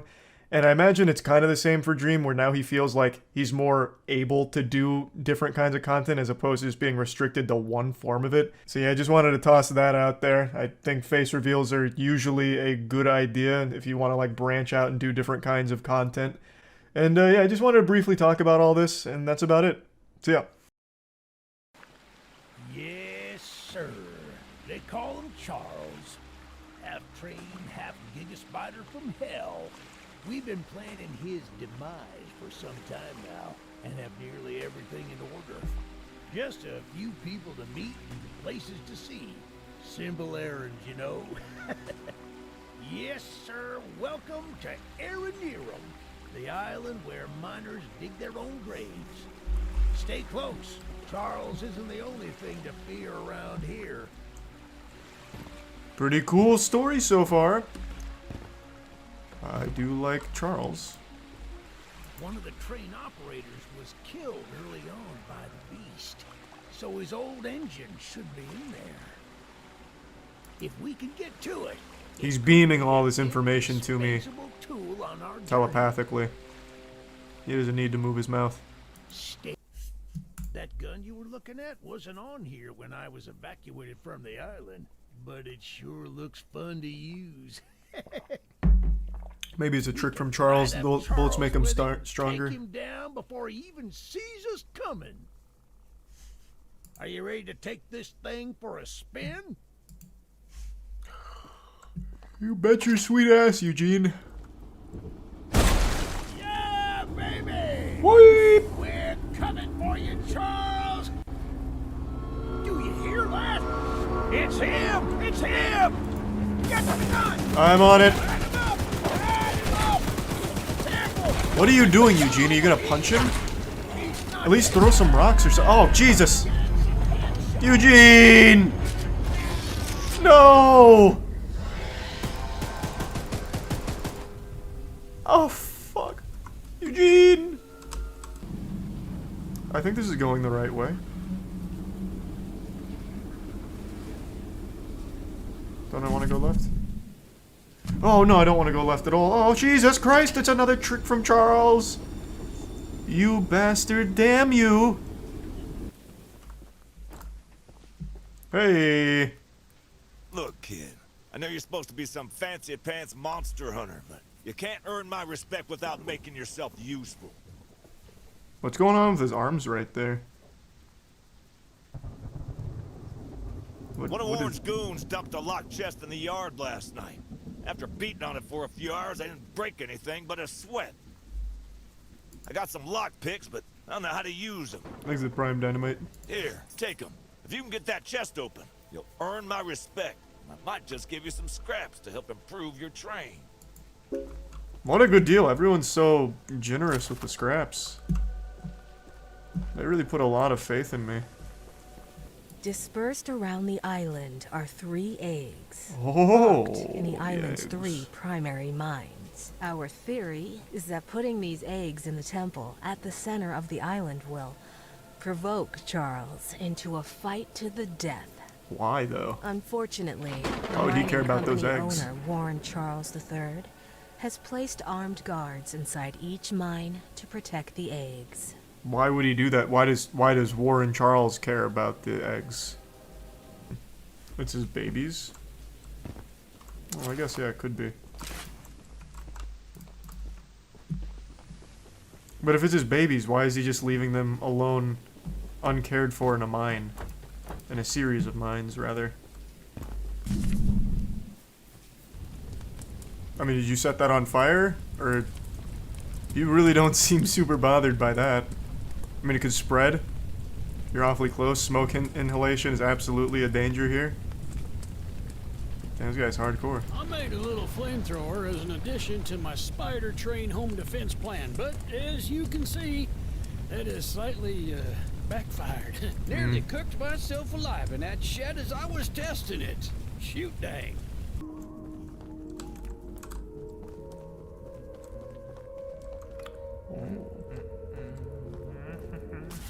The master of stealth strikes again. Is he chasing still? Oh god, fuck up! Zoinks! Oh god, no, he's on my ass.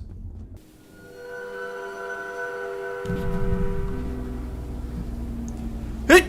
Man, where's Charles at? Haven't seen that bad boy in a minute now. Ooh, he's like some Slender shit. Uh-oh, I hear him. Oh, fuck. Serpentine. Okay, this guy's got great aim. He's still chasing? No. Oh my god, yeah, he is. Theodore, I've got bad news. I'm bringing him right to you. Oh wait, is that Charles? No! Oh, how unlucky. He must have heard the gunshots. I have still not had a fight with Charles, except for when he killed Eugene. Didn't think that'd still hit me from there. Oh, there might be like a baby Charles down here. What in tarnation? What happened there? What? Damn you, Charles, you got me again. But I swear that'll be the last time you get the best of me. Charles really doesn't come out often though, huh? Maybe on my way here this time he will. Maybe he'll stop in and say, hello. From one Charles to another, huh?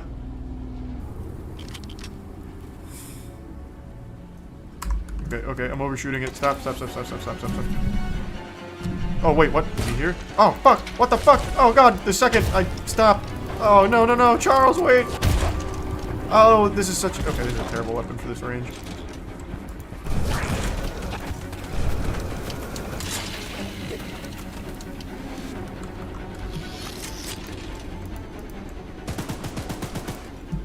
Oh, fuck, now I've overshot it. Oh, God! Charles, why? Why'd you choose now?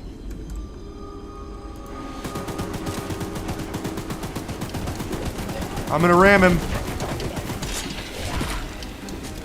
That didn't work. I got him, though. Oh, what the fuck, Charles? You're a real piece of shit, you know that? Don't show yourself for like fucking 50 minutes here, and then all of a sudden now he doesn't stop coming. Take that.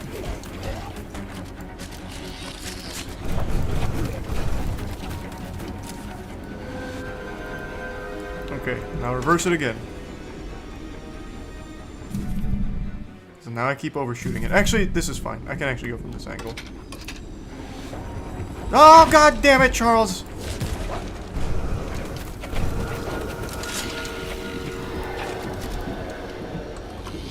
Okay, now I'm gonna need to reverse it because now I'm going too far.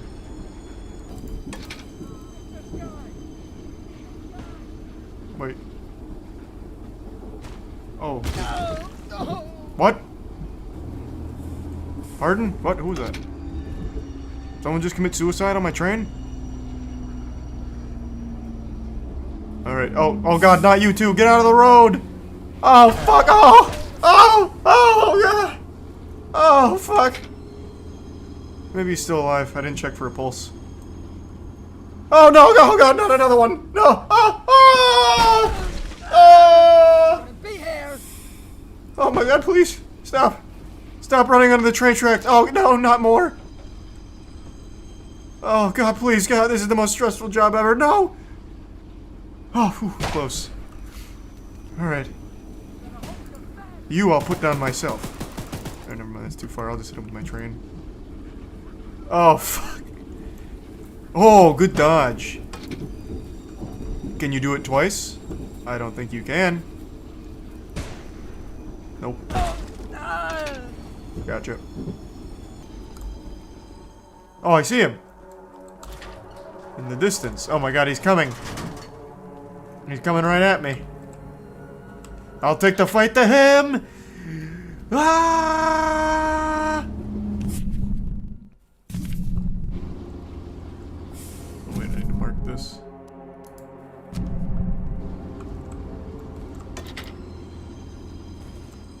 Slipped right by him.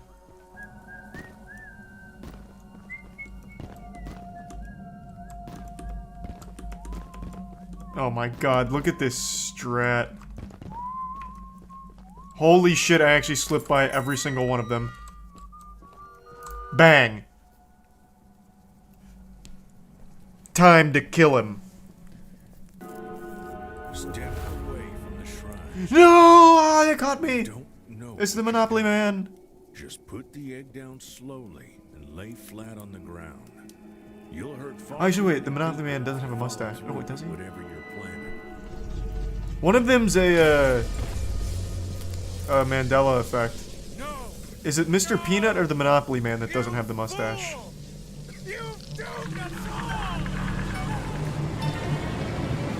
Oh, fuck. We've only made him stronger!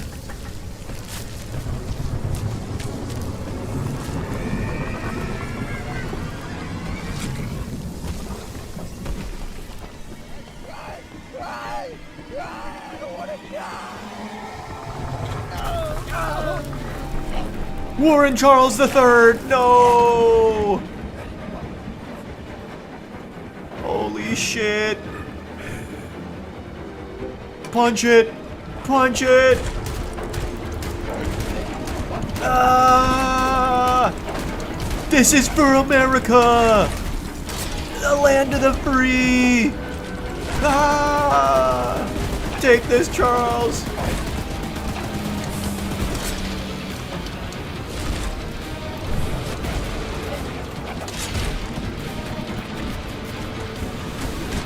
Okay, what?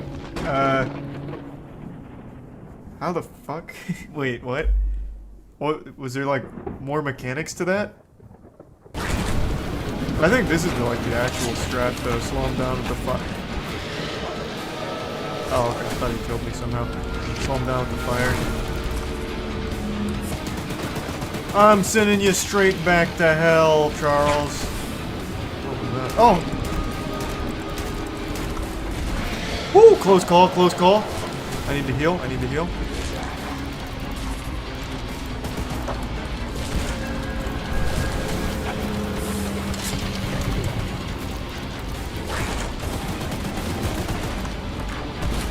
Damn it! Uh-oh, this isn't looking good. I'm getting overrun, I'm getting overrun. Okay, this is when the fire is going to stop pushing him back, so I'm just going all in. One more, one more. Clutch. I gotcha, pussy. Okay, wait. Oh, yes, sir, that's the bridge. Get fucked, idiot. Woo! Straight to hell. That's how we do it, baby.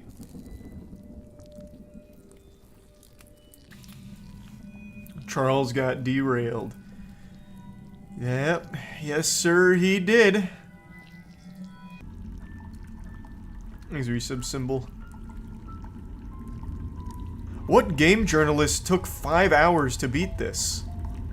When I looked it up, because I was curious on how long it was, because chat kept saying it was like an hour, multiple sources said 5 hours.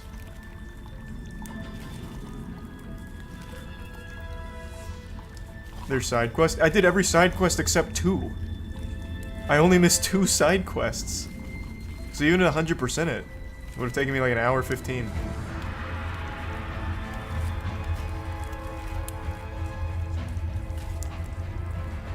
Oh boy, there's a lot of Charleses down here.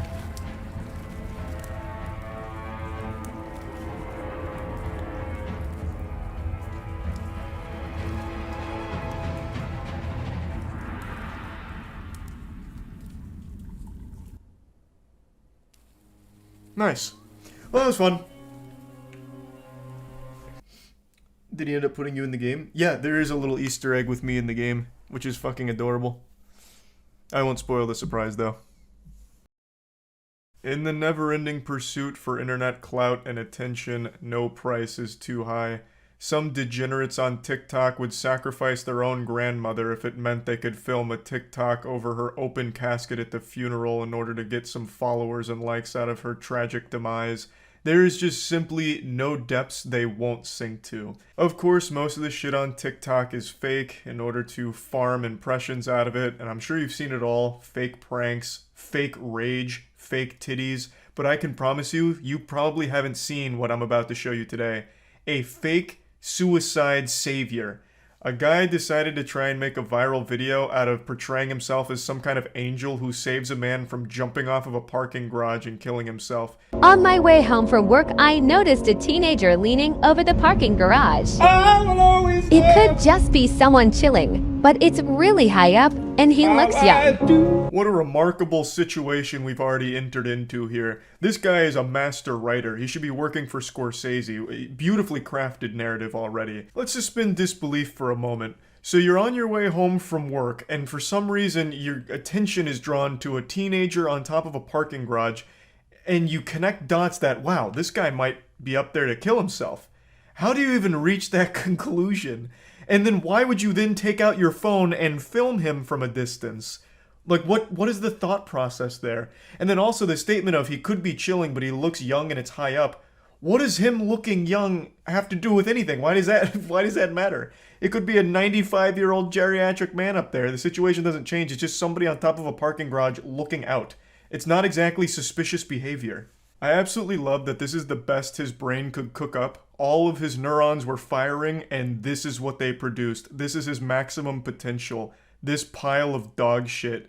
Obviously fake and scripted, yet was good enough to convince some troglodytes on TikTok that it was real. And they were patting him on the ass, telling him that he's a hero, and that the Lord chose him as a guardian angel to save that guy's life. It was actually pretty sad to read, honestly. But yeah, he's now going up to the rooftop to have a conversation, a stern talking to with the man up top in order to try and save him. I'm going to go up there and just make sure everything is okay. Then I got there and noticed him pacing back and forth. Time to go talk. Then this happened.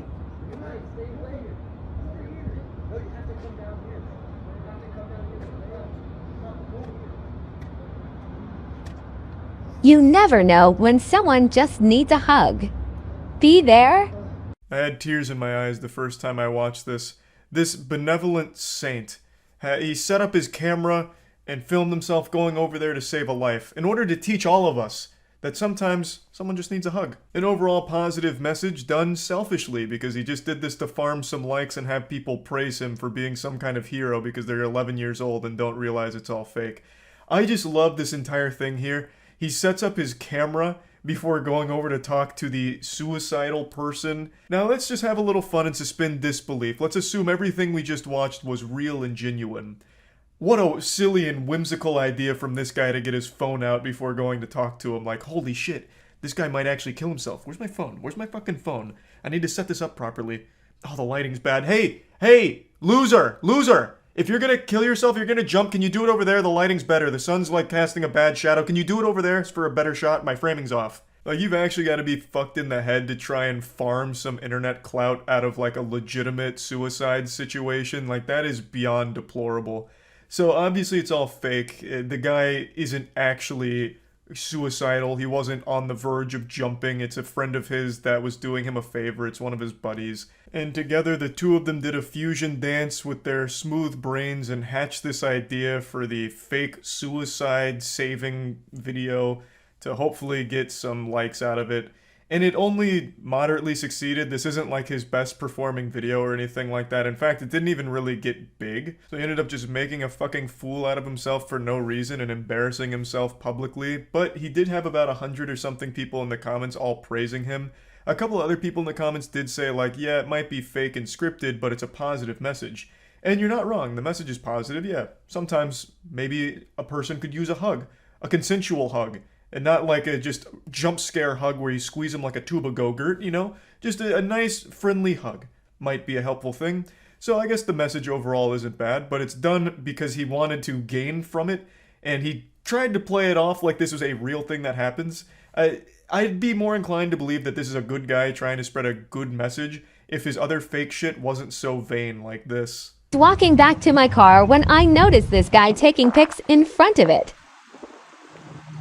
I was totally cool with it until he started to sit on it. Yeah. Can I see the inside? Yeah, hold on. Let me just get the keys out of my bag. Bro, thank you. So crazy, man. This is my dream car. Well, you can't find the keys, bro? Dude, they gotta be in here. What's this then? What do you... Wait, it's my fucking car, bro. Get out of here. When he's not doing the old peck dance on TikTok, He's flexing his expensive cars and his wealth and making these little fake pranks and situations around them. I also had a good giggle at that one in particular because I'm pretty sure the guy that was leaning on his car is the same guy from his suicide script, and also he forgot to remove the fucking rental tag from the keychain. That is a goddamn rented car that I'm sure they got just for the sake of banging out some fake TikTok pranks. So it's not even his ride to begin with. So it really feels like a guy that's just desperate for attention, so he really thought by pretending to save someone from killing themselves, it helped blow up his TikTok career. But that kind of fell flat. It put it on my radar though, because I love seeing goofy shit like this and people like sinking to the absolute depths of hell to scrounge together the most awful ideas and actually going through with them. I think there's nothing more shameful than trying to pretend like you saved someone from killing themselves. There's really no justification for it. You went through the effort of making this shittily acted B-movie Hallmark thing to try and like make yourself seem like some kind of hero or great person. It'd of course be worse if this was a real situation where he actually did encounter someone going through such a hard time they were considering suicide and he decided to try and use them as a prop for his own gain.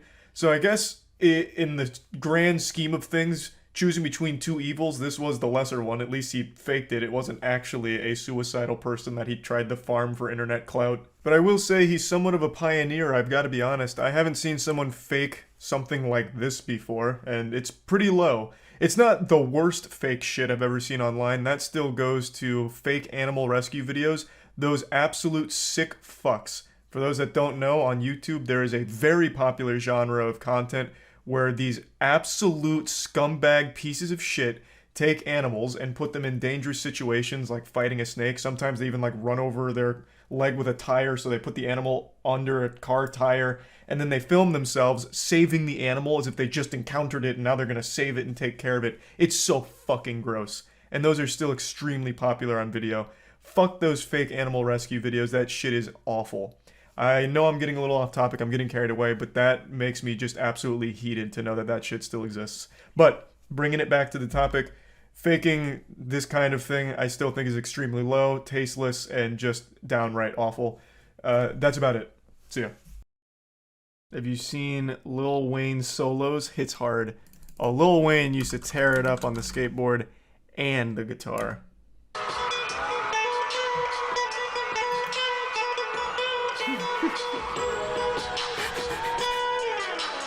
Woo! Almost as good as DJ Khaled playing the Bob Marley guitar. Nah, DJ Khaled's got too much talent. Lil Wayne couldn't do it. This one was pretty awesome too. He fucking went in on it as well. He made that guitar his bitch. Bob Marley almost resurrected out of like pure envy. You know what I'm saying? And a Yep. note from the Marley family. Shout out to the Marley. Melissa, can you read this for me? Can you read this to the world, please? Songs that help unite the world, and we hope it gives you inspiration as well. Woo! Fucking going in. Yeah, buddy.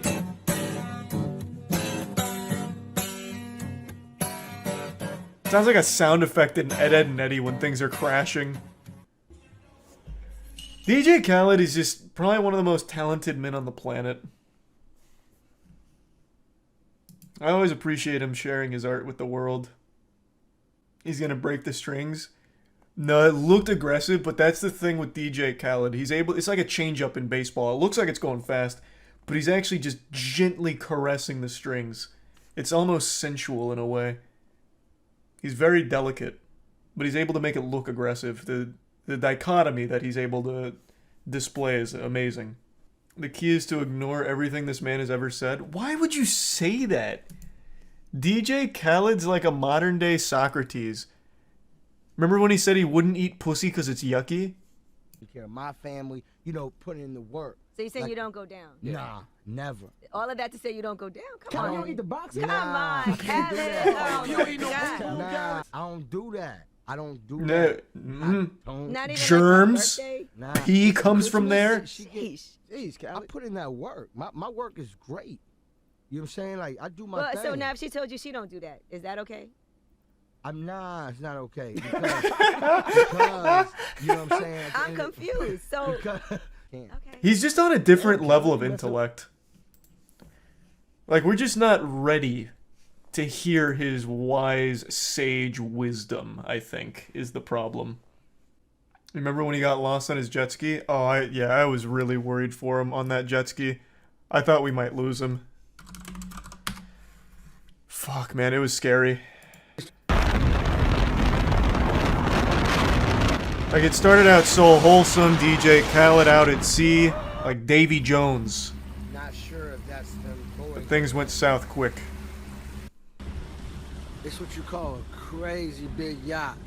Now, That is a them very boys big have yacht. lurked away, but Almost a they cruise around. ship, even. We not falling for the trap. They everywhere. I'm gonna be honest, I don't even know what he's talking about, so. God, this could have been a lot worse. The key is to make it. Yep. The key is to make it. Amen. It's so dark out here. We don't know where the hell we at, but the key is to make it. The key is never give up. It's That's not the- easy to win. That's the number one thing you have to remember in a life and death survival situation. You just have to fucking make it. It's that simple. Just remember what DJ Khaled said, the proverb. I know that it's so real out here right now. The key is to not make to it. drive your jet ski Oh. in the dark. This is against the law, not even just that. This ain't right. This shit real out here, boy. This shit real out here. This shit. It's like a horror movie, but with the smartest character in the world as your protagonist, DJ Khaled.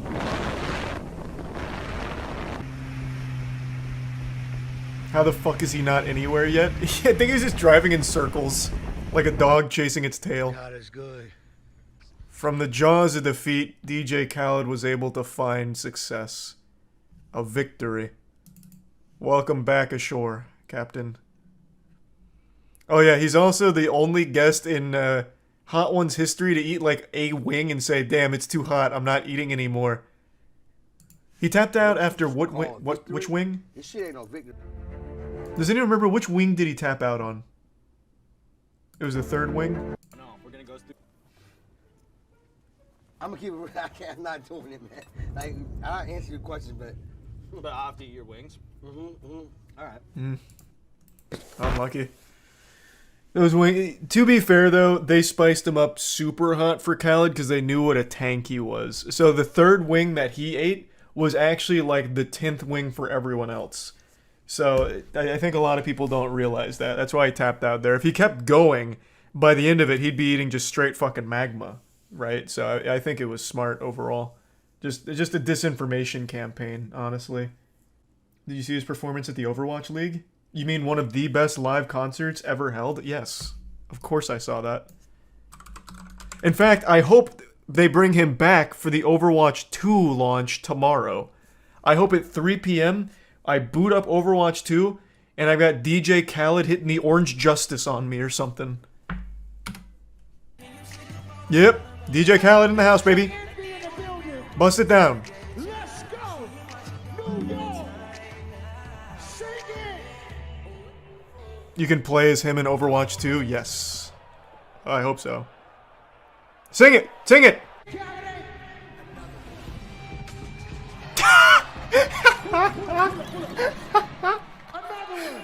I forgot that move.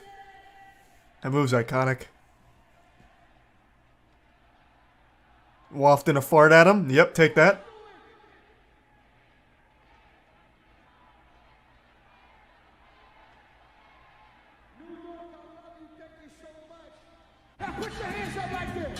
Thank you, Khaled.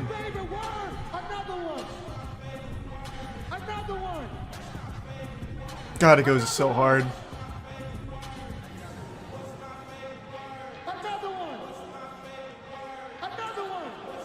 I also love this song, by the way. What's my favorite word? Another one. It's 2 words, Khaled. That is 2 words, my man. That is not 1 word. It is 2. He thinks because it comes out of his mouth in one breath that it counts as a single word. Oh, you got him. You got him on the turntable. It's about to get ratchet. Hope you didn't bring your girlfriend. Because Khaled about to take her. Nope.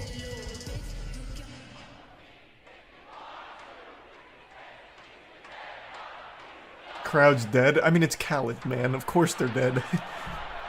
The fact they're even still awake is impressive.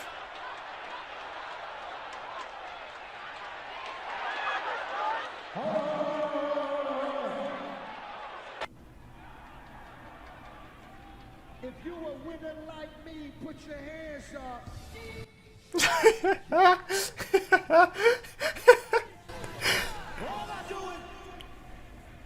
I love the way he moves. There's something about his movement that is so cartoonish. He hasn't even done one song, he just plays shit and yells over it. Yeah. And then he usually turns the song off and like puts the mic to the crowd like, now you sing both verses in the chorus. That was the day Overwatch League died. Amen. I couldn't decide if this was a good idea for a video to make just because of how dark and disturbing it is, but earlier today I saw a thread on Twitter going around listing the most evil artists and musicians of all time, and absent from the list was by far the most evil singer to ever hit the mainstream, Ian Watkins. And I was just shocked that not a lot of people seem to know about this.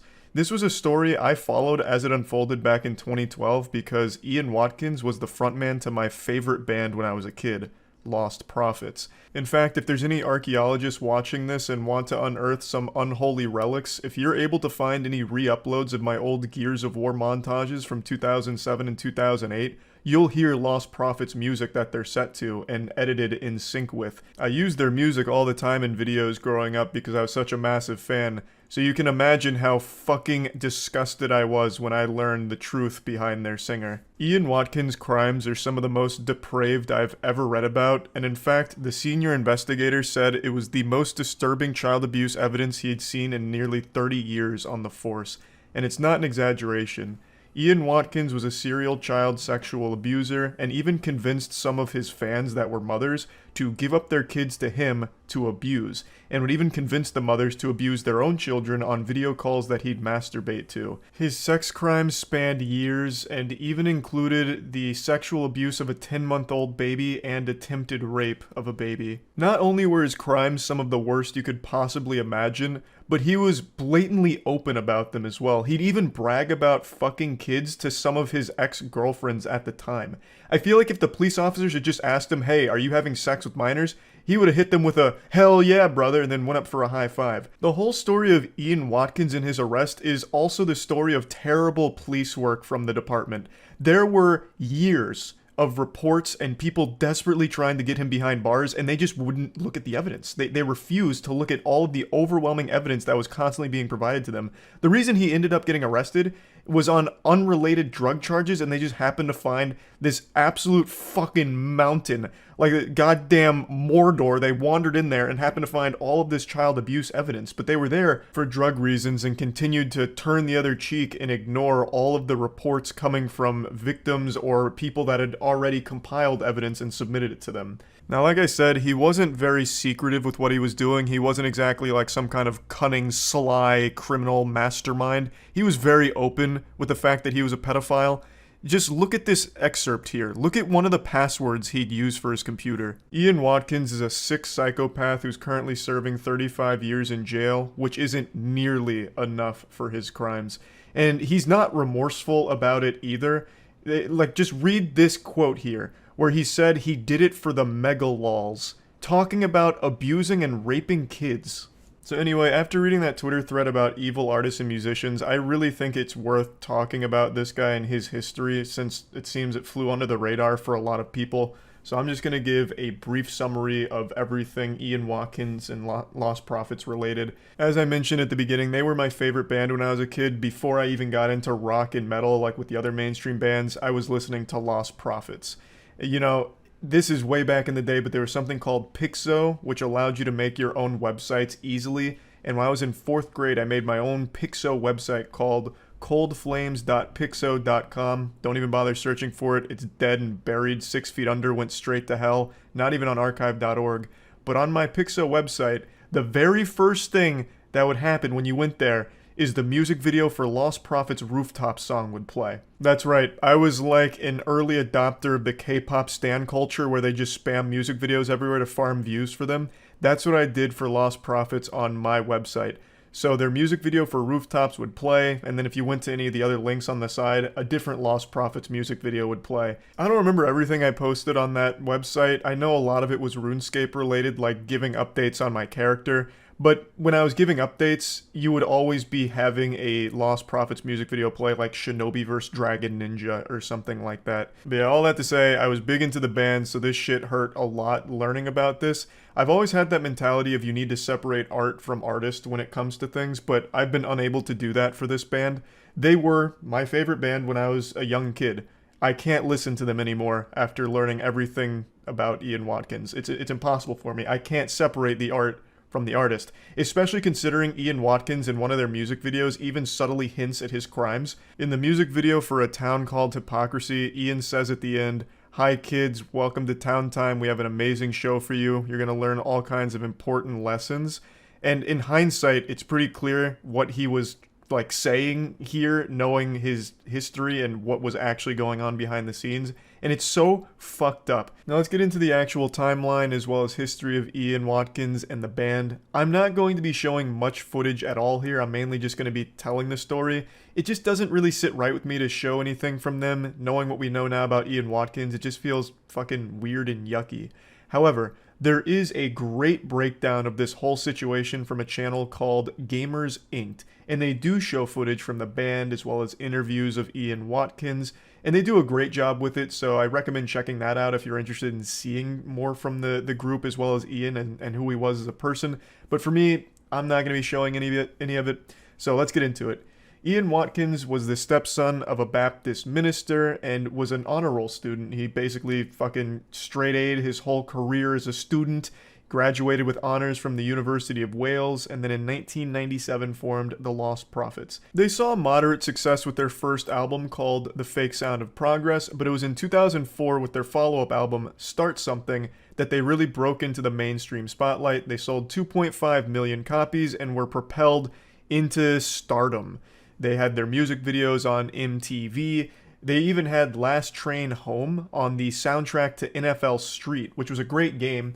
NFL Street had a fucking wild soundtrack, but yeah, they were there. They were everywhere. Montages, back when Halo 2 montages were just starting to get their feet, Lost Prophets really took it by storm. They were a mainstream success, pretty much overnight with Start Something. With all the success came a lot of fans, many of which were underage girls that Ian Watkins would invite backstage after gigs. And from a couple of sources I've read, there were even rumors circulating around this time from media outlets that noted that there were minors backstage at these concerts around Ian Watkins, which made them uncomfortable, but they didn't really report on it or do anything on it, so I think that's a big fucking blunder from them. That is absolutely something that I think they should have raised an eyebrow with and looked into a bit deeper, but regardless. 2004, they had Start Something, they were blowing up. Ian Watkins was already abusing his status and starting to bring underage girls backstage. Then around 2008, he started getting addicted to hard drugs like crystal meth and cocaine. There was even a music insider that revealed more information to the depravity that was happening behind the scenes. They really blew the lid off the case of what was exactly going on back there. One of Ian Watkins' exes gave an extremely in-depth explanation for all of the awful shit that he was doing and interested in, from child pornography to bestiality to him believing he was invincible and untouchable. Her name is Joanne, and she spent years gathering evidence against Ian Watkins in order to get the authorities to take him in, investigate, and arrest him, but was ignored at every possible turn. I think Gamers Inc. video does the best concise breakdown of the timeline here, so I'm just going to play a short clip from it before getting a little more in depth. But did find it strange that there were so many young girls around the band that often. Joanne began receiving disturbing text messages from Watkins in 2008, following an incident in a video discovered by the police, in which the two are having sex, and Watkins is heard to tell Joanne that he can't wait to get you pregnant so they would have a child to abuse. Joanne then received a text message from Watkins in 2008, in which he bragged to Joanne that he had sex with multiple underage girls. Joanne, disgusted by this, went to the police immediately that same day, but unfortunately this would be the first of many instances in which Joanne was ignored. It is worth noting that she did also say some horrible things to Ian. However, her side of the story is she was trying to gather as much evidence against him as possible to submit to the authorities to trap him and bring him to justice. So I think that's worth bringing up. She went to the police multiple times with her phone and laptop and asked them to look into it. Here's all the evidence, now please use it. And they never did. I don't know what their excuse was for not investigating further. Maybe because she was a sex worker for a time, so they didn't take her seriously, but they just wrote her off as an angry ex. Ian Watkins would regularly brag to her about having sex with kids. He would even send her images of actual, like, sexual abuse of children, and they just never took it seriously. At least, not until Ian Watkins was actually arrested, and then they launched a massive investigation and arrested Joanne for possession of those images that Ian sent her. So she got arrested for the possession of the evidence she was gathering for the authorities, who just weren't doing their job here. She was eventually cleared of these charges, but still, just an awful situation all around. He could have been stopped much, much earlier if the authorities had bothered to look into it even slightly. Because, like I said, he wasn't really hiding anything. There were a lot of rumors dating as far back to 2004 about some of the awful shit he was doing.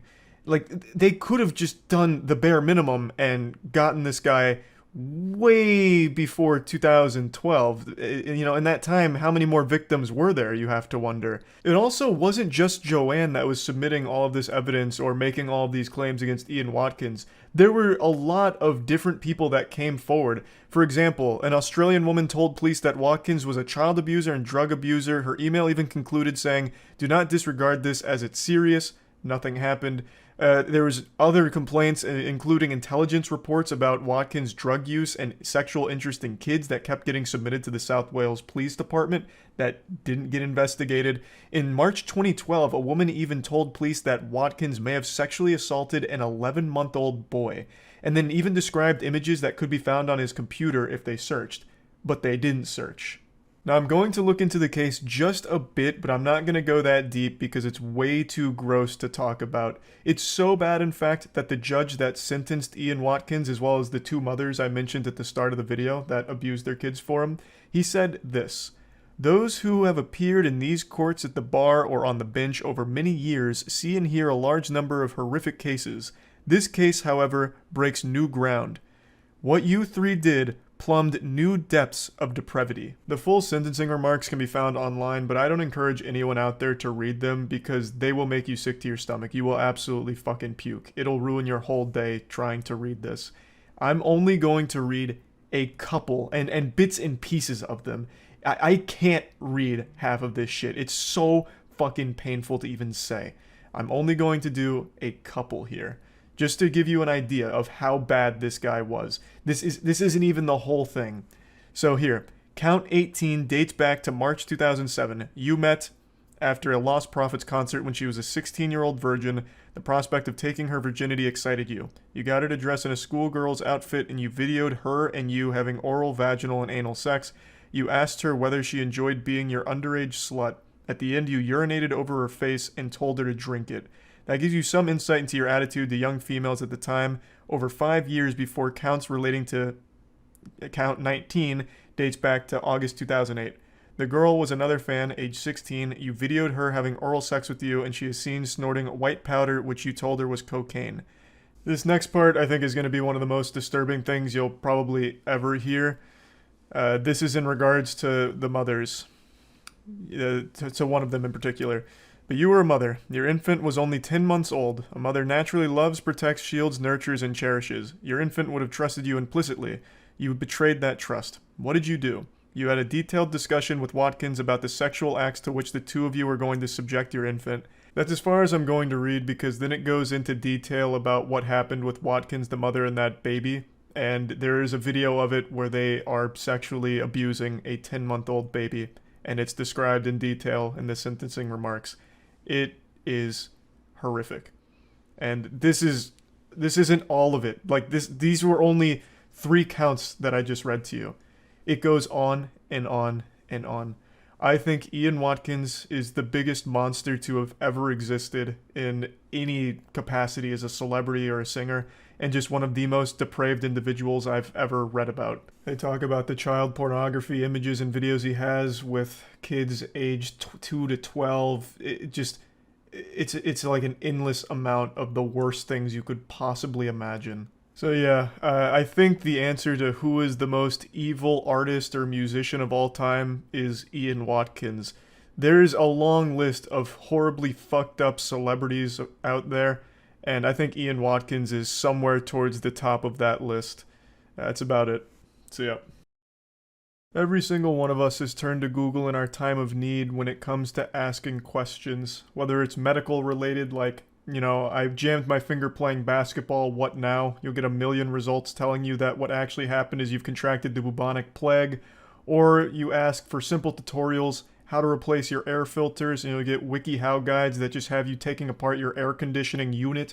Or Quora, God forbid, giving you the absolute worst advice this world has ever seen. Point is, every question we have gets asked to Google, and sometimes you get terrible responses that are outright wrong. And I think this is most prevalent when it comes to phone and technology-related inquiries. I'm sure all of us are guilty of trying the wet phone in rice thing. That was so popular, and as far as I know, actually did work in some cases, where if you like drop your phone in the toilet or in the sink or something, you immediately take it out and put it in a thing of rice, and then like in an hour or a day or whatever, it's better and fixed. Well, it doesn't work for every possible water-related damage to a phone. And that was a lesson that this guy learned the hard way and was not ready to accept, so he made a massive fucking scene about his phone being repaired. Someone just told me this morning, I'm talking about a water-damaged phone. Okay. Someone told me this morning that they put a whole video camera in a bag of white rice and it solved the problem. Okay. Why would it not solve this? This guy looks so familiar, and I can't figure out why. I don't know if it's this leather biker jacket he's got on that makes him look like one of the greasers from The Outsiders or what. Maybe he just resembles a famous actor, like a young Bryan Cranston is what I keep coming back to, but I can't quite put my finger on it. But anyway, he's upset because his phone got repaired, but he's thinking he got scammed because someone said he could have just put it in white rice and fixed the whole thing as if it's some kind of panacea. Like, white rice is this miracle potion that'll fix any phone damage. Because white rice does not repair an electrical connection that's damaged. How do you know what was wrong in there? I went through You didn't need to. I went through it and looked, and I found the problem. I asked you if white rice would repair it. You said no. So you're saying the difference between brown rice, which you tried... I didn't try brown rice. I really wish we had the beginning of this, because it seems like they got into an argument of white rice versus brown rice and what's better at repairing damaged phones. Like, I feel like we've just gone back to the Middle Ages, as if I took a phone back to, you know, the Shire, and I have to consult the local hobbit shaman when my iPhone's damaged. Like, hey, how do I fix this? I dropped it in the pond over there washing my clothes. And he's like, oh, well, Charles, have you tried white rice? Like... I understand the white rice strategy life hack has worked maybe once or twice, or even more. I couldn't tell how effective it is, but it's not going to fix everything. If his phone was left in the water for a while and all the electrical circuits were kind of fried, white rice isn't going to somehow magically repair that. It's going to dry it out, great, but it's not going to all of a sudden like reassemble those connections. I'm not an expert here, but I would trust the person who is. And this is such a nonsensical argument on brown rice or white rice. Neither one of them is going to solve that problem, which this guy just does not seem to understand. It's on camera. That's what you said yesterday. I said brown rice, but I did not say. I said I said rice. I did not say white rice. White rice will repair that. You have said 3 different things since you've stood here. And you lied to me. No. You lied to me. Not once. Let's just wait till the cops get here. Okay. Okay. God, I hate that stupid smirk he keeps doing here. Just so smug. Gives him the most punchable face on the planet. Just a face that's begging for a knuckle sandwich. His attitude too, oh, it's so repulsive. What a piece of shit. You can tell he's having a great time arguing. He's getting off on it. You can actually just feel him busting nuts in his tight little trousers there at how much fun he's having, making this worker's day a little worse, just arguing over nothing. His phone is repaired now, but he's upset because he could have done it with white rice, he says. Well then, break your phone again and prove your point. I want you to now go into that employee bathroom, drop it in the toilet, leave it there for a couple minutes, take it out, put it in white rice, and see if it fixes it. And when it doesn't, I'm charging you triple. I'd also love to know his thought process on getting the cops involved. What are they going to do? Sir, what seems to be the problem? This scam artist, this snake oil salesman fixed my phone when I could have just put it in rice. Throw him in the slammer, please. I could take it apart Okay. and show you exactly. I don't care what was wrong because all it did was slide in water, sir. You told me flat out white rice will not repair that. Flat out. Exactly. Exactly. It won't. Okay. Is that what I'm hearing? I don't know what this fucking guy thinks white rice is capable of. Does he think they're like little nanobots that go in there and repair electrical devices? Like, I don't get it. I don't know why he thinks white rice is just this all-powerful entity that can fix all phones. I know for a fact he's not talking to people in person about this conundrum. He absolutely consulted his reptilian Facebook group and all of them were talking about white rice and chemtrails. So now he charged this place just to be an asshole here. Like, it's so upsetting to see. He fixed your phone already, man. Leave him alone. If you want to go use white rice and brown rice, or, Jesus Christ, even wild rice if we're talking, you know, magic, then go ahead and do that next time. This guy's such a confusing, stupid asshole as well. He said that the employee lied to him, telling him that rice wouldn't work, which it wouldn't, I imagine. But if you went to this store to get your phone repaired, why would you even ask about rice without trying it yourself? Why would you drive all the way there and then ask them about rice when apparently all your friends know better than the expert? Why not just try the rice first and see if it worked? And when that didn't work, go to this guy. Why do this first and then come back complaining about, you know, rice was an option? Well, what you hear and what I actually did are two different things. I don't care what you did. Yeah, you. No, I don't. Okay, so what kind of world do you live in where what is actually repaired and what you're told are two different things, and you don't care to know the truth? I do care to know the truth. Okay.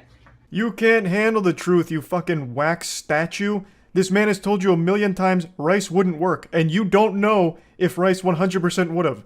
I'm very confident that rice probably wouldn't have, and I don't even know the situation here. So, like, I don't know why he's even having this argument. It's so fucking worthless. He's just here to make a scene because he's got nothing else going on in his life, and he's just one of those people that thrive on controversy, so he's here, and he's just enjoying the misery of this whole situation. I've been told by many people that white rice will do it. Okay. I come in here to your business, you tell me it won't. I can tell you the world is flat. A lot of people will tell me it won't. It isn't. Exactly. Now the NPC's glitching out here. He can't wrap his head around what just happened. He made himself look like an even bigger fool. He's such a stupid douchebag. This again just highlights my point that there is no winning when it comes to customer service. This guy did his job well, did exactly what the customer asked him to do, fix my phone. He did it, and there was still a problem. The man came back the next goddamn day to make a big hoopla about it. It's so frustrating to watch. Again, my heart goes out to anyone working in a field that involves dealing with customers. Like, it's miserable, and I'm wishing you the absolute best. I also hope that the second this video ended, this guy left the store and it was a torrential downpour. Just an absolute monsoon. A biblical storm blew through and once again waterlogged his phone, immediately breaking it. And then he went home, tried rice, and the whole goddamn thing just blew up. And now he's gonna have to get a new phone. That's if there's any justice in the world, that's how that played out in my fanfic. Anyway, that's really about it. So yep. You couldn't even begin to imagine how wacky my day's been. I've spent so long researching one of the most useless topics I've ever invested time into. Celebrity drama, but more specifically, Harry Styles and whether or not he actually spit on Chris Pine. I swear to God, I spent more time studying this phenomenon than I did studying for the SATs back in high school. I don't even know why I've been so captivated by it, but I've truly just been drawn into it, and it's not letting me go. It's just strangling me by the neck like Homer Simpson on Bart. I just cannot get a conclusive answer as to whether or not he actually spit on Chris Pine. Let me go ahead and bring all of you up to speed. Harry Styles and Chris Pine are in a movie coming up called Don't Worry Darling, which has a ton of controversy surrounding it with Olivia Wilde and pretty much the entire cast. But I'm not here to focus on that. I'm here to get to the brass tacks, the really important stuff, the conspiracy side. Whether or not Harry Styles spit on Chris Pine at one of their premiere things yesterday. I showed the clip on stream and gave my take on it. I thought it was pretty obvious that he hawked a loogie on him, just treated him like a fucking human spittoon. This is the video that kicked off everything. This is the patient zero of the conspiracy. As you can see, it looked like Harry Styles spit on Chris's lap, and Chris responds with bewilderment and a bit of shock. My initial response to seeing that clip was, wow, this unhinged goofball just spit on Chris Pine for some reason. And that was the end of it. You know, this whole movie has had a really super silly history to it. In fact, the same day Harry Styles did an interview, and when he was asked what his favorite thing about the movie was, his response was, I shit you not, this is verbatim, his response was, I think, you know, my favorite thing about the movie is that it feels like a movie. And then he continued saying, you know, it feels like a real, like, go to the theater film movie. You know, the reason why you go to watch something on the big screen.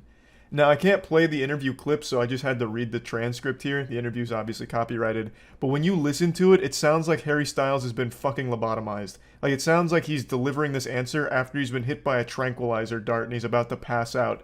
I've never listened to him talk. I've seen him in a couple movies and he's always been okay. I don't really have any strong opinions on him. But listening to him speak unscripted is painful. It actually just feels like I wandered into like the most decrepit bar and I'm listening to a drunk man tell stories. It was bad. But anyway, after seeing the spit clip on stream, I said, yeah, it looks like he just spit on him, you know, no questions asked. I washed my hands of it and that was that. I thought nothing more of it.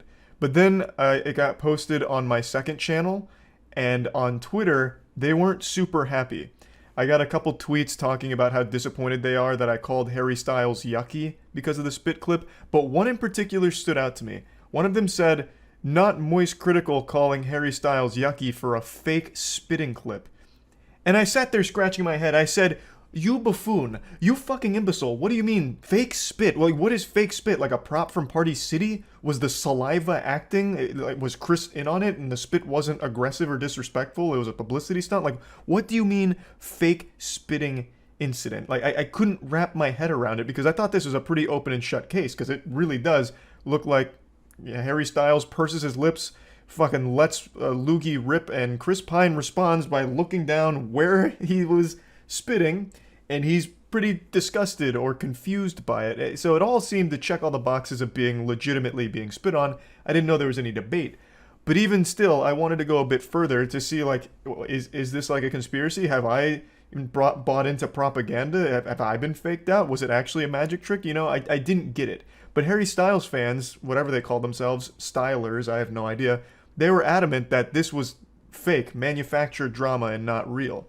So I dug a bit deeper, and I found an alternate angle, which I also pulled up on stream, that further confirmed my suspicion that this was real spit. I'll go ahead and play that for you. So here we can see the event through a different lens. We got a totally different vantage point here, and I think this one's even clearer, because I really feel like I can see spit travel. So then I did what any sensible man would do and slowed down the clip significantly, and I'm not too sure. Like, now I really don't know if it's spit, because there I didn't feel like I could see it as well. When played at full speed, I am convinced that I can see the spit. I see like a little flash leave Harry Styles' mouth and land on Chris Pine's lap.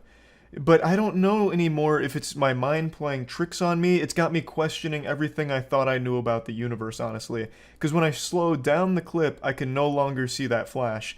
Unless, of course, Harry Styles can spit faster than the speed of light, which, you know, it is a possibility, I suppose. But what makes this even more confusing is the statement that came out, like the official statement to explain this away, did nothing to squash this conspiracy. Because if it's not spit, then why did Chris Pine react that way immediately after the spit would have landed on him? You know, like, nothing really checks out, but here's the official explanation. This is a ridiculous story, a complete fabrication, and the result of an odd online illusion that is clearly deceiving and allows for foolish speculation Pine's rep said in a statement to Variety. Just to be clear, Harry Styles did not spit on Chris Pine. There is nothing but respect between these two men, and any suggestion otherwise is a blatant attempt to create drama that simply does not exist. This is a dog shit response. I'll just go ahead and give Chris Pine's rep a little free advice. In order to, like, actually squash these rumors, you needed to explain what happened. Because clearly something happened. Chris responded to something. There was some stimulus there that Chris looked down and then had, like, a confused moment there, you know? So you needed to explain it, which you didn't. You just called everyone fucking stupid, basically. This is ridiculous, and it's an illusion. Even though it's not an illusion, like, it's a video we can all see, and it's a little fishy that Harry Styles does something weird with his mouth, and Chris Pine responds to it. You didn't explain anything. You just said, you guys are wrong. Source, trust me, bro. Like, that's it. That's not super helpful here.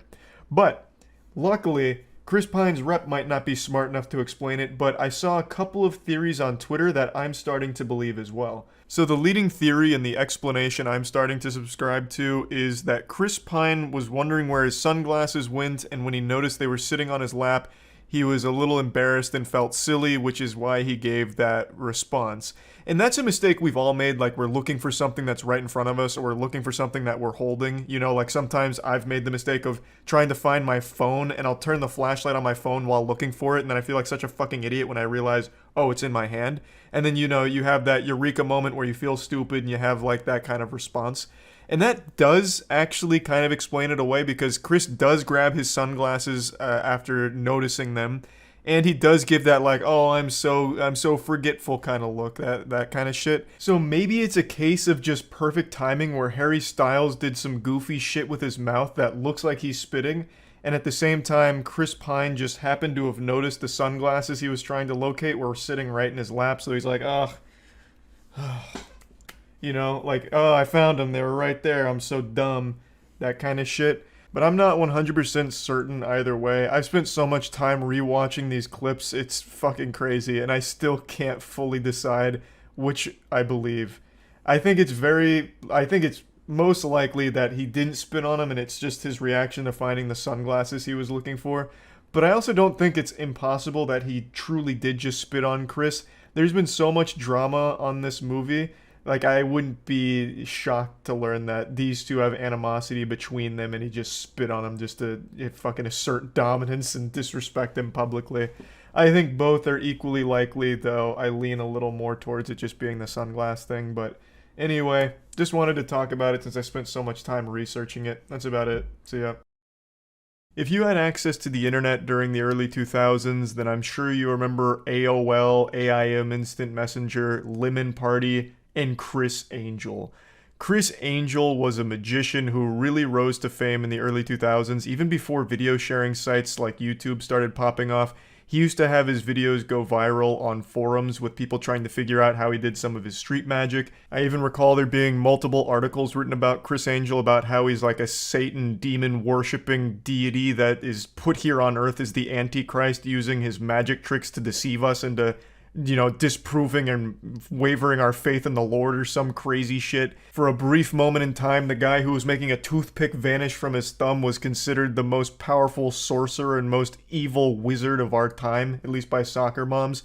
Though admittedly, back in the day, he did have some bloody tricks where he'd swallow a quarter and then cut his stomach and pull the quarter out. And all this controversy and hoopla and hubbub about Criss Angel eventually just served to make him more popular, and he got his own show on A&E called Mind Freak.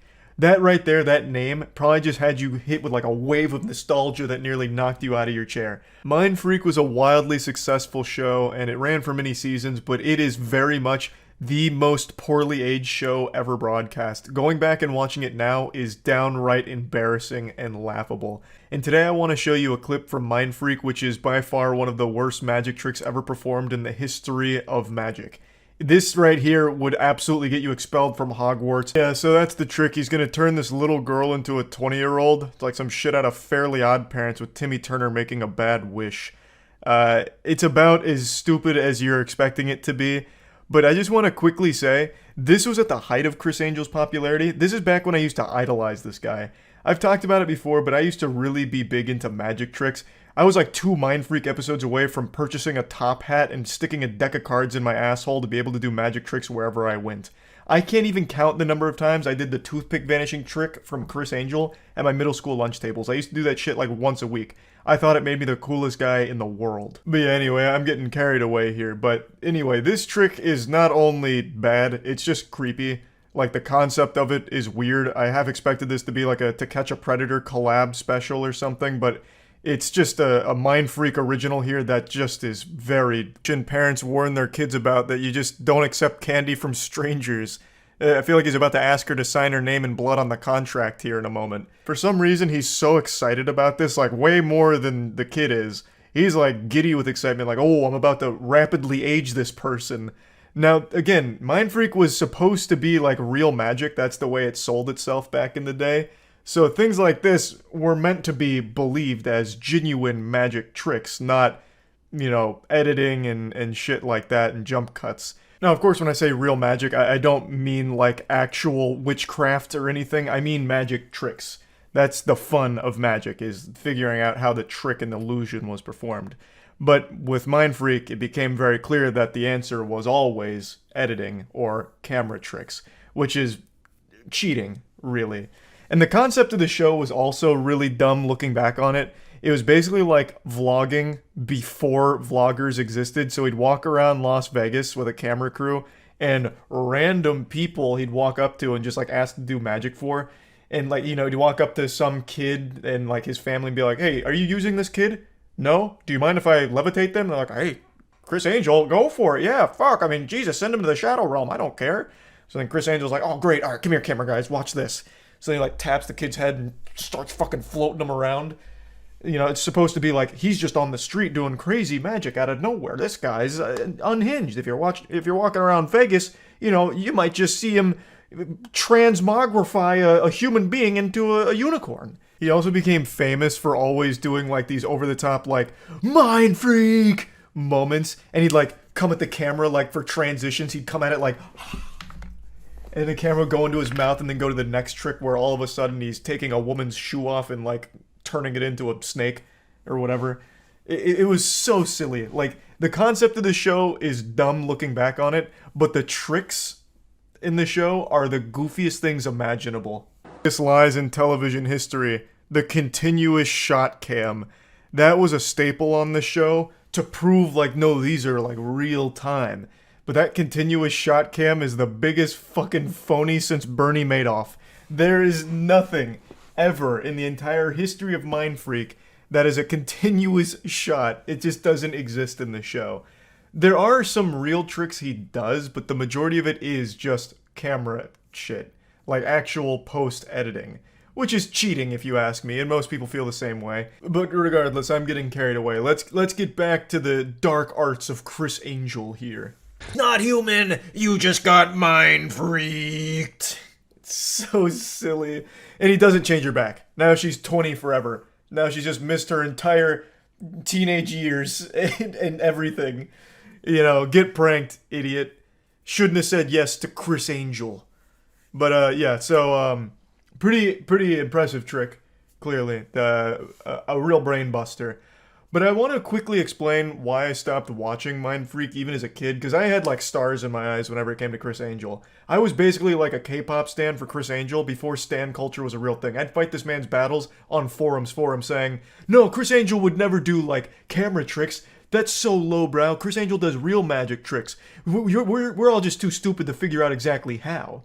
But then he did one trick that was so fucking bad, so insulting, it spit in my face and shattered my universe. Like, I never stopped watching Mind Freak because of the overdose of cringe. I stopped watching because of just one trick that ruined the entire thing for me. It was when he did the Spyglass Hotel escape. It was part of a Mind Freak special where the whole concept was there's this building in Clearwater that was going to be demolished, and Chris Angel was going to go in there handcuffed and escape from, like, the first floor all the way to the rooftop and escape via helicopter, like something out of 007 GoldenEye. So he had to like pick the lock on his handcuffs, pick the locks on every door in the hotel, and make it to the roof. And it was a live broadcast, and you're watching Chris Angel pick the locks and shit, but he's running out of time. And then the cameras go black, completely cut out. and then it goes to the outside shot, and the building gets demolished. It gets blown up, and Criss Angel's still inside, so you feel like you just witnessed a murder. Criss Angel was just publicly executed, buried beneath the rubble. He's dead. And we saw it live. We couldn't save him. He wasn't fast enough. But then miraculously, he emerges from the debris like a phoenix from the ashes, and he's just fine. And that's when I knew it was all a lie from the get-go. I had been scammed. Of course, I didn't believe he ever did real magic. I always knew they were tricks. That's the whole point of magic. That's what makes it interesting. How did somebody do this? How did they pull off the illusion? And the answer was seldomly editing or camera tricks or anything like that, at least back then. But with Criss Angel, it became clear with this trick that that's the number one thing he relied on, because I started to piece it together. The obvious answer for how he did this was, for the live broadcast, he just played footage from like a practice run where he was picking locks throughout the building. He was never actually doing it. Now, for the live audience, he was actually in the building at some point and picked like a handcuff, and then he ran inside only to not be seen again for like 6 minutes. So clearly what must have happened is, for the live audience, he was there and just went out the back door, waited for the building to be demolished, and then just came out, covered himself in dust, and then walked away. For the live broadcast, he just played previous footage that wasn't live, that he had already filmed way before like anything was set up to be demolished. So it was just completely a scam from the get-go. And it made me super upset because I had fought for this guy, like his integrity, for years, saying like his tricks are like legitimate tricks, not just using the camera. But after that, that's when I learned, nope, 100%, that's how he does pretty much all of it. And then if you go back and watch, you can see blatant cuts, blatantly obvious editing, and just a lot of bullshit, which was really sad, because I always had a really special place in my heart for magic tricks, and even to this day, I still really do enjoy like a good magician putting their best foot forward to do something cool, and make me scratch my head going, how did they do that? But with Criss Angel, I then knew it wasn't anything like that. It was all just camera. This was very long-winded, and I didn't even really focus on the stupid fucking aging magic trick. I just think I really wanted to vent about Criss Angel, because I haven't done that, and I just had all of that pent-up disappointment locked inside of me, so it felt cathartic to get it out to you right now. So yeah, that's about it. So yeah. There is no greater motivator than the desire to prove someone wrong. One of life's most wonderful pleasures is a simple "I told you so." Whether it's being proven right about something or successfully doing something that people said you couldn't do, it's just such a powerful feeling that feels amazing. And last night, I got to enjoy this sensation to the fullest. For a long time, people have always criticized me for some of my food takes, and they've always fallen back on the belief that if I was blindfolded, I wouldn't actually be able to tell the difference between a Burger King meal and like a Wendy's meal or something. The arguments have been that my food takes are primarily influenced by my opinion of the establishment that produced the food as opposed to the food itself. So I'm never grading the food based on the food's quality, more so I'm grading the actual restaurant, Burger King, for example. So I'm never getting an objective, unbiased perspective on the food that I'm consuming because I'm blinded by my hatred of Burger King and it's tainted my taste buds. Whereas I completely disagree. I think I deliver a scientifically significant evaluation of the food that is objective and hard-hitting facts. There's no feelings involved.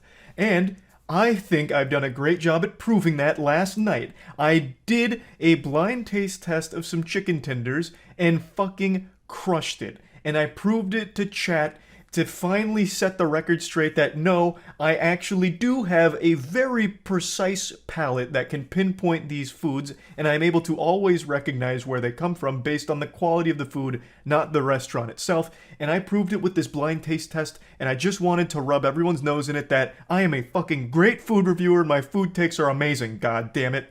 So big shout out to Rizzo for this idea for a video we did together last time he was in town. I'll put a link to the full video in the description. I'm just going to show some clips from it just to prove my point and take a victory lap.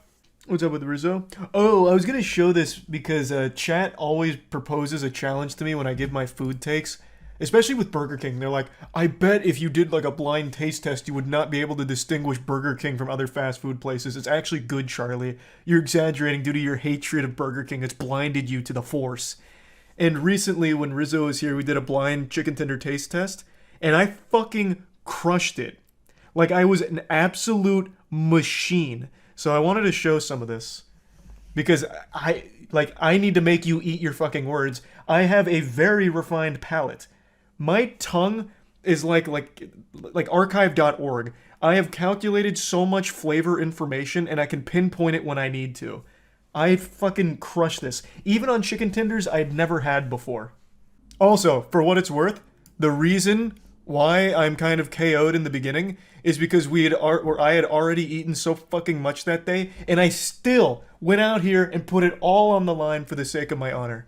Here, just watch the master at work. Like I'm a savant.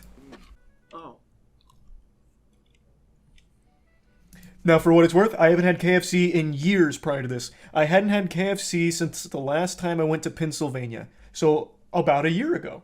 Maybe a year and some change. So, it had been a long time. And yet, still, watch. Look at this reasoning. Information, calculating. So, I don't know. I don't think I've had this before. Is this, Chucky's Bare Ass Chicken or whatever it is?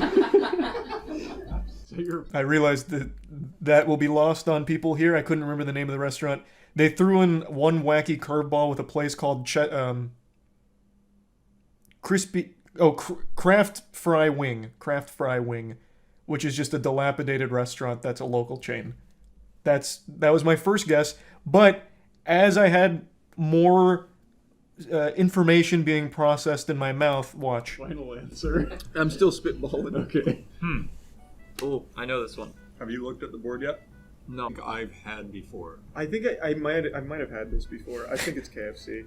Look at me go. I'm in the flow state. I think Kraft Fry Wing is going to be. You're going KFC. I want to be different. Yeah, I'm gonna go KFC. I'm gonna go. I feel like Checkers is gonna put some fry seasoning in that bad boy. I can justify KFC because it was very oily, and last time I had KFC, it made me like sick with how much oil they use. So I'm gonna go KFC. I'm gonna go Culver's. And I killed it. KFC, baby. KFC as well. All right, Caleb. What's the reveal? Do it. Let's go. And that's just the first of many. I'm really gonna need to make. All right, go ahead and try. Here you go, buddy. Oh, just from feel. This is a very small wing. Whoa, this is different. What is this? I know immediately what that is. Hey, watch this. Wait. I'll be quiet. I'll let you guys take a bite, but I know what it is. There's only one place in the world that does that. That does what? Fried chicken? Fried chicken that way, where it's like a saucer. This reminds me of like a dino chicken nugget from my freezer as a child. This is why I know what it is. It's Culver's, just in case you're wondering. Oh, he's too good. Just too good. Too good. So, I nailed it. Have that bread. Let me go first this time. Now, this was a curveball. That is. Now, you may remember I talked about this on stream. This was one of the worst chicken tenders I've ever had in my life. I love the Popeyes chicken sandwich. It actually goes so hard. These chicken tenders are a joke. You get like one tiddlywink of chicken that's been sitting out in the rain for a week. Look at that chicken tender. Look at that. Look at how bad that tender is. I don't know if all of them are like this, but the chicken tenders we got from Popeyes here were completely unacceptable and ruined my perfect record. I got it wrong because I would have never guessed that Popeye's chicken tenders were such a far cry from the quality of their chicken sandwich. That's really weird. That is. I instantly pinned it. Like, look at that! Look at that! Look at that! That's a crime! Look at how terrible that is! Like they fried some fucking shoelaces. It's Checkers. Hey, Matt. Mine's really bad. The confidence. If I may explain, the reason I was so confident that it's Checkers is because I've never had their chicken tenders, and Popeyes and Checkers use very similar seasoning. So I was able to reason a little bit that it's probably not Popeyes since their chicken sandwich was so good, thus it must have been Checkers. I shouldn't have fallen victim to my own hubris like that. Mine's really bad too. Yeah, that's very, very, very not great. I'm gonna bite from the other side because it feels meatier. I feel like I just have to trust Charlie, but I don't want to just copy him. He's too quick with his guesses. I told you I would be nuts at this. Man, this is actually really hurts, to be honest. It should have been. This shouldn't have been Popeyes. Let's see what it was. We've been fucking Schmeckeldorf, boys. What? There's no way. That was some That of was the Popeyes? worst chicken That was I've ever horrible. had. No, that was really bad. What? Yeah. That Like was not really even like, bad. ooh, it's a bad chicken. That was just gross. So I have a conspiracy. I think this was intentional sabotage from the Popeyes chef that day. They must have heard some whispers that Charles was doing a blind chicken tender testing, and they wanted to throw me a curveball to really test my grit. And I didn't expect that today, or on this day rather. I thought this was going to be, you know, by the books, very fair, over the board, no underhanded shady business. But then they served us poop. So I could have never expected that. That was Popeyes? But also, in my defense as well, I pulled this up on stream. The Popeyes chicken tender never looks this fucking horrible. Like, they don't look like this normally. They simply don't. The normal Popeyes tender looks pretty similar to the chicken in their chicken sandwich. So we got a truly bad batch. Like, look at how different that is. What a far cry from what we received. I don't know. Don't try it. Don't try it yet. I can tell just by feeling it. I can tell just by the scent. Oh, this one's still warm. Wow. Oh my god. Oh, that's Kraft Fry wing. Oh. Look at how easy it was for me. I don't want to bite into that like Wait, fully. just smell it. It feels so old, like a shoe. Oh. That has to be. That is Kraft Fry wing.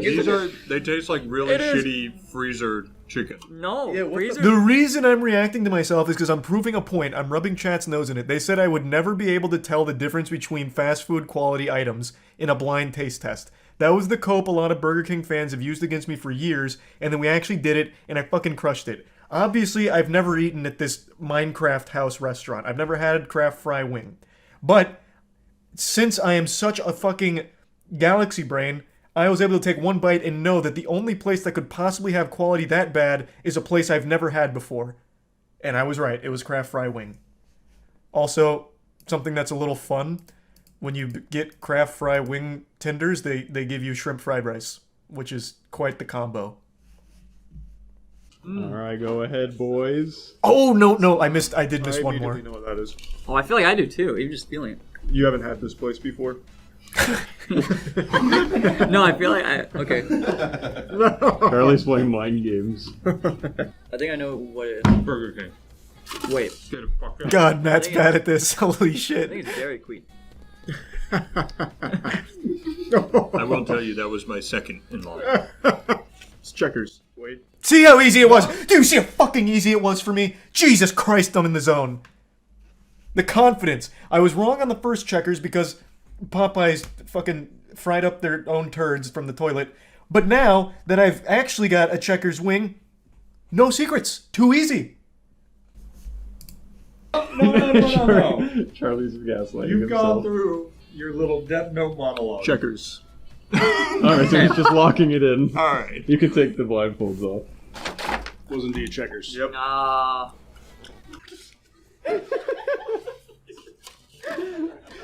Wait. Yeah, I think it's impossible to get this one wrong. Wait. Why would you do this to me? Yeah, let's see. Yeah, Burger King easy. Oh, I just like dipped it. my whole fingy in there. It's like on the chicken. Yeah, wait, what? Is it coated like the whole thing? No. Not like No, just a little bit. Mine is for sure. Mine's drenched. Oh, God. Is it great? No. Oh wait, Oh, not bad. there's not even Not any bad. sauce on this side. I'm so proud of my There's no performance lunch here. outside. Oh, you know, actually, I think I have had this. This is the Zaxby's sauce. I'm thinking Zach's. Oh, too good. Too good. Mustard at all. That was a red herring. Red herring. This is Zaxby's sauce. This is Zaxby's chicken tender. I don't know all that, but yeah, I think it's Zaxby's. No, what do you think? Show me the Zax. You guys have to feel so silly seeing me in my fucking element like this, proving you wrong. Oh, it's so good. I'm too fucking clean with it. We don't have to watch the rest of it because the rest are kind of easy. DQ, obviously, I was going to get. PDQ, I would never get wrong. Chick-fil-A, anyone would get that right. The only other one I got wrong was King of the Coop, and that's because, once again, they served this one of the worst pieces of chicken of all time. Like, I could have never predicted that they would have given us that. I've had King of the Coop before, and it's never been that bad, so I didn't pin it. And you can't really blame me for that. That's just an unlucky circumstance. And no, we don't have Canes here, but I would have easily been able to pin Canes. Canes is pretty unique. I've only had Canes once, but I'll never forget it. It was pretty fucking good, actually. I look back on it kind of fondly. Thanks to Resub Stallion. Should do a blind burger taste test to prove even more. That would be pretty challenging since a lot of fast food restaurants use very, very similar burgers. I think I will always nail Burger King though, because theirs is a special kind of dog shit. Very evil. I don't understand what's going on in the world right now because there is a cheating scandal in every single sport, every game, every hobby in the entire world, all happening at once. This is like something out of the Bible to signal a doomsday or an apocalypse. Today we're going to be talking about a Call of Duty cheating scandal, but not so much the cheating itself, more so how one YouTuber took a huge L trying to suckle a drop of clout out of the situation by posting an embarrassing video about it. I'm not a huge fan of Call of Duty. I haven't been a fan of Call of Duty in a while, but I am a big fan of clowns. And yesterday these two worlds collided when Doug Censor Martin made his exposed video on Nadia, a person who's been accused of cheating for a while now. Doug kind of hyped himself up as the authority to bring down judgment once and for all and bring the truth to light. He dusted off the monocle and got to the bottom of this case like Scooby-Doo and the gang to solve the mystery here. But unfortunately, he posted turbo cringe on main, and as a result, the entire community's been dunking on him and he's caught more shit than a latrine. It would have been less reputationally damaging if he posted his own sex tape on his channel. Would have been a lot less embarrassing. Now let me just go ahead and break down the situation here to bring you all up to speed, since I'm sure a lot of you don't know exactly what I'm talking about. Right now there is a massive Call of Duty streamer named Nadia. She mainly plays Warzone, Rebirth Island, and she's massive. And she's had a ton of cheating allegations against her for quite a long time now. A lot of people analyzing and going over very suspicious and odd moments from her streams, as well as some peculiar things that have popped up in terms of like aim locking and tracking and shit like that. As well as recently she went to a LAN tournament and didn't perform super well. She went like 4-15 in one of the bigger matches. So people were confused on why she plays so well at home where she's dropping like 50 bombs and absolutely spanking people, versus on LAN where she goes and just doesn't do super well. So there's just been a lot of videos breaking down and analyzing suspicious moments from her streams and explaining that there's a chance she's cheating, though nothing's 100% proven as of right now, but it is a very peculiar situation, one that I'm not super familiar with, so one that I'm not going to opine on heavily, but that's the gist of it in a nutshell. And Doug Censor Martin stepped into the spotlight to try and be the authority on whether or not she truly is cheating. And this backfired on him terribly. So yeah, I'm not really here to talk too much about the possible cheating itself. I'm just here to laugh at this awful video Doug made.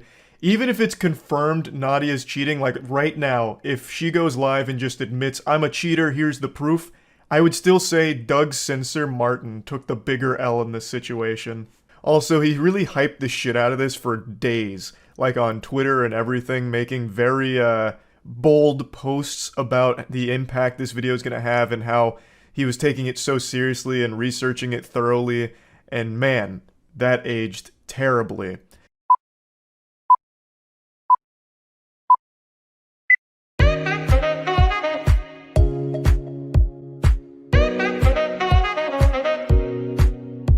Right away you can tell the vibe he's going for is douchey, over-the-top goofiness here, but it conflicts with the tone he set prior to its release, talking about how seriously he was taking it in the investigation that he was conducting, only to release this little circus video. So immediately people were pretty turned off just from the intro alone.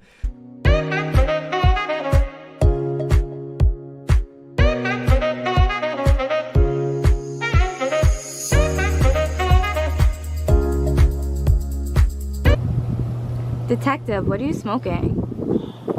That Nadia pack. Wait, isn't that your $1 million Armani suit? Just buy another one. Behold, the comedic stylings of Doug. I bet you have to pick yourself up off the floor after laughing so hard and falling out of your chair. But that's a side-splitting humor you can expect to find from Doug here. No doubt this man's going places. He's probably going to start writing jokes for Amy Schumer next. I mean, this is just good stuff. This bit drags on for a very long time here, and I have no doubt that it's this long just for the sake of padding the video length, because the video is 8 minutes and 3 seconds, so I feel like he just front-loaded it with this trash in the intro to make sure that it breaches 8 minutes for the mid-roll ads, because I have no other explanation for why it goes on for as long as it does. I'll spare you the next like 45 seconds of this shit and just get to the part where he starts talking, but I do want to at least mention that last night I was talking about this on stream and Doug was watching and he took it like a champ, so good on you, Doug, for being able to roll with criticism, but this is a video that should have just stayed as a bad idea in your head. You should have never posted it. 98! Ugh!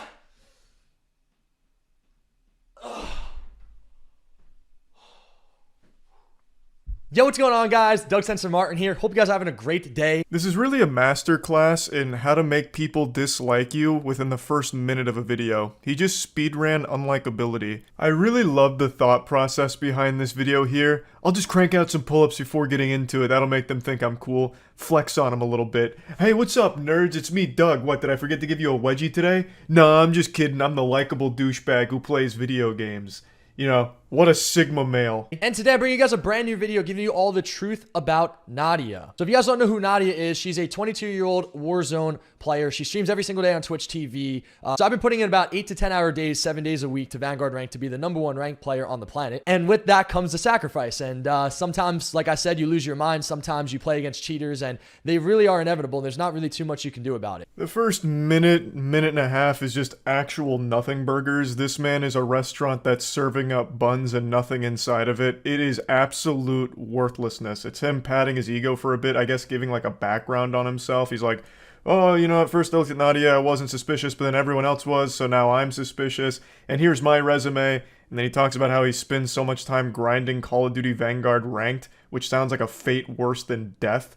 And then he finally starts getting into something that's even remotely related to the topic. This girl really got people hooked. So I'm clicking the video and I'm watching it, and they're slowing everything down in slow motion. They're showing our aim drags from one person to another. They're showing a bunch of these different clips of these characters moving like magnets and their aim snaps on them. And just being a guy who's been around competitive Call of Duty for as long as I have and seeing as many things that I've seen, this is no news to me. I've seen stuff like this so many times before. And my brain just started to think, and I'm like,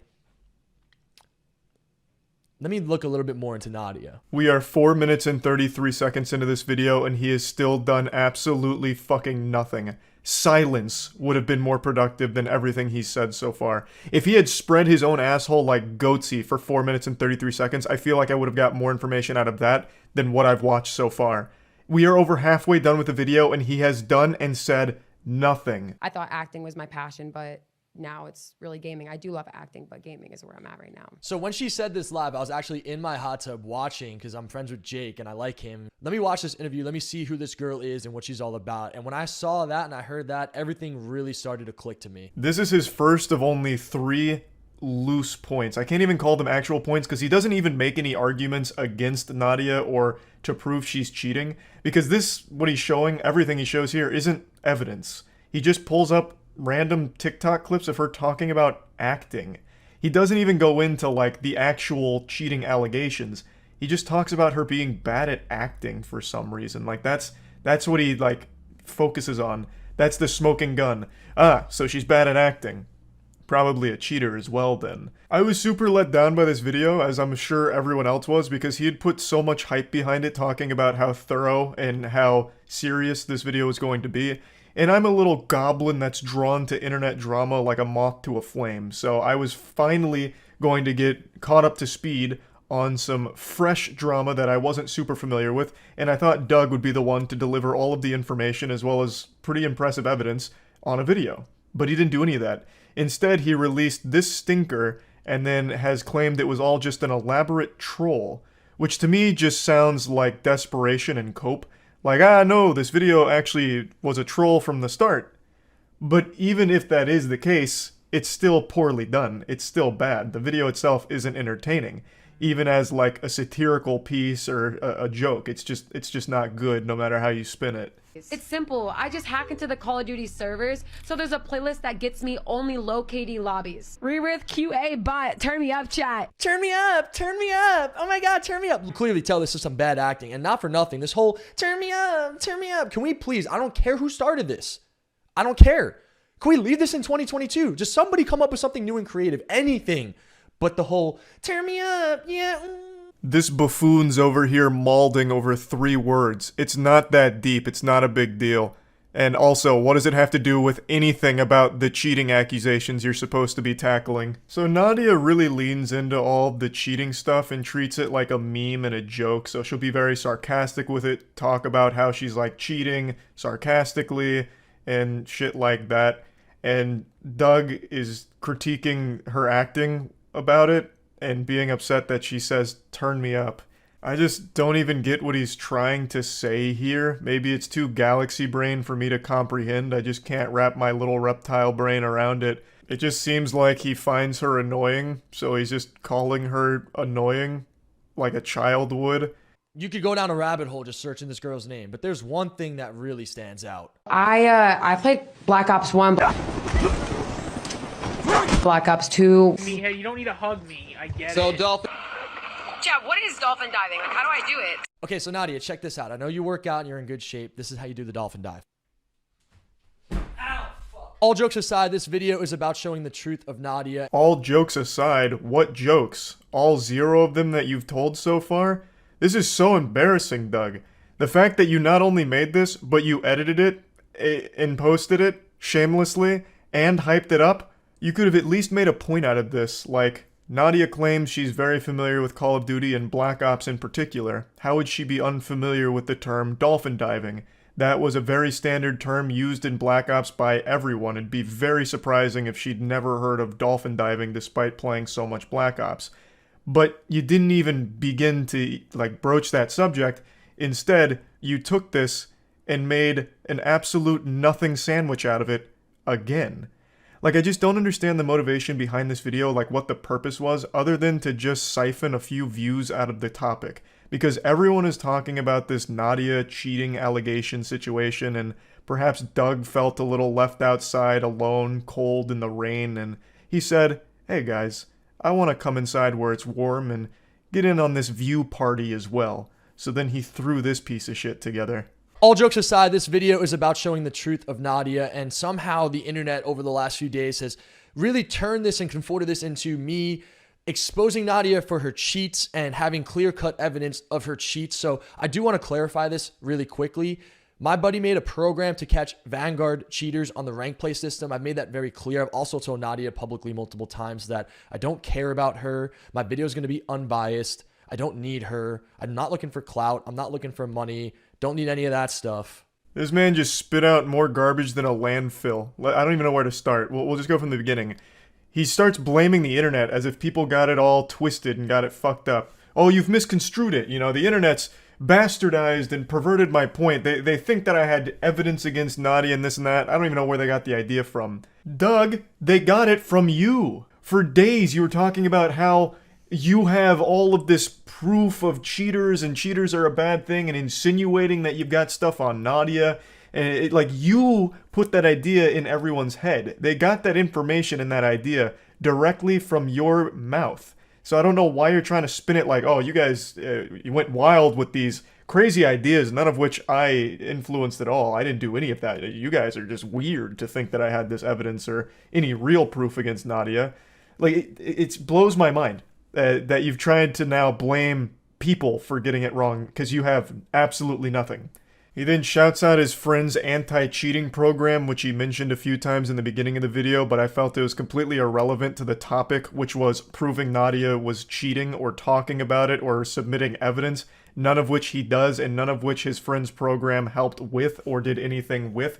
So it has no purpose in the video other than like a hashtag ad, I suppose. I don't really know. And then he goes into the biggest lie I've heard in a minute. This is a straight cap from top to bottom. How he's not doing this for clout or attention or anything. That's all this was. Oh, here, I'll make this weird fucking video Like, you did all of this for clout, 100%. There's no other motivation here. I guess you can fall back on the defense mechanism of calling it a troll, but even still, it's done poorly. So if the goal was to troll people, you did it at the expense of your own reputation and the goodwill from the community that you still had left over. So the joke at the end of the day is on you. So the real only purpose to the video was just views, which you got because this is more viewed than your recent uploads, but I just don't see why you do it when it comes at such a high price to your image. There's really nothing in this video. This video is like 99% you just working out or flexing and talking about nothing. You don't even really mention Nadia's cheating allegations or provide any evidence. You provide legitimately no evidence. You don't make any points. You just don't talk about anything in the video. There's just nothing of substance here. So there's only one conclusion to draw. That you did this whole song and dance, you made this video for clout. It all just became clear.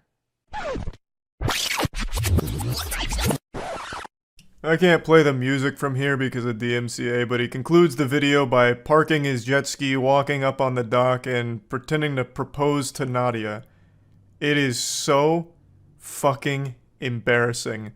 Everyone with eyes was sad to see this. It is painful to look at. So yeah, I just wanted to talk about this a bit because Doug just really made a complete fool out of himself. That's about it. So yeah. Yeah, I'm a filthy little greasy goblin today. Clearly I haven't showered yet, and maybe I won't shower today. That's the beauty of being an adult. I get to make my own gross choices.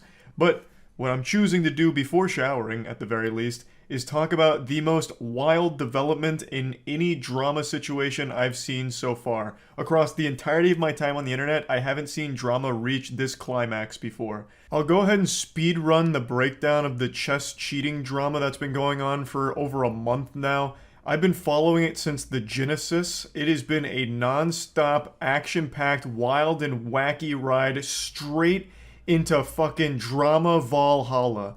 It has been the gift that just keeps on giving. The carved wood drama is unlike anything I've seen before. It all started when Hans Niemann played Magnus Carlsen at a tournament. Hans Niemann beat Magnus Carlsen, which was a surprise to the entire chess world since Magnus Carlsen is the best. And then Magnus Carlsen made a loose accusation of cheating against him. The entire chess community then started accusing him of cheating against Magnus in order to win. That's when the anal bead cheating theory was hatched. Some people speculated he may have had Stockfish, a chess engine, stuffed into a small butt plug that he inserted into his asshole before the tournament, which fed him the correct moves. This was more or less just a meme theory, but a lot of people truly believed Hans Niemann was cheating. Eventually, it came out that Hans Niemann did actually cheat in online games. Hans Niemann even confessed openly to cheating in online games, but maintained his innocence in over-the-board physical chess matches. And then Chess.com came out with evidence against Hans Niemann that he has cheated in more online games than he initially let on, including online games for tournament money, and more than he had initially said to the community. And that's where the drama had stopped until today, where Hans Niemann published this lawsuit going after all of the people that have been very staunchly against him and hard accusing him of cheating. A $100 million lawsuit has just been filed by Hans Niemann against Magnus Carlsen, Magnus Carlsen's company, Play Magnus, Danny Wrench and Chess.com, and Hikaru Nakamura. A $100 million minimum lawsuit. Now, this is a defamation case. Hans alleges that all of the cheating accusations he's been slapped in the face with have had a detrimental impact on his career and his reputation, and also are hindering his future in the profession that he's dedicated so much time for, which is obviously true. I think there is somewhat of a real concern of being blacklisted from tournaments going forward just based off the reputation as a whole. But also, Magnus Carlsen said he refuses to play Hans Niemann. The last time the two met each other after this cheating scandal, Magnus Carlsen resigned after 2 moves. He just fucking rage quit. Man just fucking disconnected the Ethernet cord and left the Call of Duty lobby. He just outright immediately forfeited because he just refuses to play Hans Niemann, believing that he's a cheater. So this means that if a tournament wants to have Hans Niemann and Magnus Carlsen competing, they really can't. They'll have to choose one or the other, because if the two meet again, Magnus will likely just flip the board once again. So this could absolutely impede Hans Niemann's career going forward, as well as the opportunities and tournaments he can play for. Now again, I really do want to drive this home. While Hans Niemann has publicly confessed to cheating and chess.com has publicly come out with more evidence to confirm his online cheating, he still 100% maintains he's never cheated in over-the-board chess, and as of this moment, there is still not concrete 100% confirmed proof that Hans Niemann has cheated in over-the-board chess or cheated against Magnus Carlsen. And we may never know if he did. You know, we can't go back in time and spread his butthole in front of the camera and check if there's anything there. We just don't have that ability to do that yet. Now, I do want to mention there have been studies run on Hans Niemann's performance, and some of them raise some concerns amongst the community. There also have been chess engine correlation reports run on Hans Niemann's games to see how many of his moves correlate to moves engines would make. But all of these, as I understand them, aren't definitive proof that he is cheating. So we just don't know for sure yet. Everyone's going to have different opinions on it, and it's just such a messy situation. And now we have this lawsuit to dissect. So, like I mentioned, he is suing some of the people that have been hard accusing him of cheating for at least $100 million. I'll go ahead and stand up in front of the class and read it out loud. Accordingly, Niemann is entitled to a money judgment against defendants in an amount to be determined at trial, but not less than $100 million, including compensatory, consequential, and punitive damages. So this is where the at least $100 million comes from. It looks like, you know, he's not going to settle for anything shy of $100 million. He won't even get out of bed for anything below 9 figures here, which seems like a lot right away. I bet you could add every single chess player's winnings for the last 100 years together, and it wouldn't even come close to 100 mil. So this number is shooting for the stars here. And just for reference, here's the top 10 all-time prize money winners. They're not even breaking 10 mil. So it really seems like that number is way out of proportion here. Hans Niemann could play chess professionally for the next 1,000 years and never even come close to earning $100 million. So those damages seem outrageous, but I'm not a lawyer, and from what I understand, this is very normal in defamation cases where they just put an absolutely astronomical number there just to try and get as much juice for the squeeze as possible and make it like as big and scary and intimidating as it can be.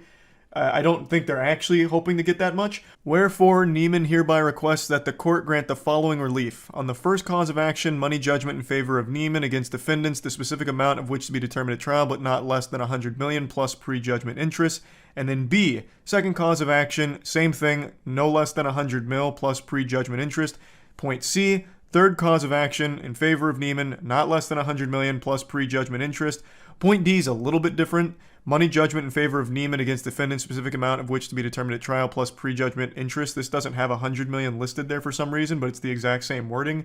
And then point E, fifth cause of action, no less than $100 mil. Now this is where my little reptile brain started to malfunction and overheat here, because it looks to me like it's 4 separate asks of $100 million each, which would be a $400 million total. And that's how a lot of other people interpreted it as well.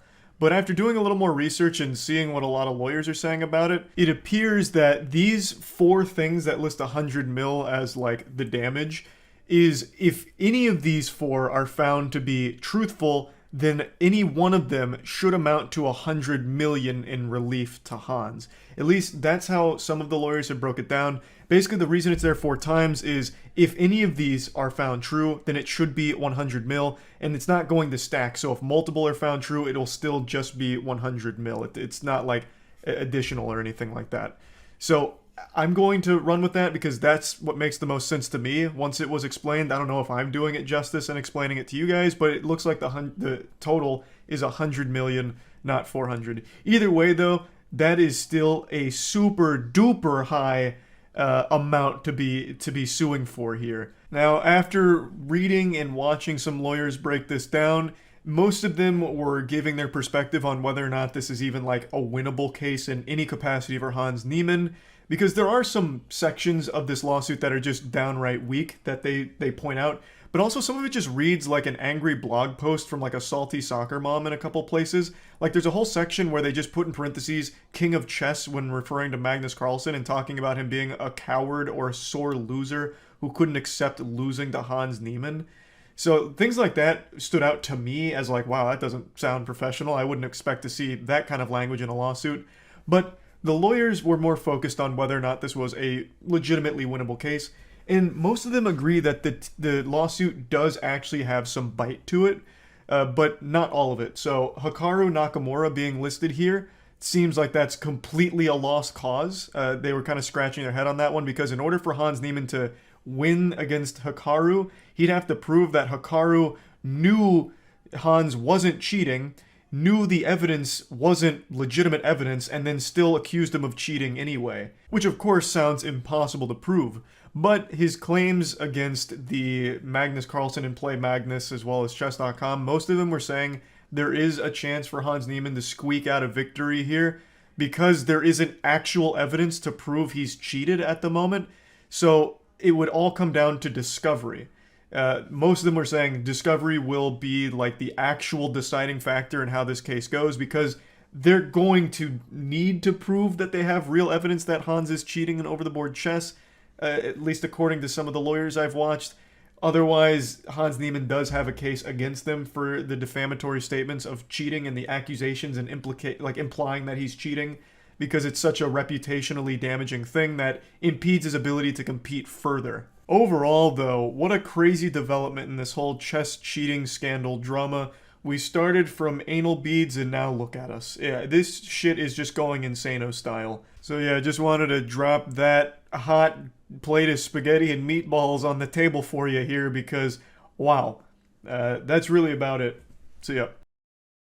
There's been a lot of police chases that have been happening recently. Some of them have been absolutely wild rides, but there's one that flew under the radar many years ago that happened in Ireland, and it is one of the most confusing chases I think the world has ever seen, and I've just recently had my third eye open to its beauty, so I want to share it with all of you so that way you too can experience the bewilderment of this police chase. Your usual police chase in Ireland. Oh, holy shit. Oh god, the boys are back in town, fuck. Oh god.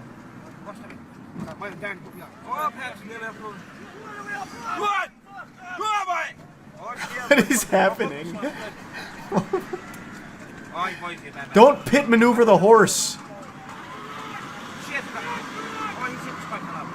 Just give it a carrot or something, they like that. Oh Jesus, he's drifting. Next, Fred Flintstone's gonna come out here with the fucking foot-powered mobile.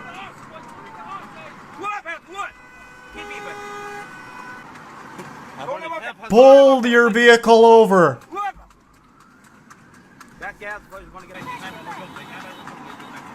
So are we in a police car right now or a normal car? It almost seems more like a police escort.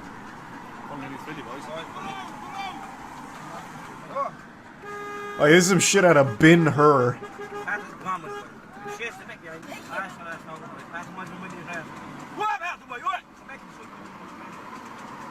What kind of vehicle even is this? What kind of contraption am I looking at?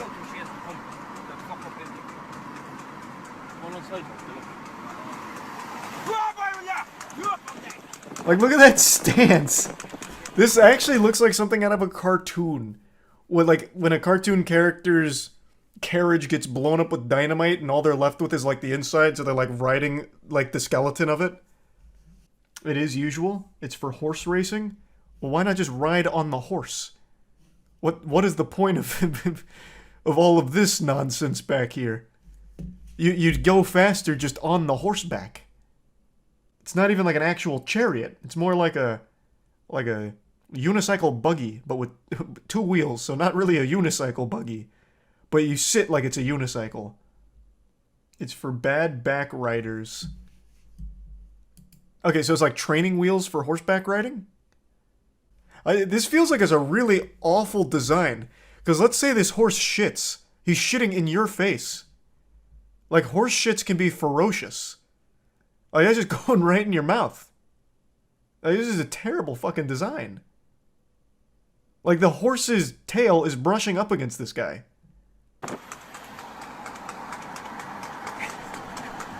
I love the trotting sound. It actually sounds like stock sound effects.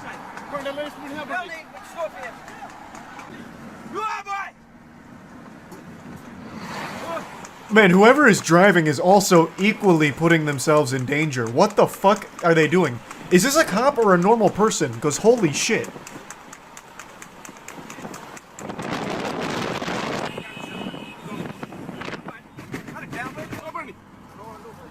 This is absolutely just a normal civilian. 100%. Also, I've never been to Ireland. This road design is fucking weird. You have one lane going this way, while every other lane is going this way? Fucking design is that? No, they're driving on the wrong side? What? There's been like 5 cars driving this way. They almost got hit by a truck that's driving this way. They drive on the left. No. That I get. But it's only one lane. Oh, everyone was driving the wrong way. Oh, what the fuck? Wait, literally everyone is going the wrong way. I thought it was just our protagonist. Oh, fuck me. I thought they only had one lane going this way, and it was this one. But actually, everybody was going the wrong way. Oh, Jesus. Oh my god, he's fucking booking it. The horse owns the road now. What is the conclusion to this?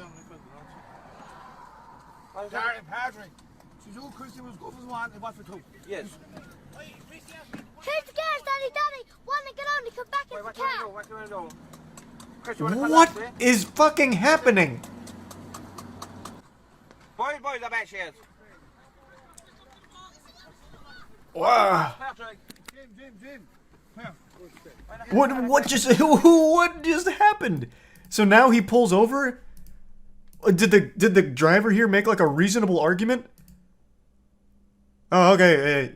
I didn't realize I couldn't do this. They're blaming the horse. How could you have done this? The rider was held hostage. It actually is all the horse's fault. Now they stop to lecture him on the middle of the fucking freeway.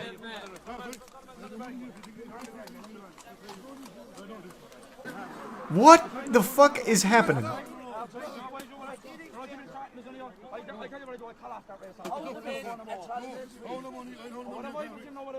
How did a crowd gather so fast? That's what I'm wondering. Everyone just stopped their commute to go ridicule this guy? Alright, everyone back to your cars. Everyone back to your cars. He wants to ride a horse around? Let him ride a horse around. Wow. This only has 9,000 views. How the fuck did this fly under the radar? This is the most baffling chase I've ever seen in my fucking life.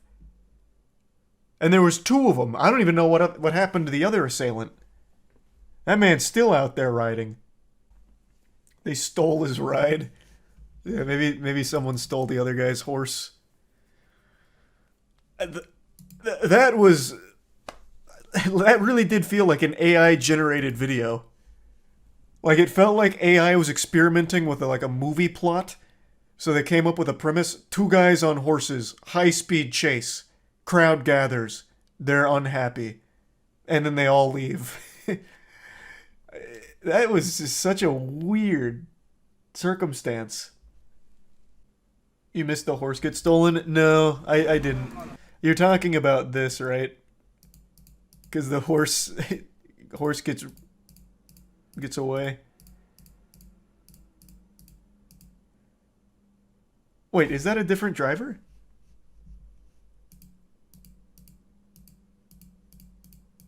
A different operator? Holy shit, his fucking horse got stolen. How in the... What the fuck? No, wait, it could have been the first horse guy. Like, maybe the other horse guy caught up. Nope, the other horse guy is not wearing a blue jacket. Holy shit, that man just got horse-jacked. That shit got yoinked. This is so confusing. Where does he come from? Okay, so now that's where the switcheroo happens. during all this commotion. So he rolls up, and then and then that's where Blue Jacket guy comes in. Yeah, it actually is like a Red Dead online server. Yeah, they must have known each other. Or it's the most polite horse theft of all time. It's called harness racing. That explains almost nothing. Like, the apparatus is still very silly, but yeah, I mean, that could be what it's called, like what it's normally used for. That answers no questions about this whole situation. They are all Irish travelers from the same group who organized an illegal horse race. Okay, okay. That I could make sense of to some level.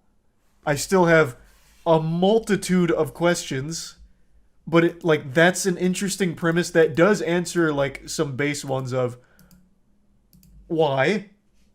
How do you determine a winner here though? And why are they getting mad at him? So he gets like a public shaming here, like it's Game of Thrones. If they all organized it together, why are they all of a sudden mad? Because they were they were betting.